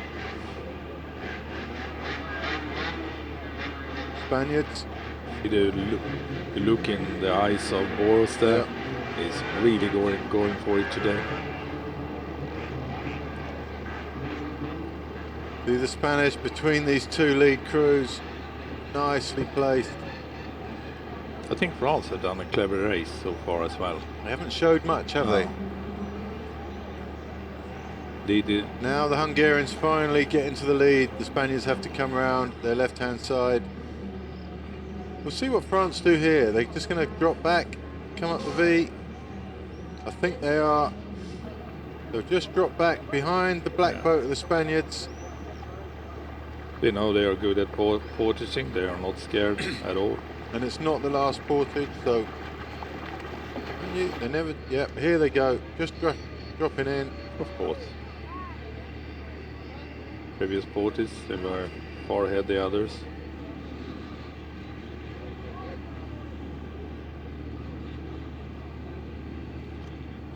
Jeremy Candy and Stéphane Boulanger.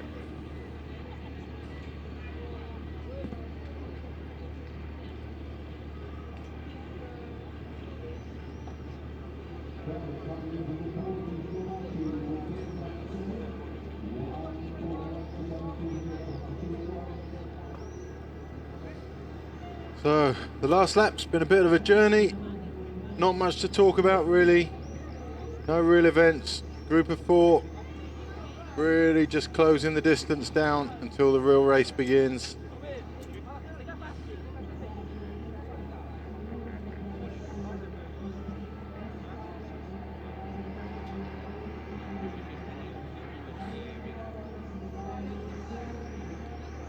It's possible that Solti and Boros will have another attack after this one. When they had their previous attack, it was about here that they began to speed up.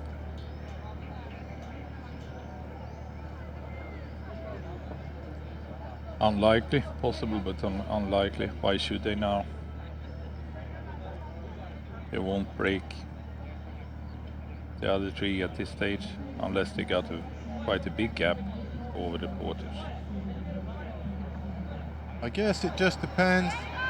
They're going for something. There they go. It just depends if they sense a weakness somewhere. And feel strong themselves. They will understand the group dynamic way better than we can just by looking at it. And out they get, over we go, and it's the French who are suffering a bit. Solti and Boros maybe had a full understanding of how this was going to work out. Those French are quite a long way down really, but they've got the Spaniards with them for assistance. Away go the Hungarians. That's a significant gap. Amazing, they are going for it now. That is significant gap. I think the quality of Buzyn and Fernandez will close the gap for the French, but it's going to cost something.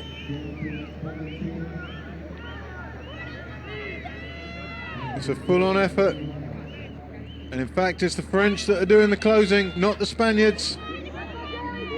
Spaniards struggling, as are the French. Those gaps are just opening a little bit. Once again a full effort, once again. French trying desperately to get to the back of the white boat of the Hungarians. It's going to be tight. Up the hill. Very costly effort. It's still uphill, and now they run down. But the Spanish have dropped back. The Spanish are clever racers. Spanish are dropping back, and whichever side the French decide to come, the Spanish are going to come up that side. The French know it. There's a frustration in this now for them.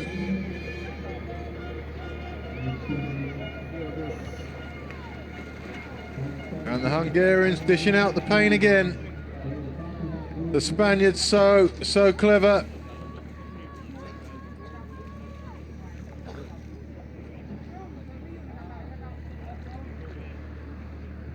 French are going to have to hold off attack from Buzyn. They've done that. But these 2 Spaniards, Laurent and Perez, waited till the French committed and then chose their side. Gave their teammates the V-wash, and that was a bit of teamwork at the last minute there. And they are all together. How costly do you think this is for Boros and Solti?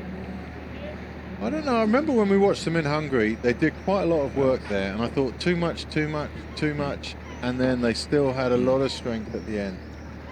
Yeah, a little bit more costly than before because they've stopped almost dead here. They've done their bit, but they are testing and testing. They know that they know that they have the endurance and the ability to do it. But they also have the ability for a good in sprint. So.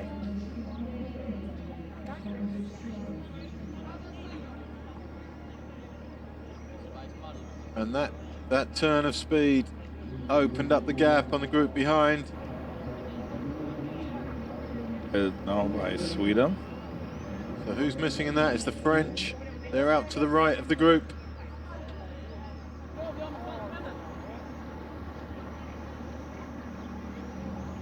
So Germany, Great Britain, Sweden, Portugal, and just dangling, France. They lost quite a lot of ground in the last 4 minutes. It gapped up to, looks like about a minute now. I think they're, all of them except Portugal is quite pleased with their race so far in this group. We'll just get the time check. Yep, so well over a minute and 10, minute and 15 even. It's a big old gap now. And with only one big lap to go, if anyone out there thought there was going to be a chase group, there isn't.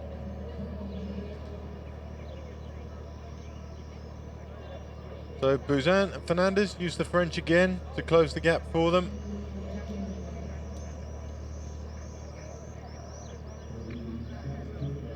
Spaniards, Laurens and Perez covered the move by the Hungarians and still had enough spare to give the French a hard time.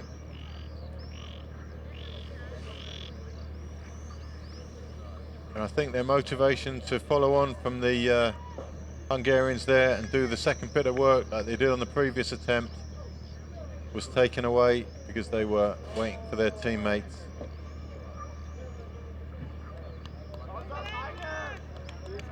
They've probably all got to sit in the same bus driving home tonight. You don't need that kind of friction.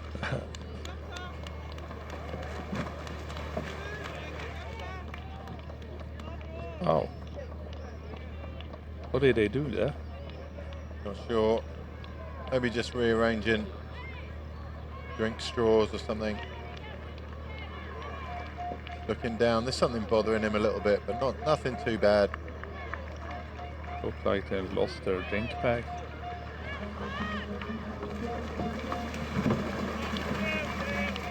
Quick look at the drone there.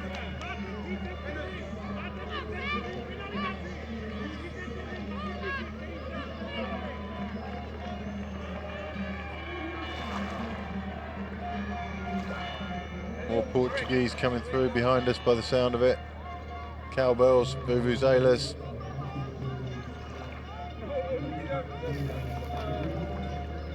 And the Czech boat, Pavlik and Kotruk.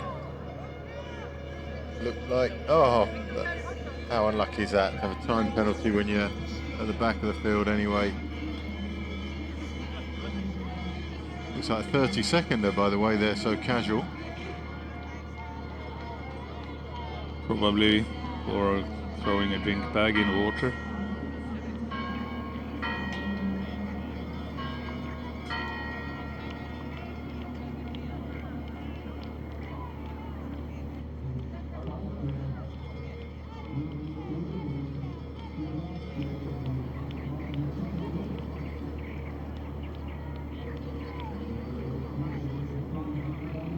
Boros fiddling with his watch. What are you looking for on a watch? I don't know. Wondering if you're going to be late for lunch. Is that the time? I've got to be out of here.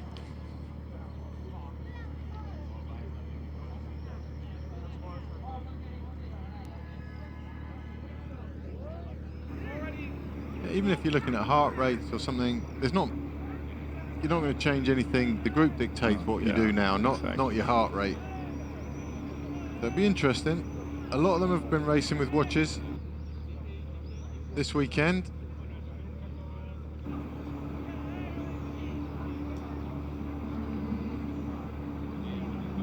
John's there. Good day for him yesterday. Up to a point.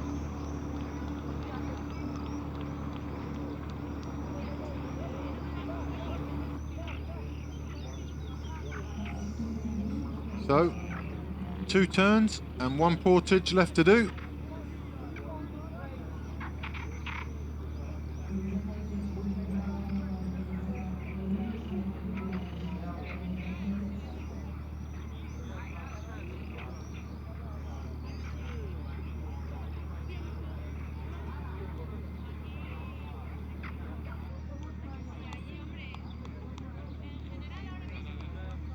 Nice overhead picture.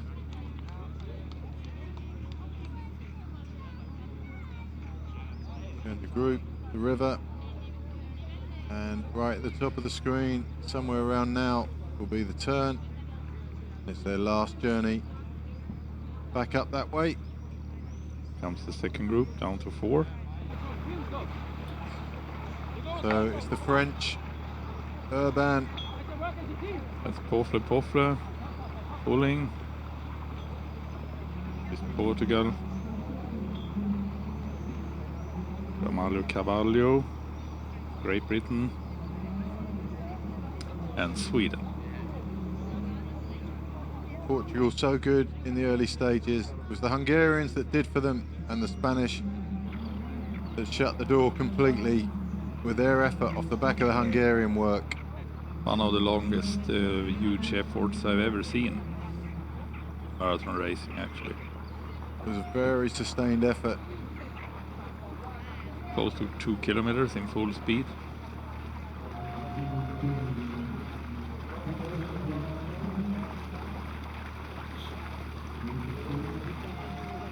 Buzin in the Spanish K2 there. He'll be in action next week again in the Portuguese surf ski race. The Nello surf ski race, Nello Summer Challenge, which is a great event if anyone ever wants to go to that. That's a party atmosphere. Quite many of these athletes do both. Yep. And they complement each other. We've seen that from Australians in the past, and now the South Africans. All the South Africans do the surf ski. Absolutely. And the surf ski is a mixture of hard efforts and resting, which doesn't differentiate it from this in any way. And different skill set, obviously, for the surf ski. As anyone who's come from this and gone to that has found out, we find out we're actually useless at it. Yeah, but exactly. The physiology is the same. You need to learn to read the waves, the Skill big waves. set very different. Yep. So, second to last turn. No events there. We weren't expecting any. Second group maybe closing a little bit, but who cares? And away go. Spaniards just picking the speed up as they come out the turn. Meanwhile, Germans driving quite their hard group now. around the turn. Sweden resting on the V-wash there. Sweden seem to be struggling on the top turn to get round, but they're doing well this time.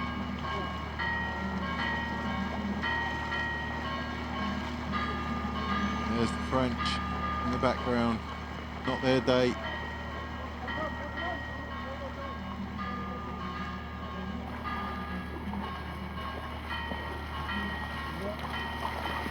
So, Buzin, Fernandez. Interesting to see how they manage, or they want to manage now into the final portage. Buzin Fernandez. I think all of them is eager to have an initiative into this portage.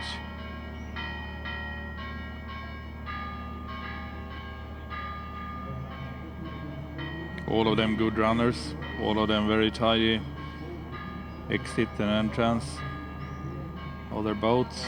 What's intriguing me is that Solti and Boros are in the V. I think they want to be first to the portage. So something's going to happen, I think, before we get to the portage this time. And when it happens, it will be big, because they'll have to drop out the back and come round, and nobody will want them to come round and cut them out either. Germany is doing well in pulling the second group.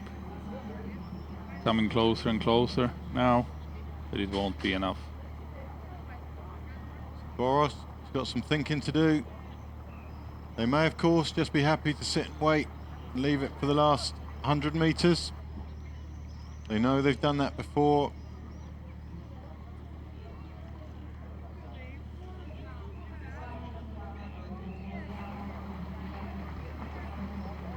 Top group continue. Not far now.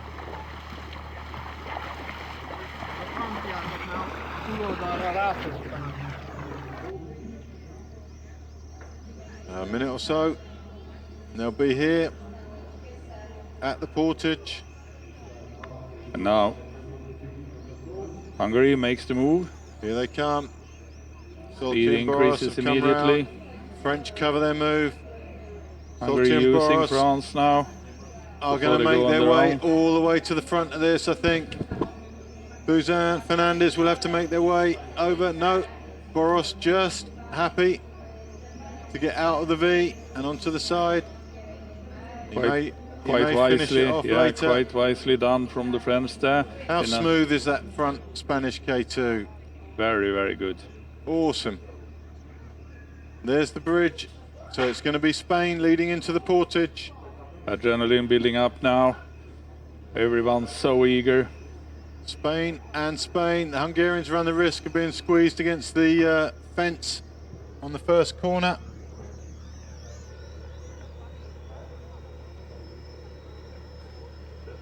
So after being a couple of minutes down, it's now Buzan and Fernandez who lead into the final portage. Falling in and breaking a pedal, but here they are leading into the final portage. Just a few seconds now and it will all be kicking off. Speed gradually, surely increasing. And this is going to be interesting.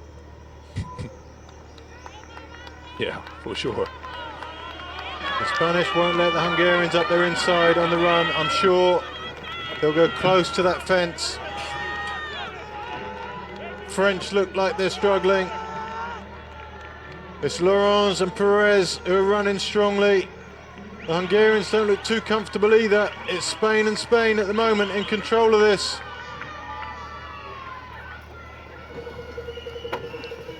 Solti and Boros look like they're not going to have any choice but to leave it to the last 100 metres. Everyone's going to come out together.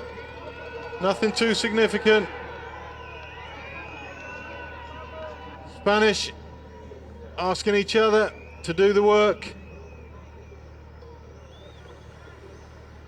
But no significant moves. Stuck over that portage. It's going to be a tense ride up to the bridge now. Hungary is resting.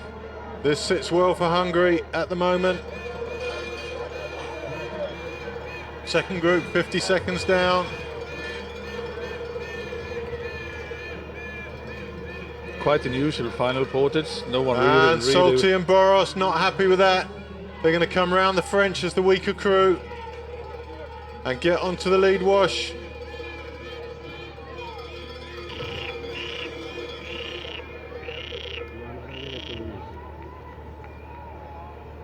French, I think, just outgunned there.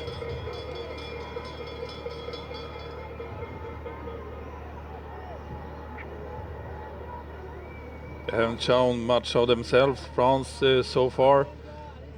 I think at the moment that's looking like because they haven't got much to show. Maybe. Oh, a little bit of lack of coordination in the Spanish crew, probably rearranging drinks, bags and stuff just to make sure they're not in your way when it hits the fan later.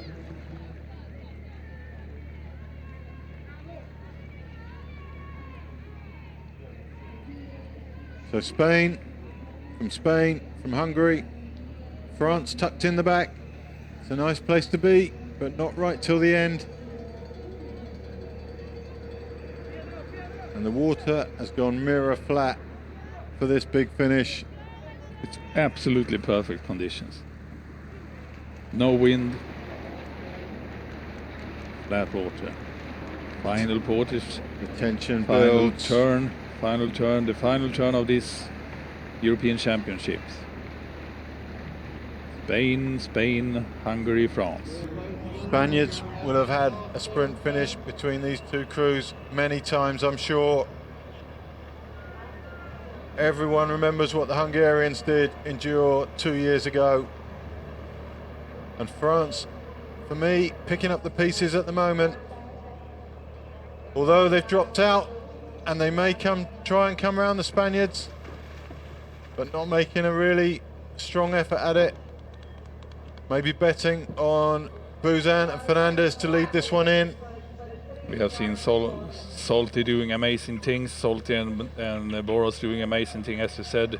2015 in Gjör, everyone thought they were off, and then they came back and just in a couple of 150 meters or so. Strange decision from the French there. Yeah. If they're not going to move up, then they may as well have stayed where they were. And picking a good They could have wash. had another minute's rest before doing whatever they're planning on doing. And again, this race has to leave the left-hand side of the river at some stage.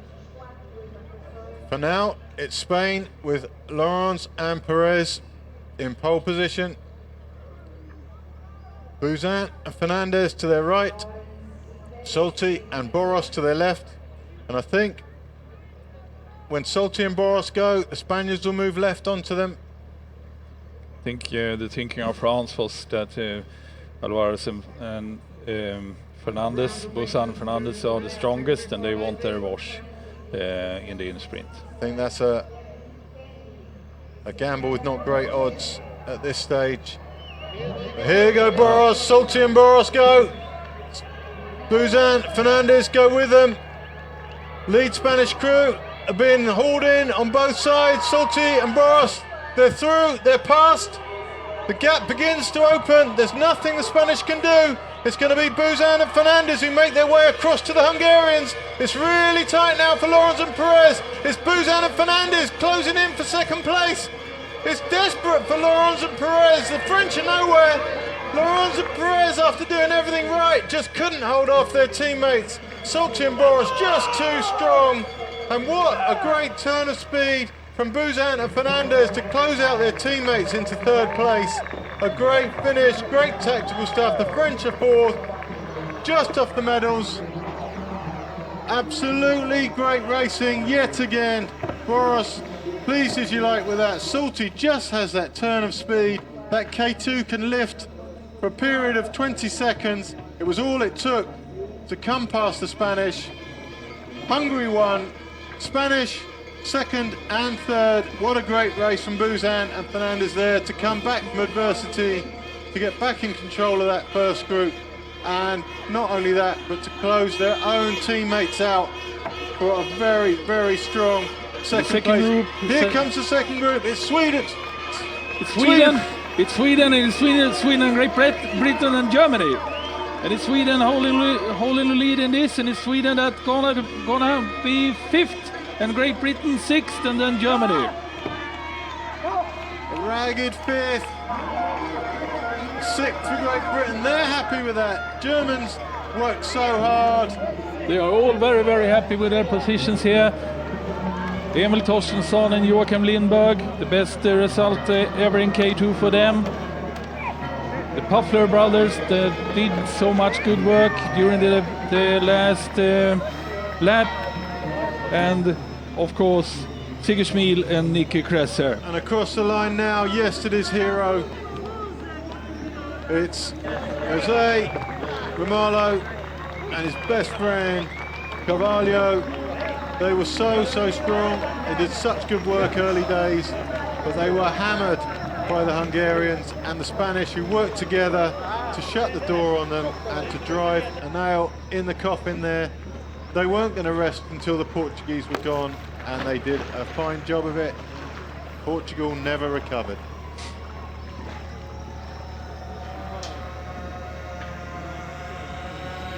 And I will send Ivan to do the interviews here.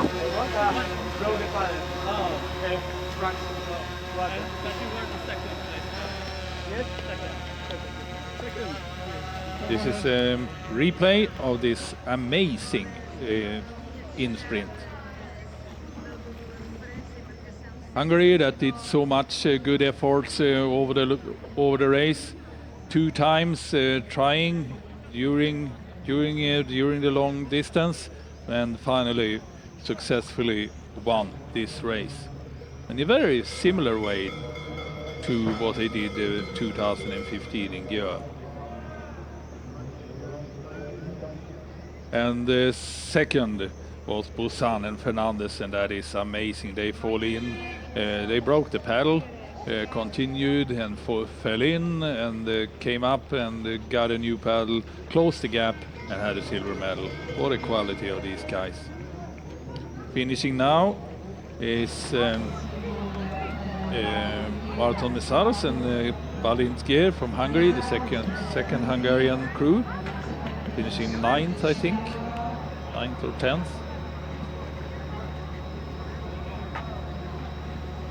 And it's 15 boats remaining in this race. Only 2 pulled out, quite unusual also that in such a fast and challenging race. These excellent conditions here, Ponte de Lima.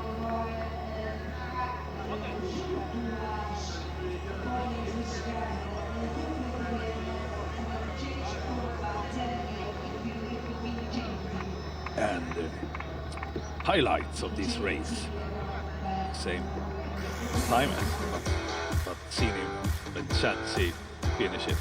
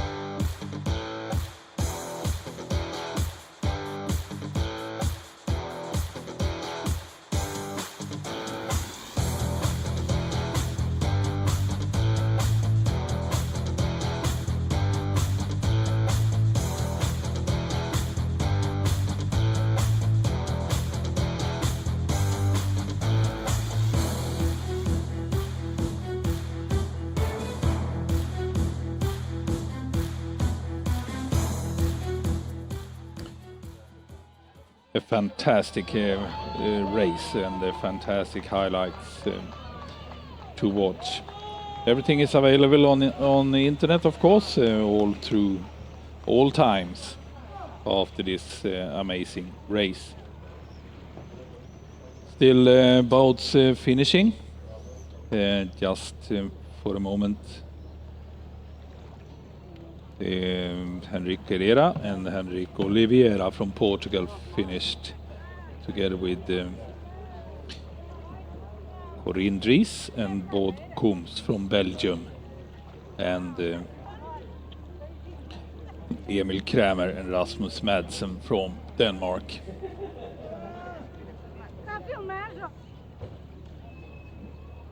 They finished on 12th, 13th and 14th position.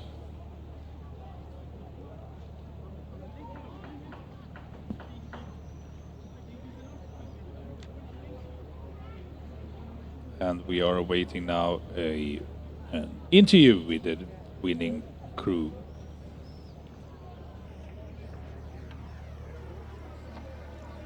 Okay, So I'm here with Adrian Boros and Laszlo Solti, winners of the European Championship 2017.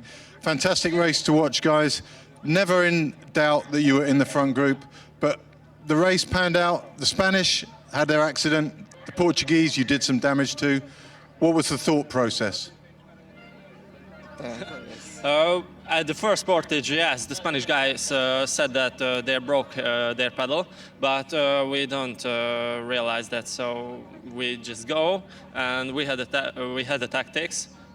We always wanted to keep a rest, and there was some portage what we want to push, and I think we did it. So. But at the sixth portage, we realized we can't take the lead, and we told with each other in the end we just pushed and we wanted to decide at the finish. And the finish, you had two Spanish crews. Did you know you could come past, or was it just hoping? Yeah, I think we all the way was much faster than everyone, and we could driving the group and everything. Okay, so there was the one portage where you two pressed on for a long way, all the way from the portage to the bridge, and then the Spanish took their turn, and that was what stopped the Portuguese. Was it deliberately to get rid of Ramalho? Yeah, we tried to break away, but you know that three guys was come with us, and we couldn't, but still 4 of us, and it was good for us. You did a lot of damage with that lead, and it hurt a lot of people, and that broke the group to 4. Then after that, everything was simple, and maybe a little bit slow. But then the finish, phenomenal. It's always a pleasure to watch you guys. It's always fun, and everyone here really appreciates it. Everyone who watches TV appreciates it. Thanks so much for the entertainment. Winners of the European Championship 2017. What do you say? Köszönjük szépen! Mindenkinek, hogy szurkolt nekünk. Well done, guys. Thanks very much. Cheers. Yeah, thanks a lot, Ivan. Also, tremendously good work from you over these championships. Here's the results. Hungary, Boros Solti, Busan Fernandez, Perez Lawrence. Fourth, Candy Boulanger. Fifth, Lindberg Torstensson from Sweden. Sixth, Schmiel Kresser from Great Britain. Seventh, Germany. Eighth, Portugal. 9, Urban Lucas. Mecharos Gear following on 10th, 11th, Bassani Vincenzi, Cerquera Oliveira, Corinne Coombs on 13th, and Kramer Madsen 14th. 15th, Pavlik and Kotrich. A pretty close race. The top 10 is within 4 minutes, quite unusual in this kind of racing. That continues over 2 hours. Here's the medals, the medal tally. Hungary, the total dominant nation in marathon paddling, as we have seen over the recent years. Winning so many medals in most categories, unusually for them not to win double. And France picking up quite well. France that I think are very pleased with their tally of 5 medals now. Ukraine coming in with 2 gold medals. C1 ladies having done well. Spain 11, a lot of bronze medals to Spain, quite a lot of silver medals as well. Poland picking up, especially in sea paddling, and Portugal, the win of Ramalho yesterday as the main gold. Following Germany, Great Britain, Denmark, Ireland and Italy. Quite a good spread out of medals all over Europe, and that is important for our sport. Now we are awaiting prize giving ceremony, and of course also highlights from the full weekend that is coming up soon. But we will have a little break now the prize giving ceremony will continue at 14:45. Thank you for staying with us over this weekend. It has been a tremendously good championships. Not at least the organizing of it here in Portugal have been very, very good. Thanks a lot staying with us, and thanks a lot to the Portuguese Canoe Federation that have done this event a success, and the athletes that make the races so exciting.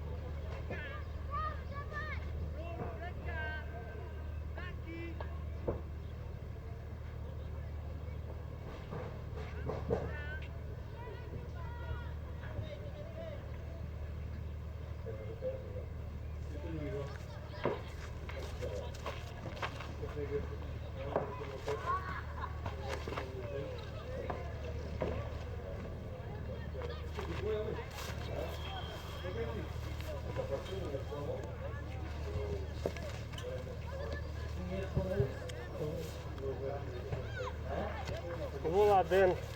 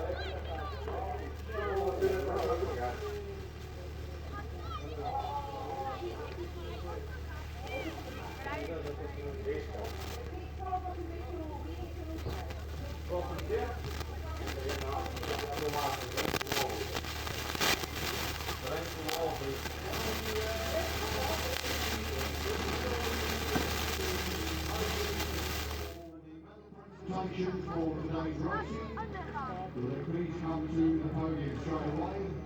That's the ladies C2, the men C2, and the men's K2. Straight away to the podium, please. You will help all the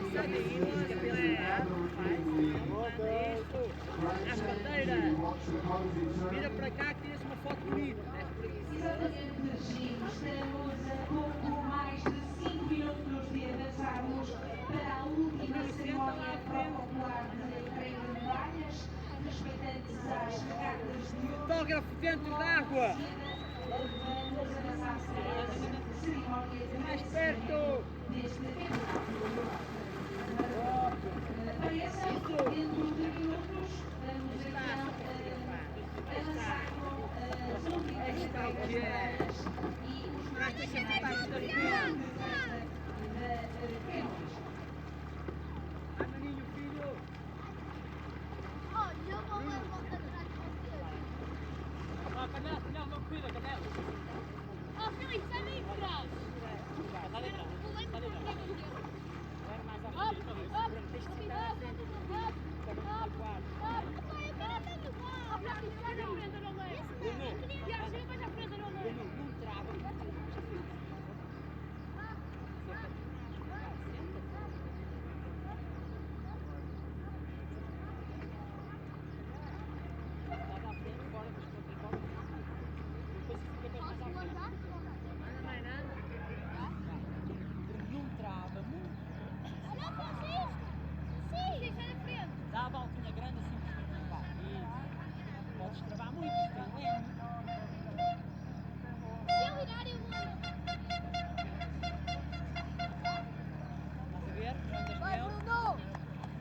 mão direita, abre a mão direita.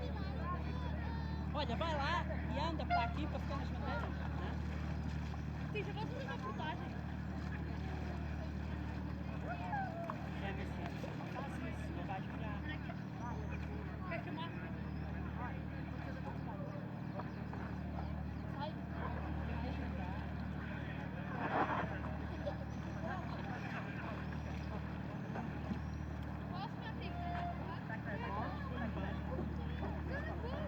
Põe o banco e tal.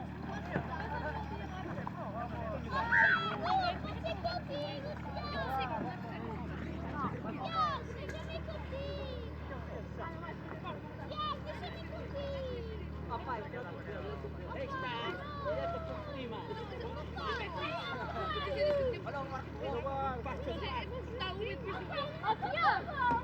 isso, é com banco, depois tirem isso. Ó Tiago, olha para isso, só chega mais depois o Tiago conseguiu. Dá a maratona, está aí, vai. Tens de prender. Agora anda, para. Espera aí, tens de prender. Agora estou. O aqui não pegou nada. Ó, dá-me Moni, deixa-nos ficar com o cliente. Mete a panada. Já posso tirar? Não lá, não lá. Ó, vou usar daí agora, depois do vírus no barco. Olha a perna do Tiago, é a frente primeiro disso. Não diz agora, É difícil, vai, com calma, é difícil. Esse mesmo. Tiago, eu não...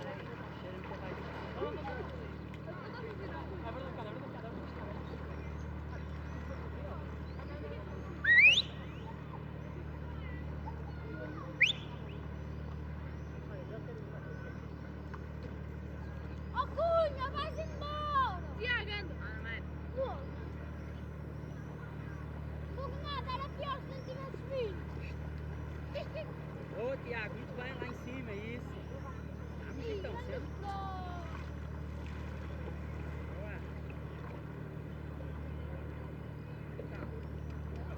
É um bocadinho difícil, é? É a andar, a deslizar-se. Não, deixa andar um kit no mais barato. Não consigo tirar uma muito Vai lá andar agora, faz um bocadinho. Se tirasse mais aqui não é no treino e é no marketing.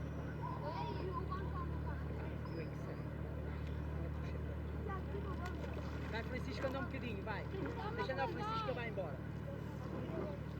Não, com o banco, não é? Não, sem banco. Anda que eu me sinto. Puxas-te à frente ao máximo. Para não ficares nas calhas, sentas-te à frente. Tiago, queres que eu vou para sem ninguém segurar? Onde é que eu estou?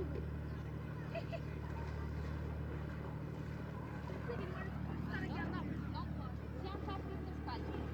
À frente. Vai, tu. Isto vai mais à frente. Vai, e anda. Senta-te à frente ao máximo. Isso, assim que é para não te magoar nas calhas. Estás? Isso. Ó Francisco, ainda tem cuidado. Deixa aí, vai por ali e dás a volta lá ao fundo, vai. Patrícia, posso fazer uma reportagem aqui? Não, rema seguinte, vai. Cuidado com o pé. Isso, vai assim. Vai lá e dás a volta lá. Ai, vai bater! Não bate nada. Então, é à frente, já aí. Vai, andei com o banco e não mirei, pai! Olha para aí. Vai, filho! Vambora! Sai! Força, filho! Ai, não manda sair!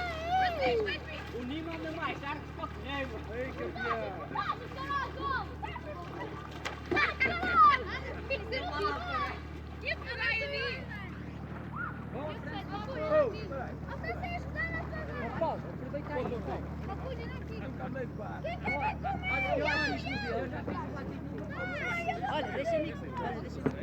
Não, não, Tiago. Tiago, não vi. Sai, a mão já não é assim, não. A mão não é da bola. Filipe, depois deixa-me ir, eu. Ó Cunha! Deixa-me ir, deixa-me ir, Tiago!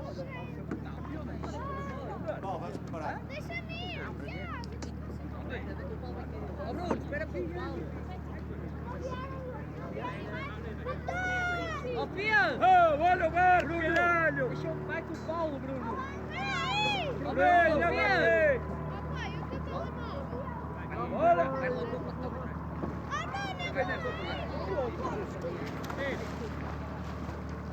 Bruno, manda para aqui!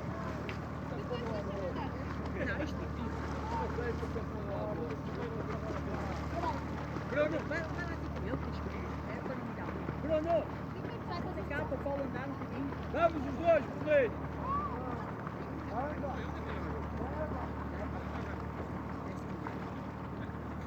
Bruno, traz cá, Bruno! Anda para cá, filho! Vai, a seguir? Ó Pedro, traz o barco!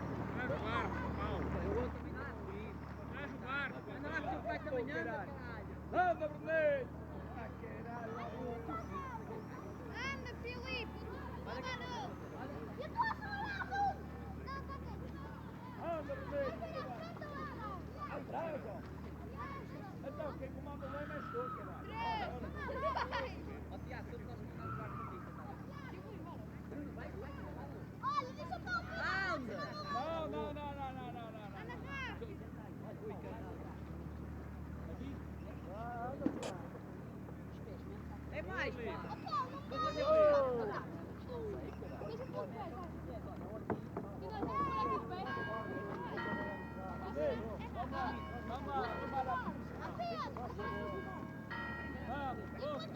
Paulo!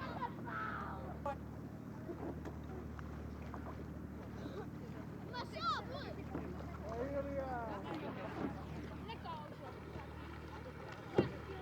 Senhoras e senhores, a cerimónia de entrega de medalhas na categoria K2 Sénior Feminino vai começar. Ladies and gentlemen, the medal presentation for K2 women will begin.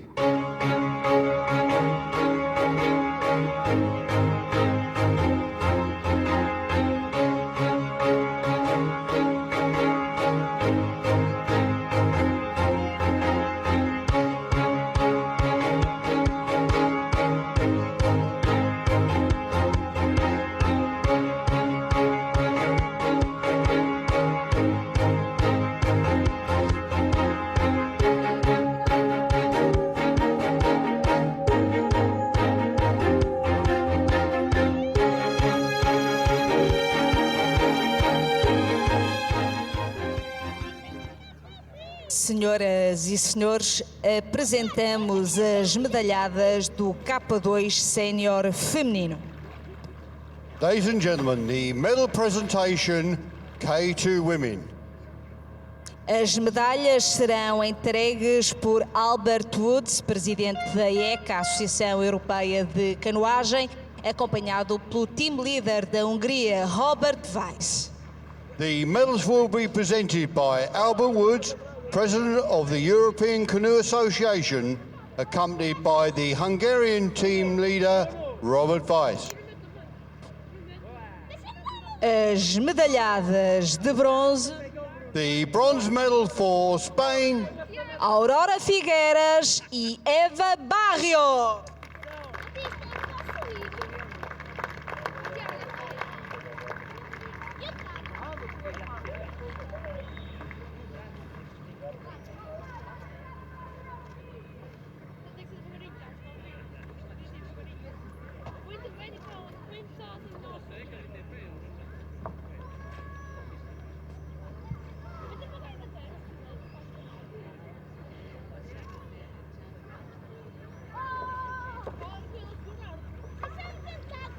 As medalhadas de prata. the silver medal for Hungary, Eniko Vakzai e Lili Katona.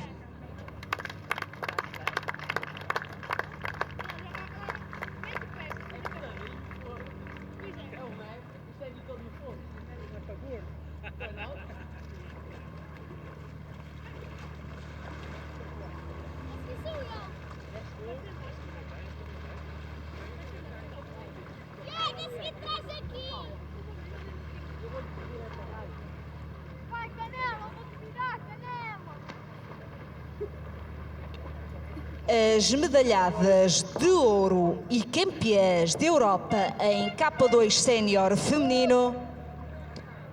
And the gold medal and European champions. Da Hungria, Alexandra Bara e Renata Ksai. Hungary.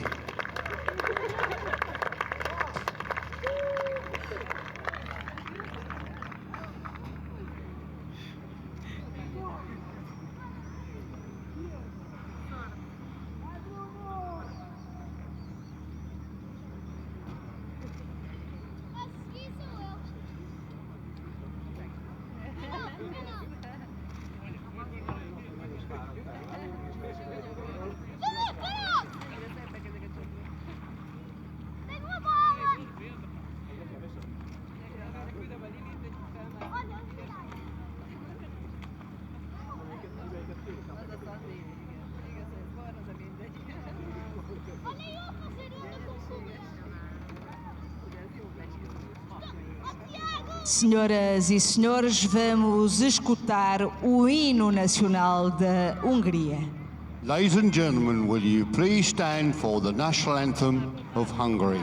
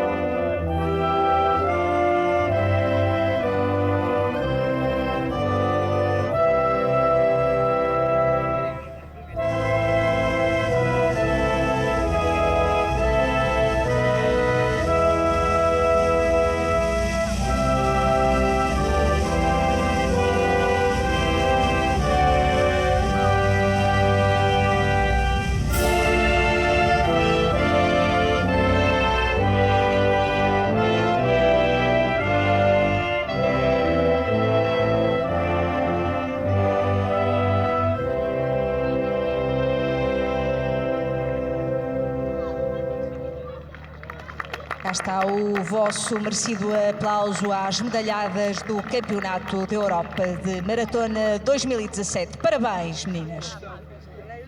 Congratulations, ladies. Thank you very much.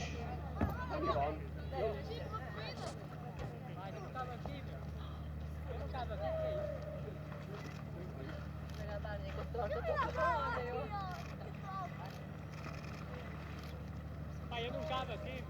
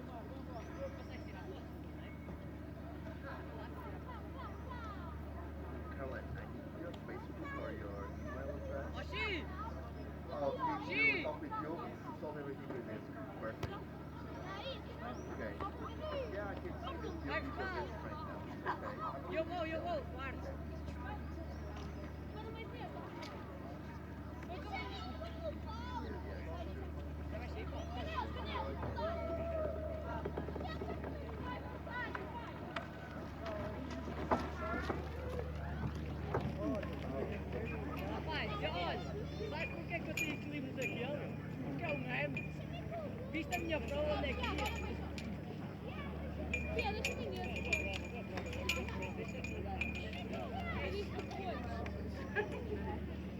Oh, Pia, deixa-me ver a plataforma, Pia. Dê-me lá a bola. Tiago, vambora! Pia, deixa-me dar uma... Olha, não queres esta quadra? Senhoras e senhores, a cerimónia de entrega de medalhas no C2 Sénior masculino vai começar. Ladies and gentlemen, the medal presentation for C2 men will begin.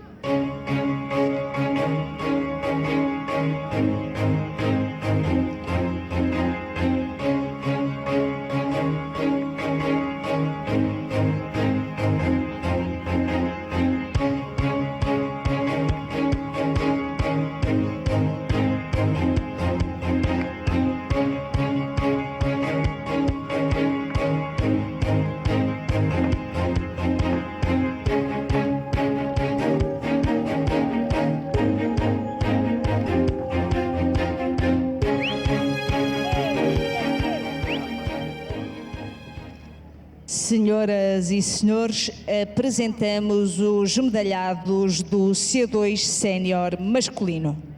Ladies and gentlemen, the medal presentation for C2 men. As medalhas serão entregues por André Jelenc, membro da Comissão Executiva da ECA, Associação Europeia de Canoagem, acompanhado pelo team leader de Espanha. The medals will be presented by André Ilenk, member of the ECA committee, accompanied by the team leader of Spain. Os medalhados de bronze. The bronze medal for Spain. Ramón Ferro e Oscar Granha.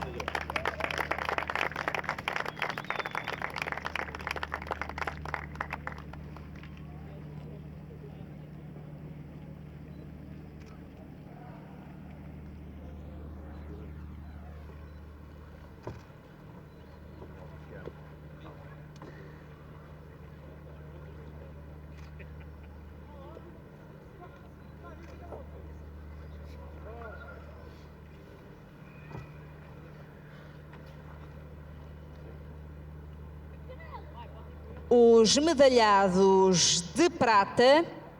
The silver medal for Hungary. Da Hungria, Adam Dox e Martin Cover.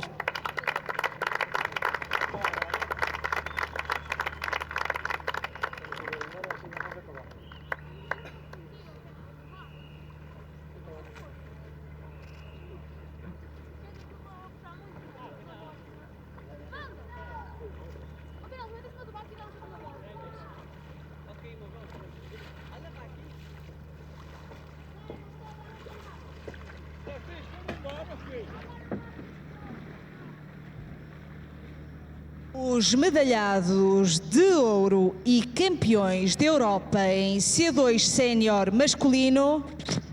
The gold medal and European champions from Spain. José Sánchez e Manuel Campos, de Espanha.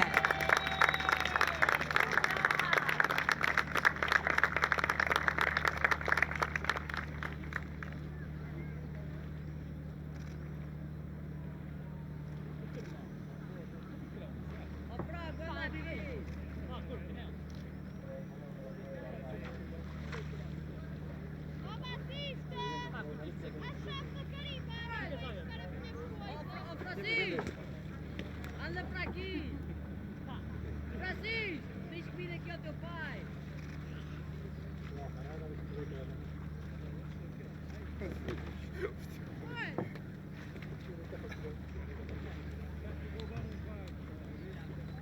Senhoras e senhores, vamos escutar o hino nacional de Espanha.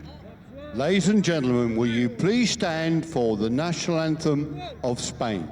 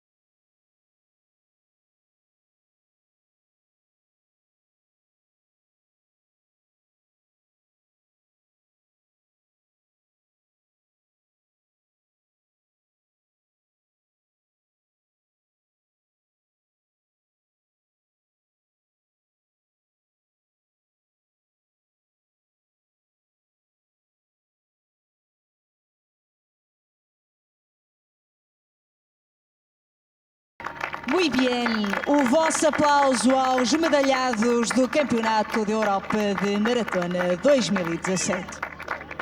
Congratulations, gentlemen. Thank you very much.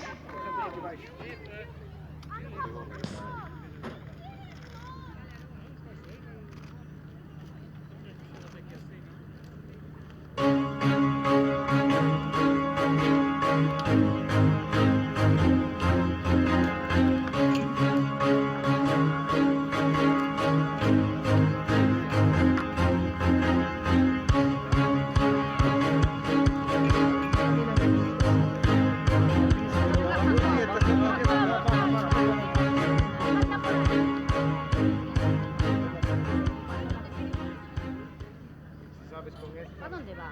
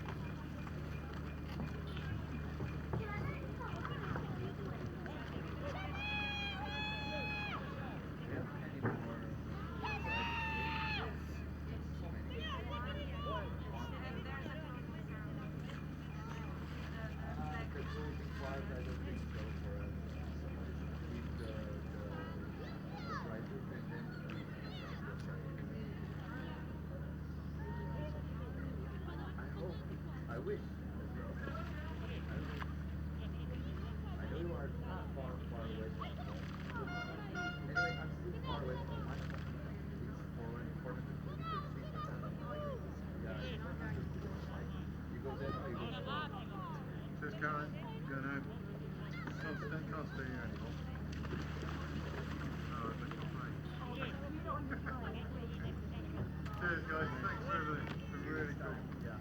Thanks.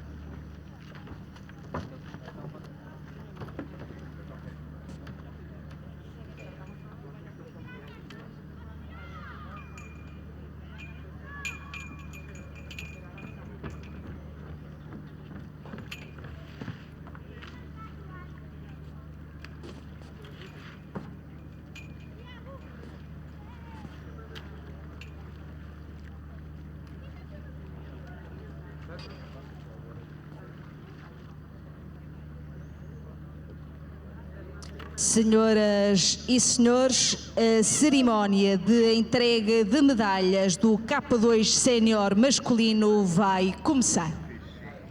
Ladies and gentlemen, the medal ceremony for K2 men will begin.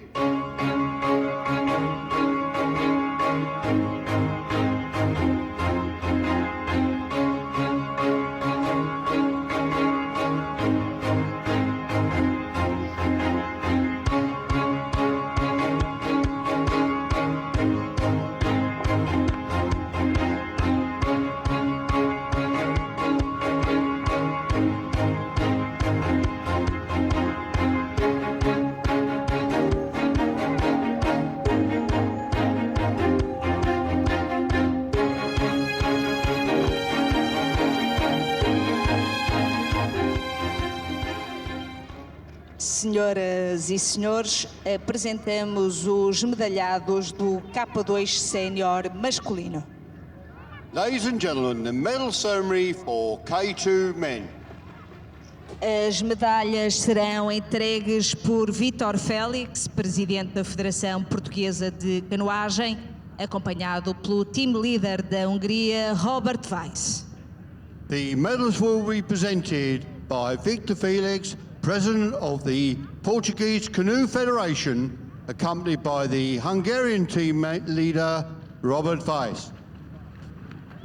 Os medalhados de bronze, the bronze medal for Spain, Miguel Lawrence e Luís Pérez.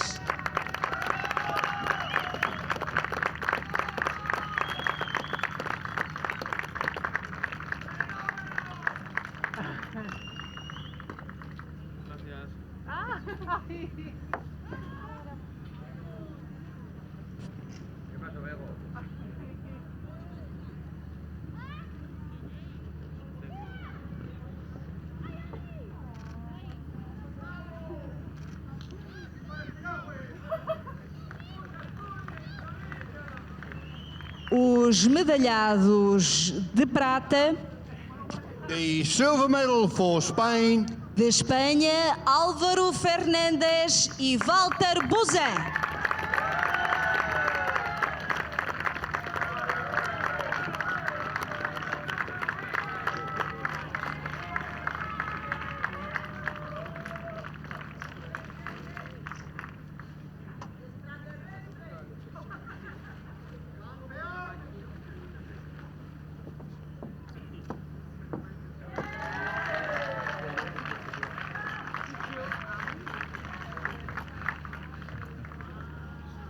Os medalhados de ouro e campeões de Europa em K2 sénior masculino.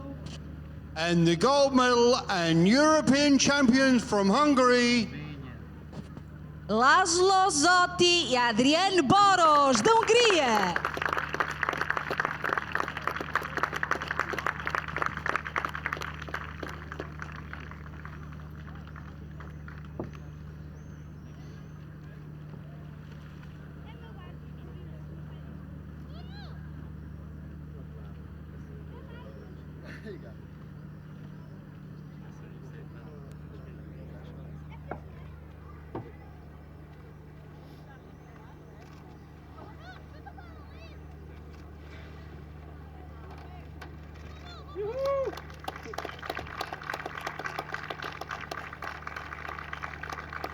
Senhoras e senhores, vamos escutar o hino nacional da Hungria.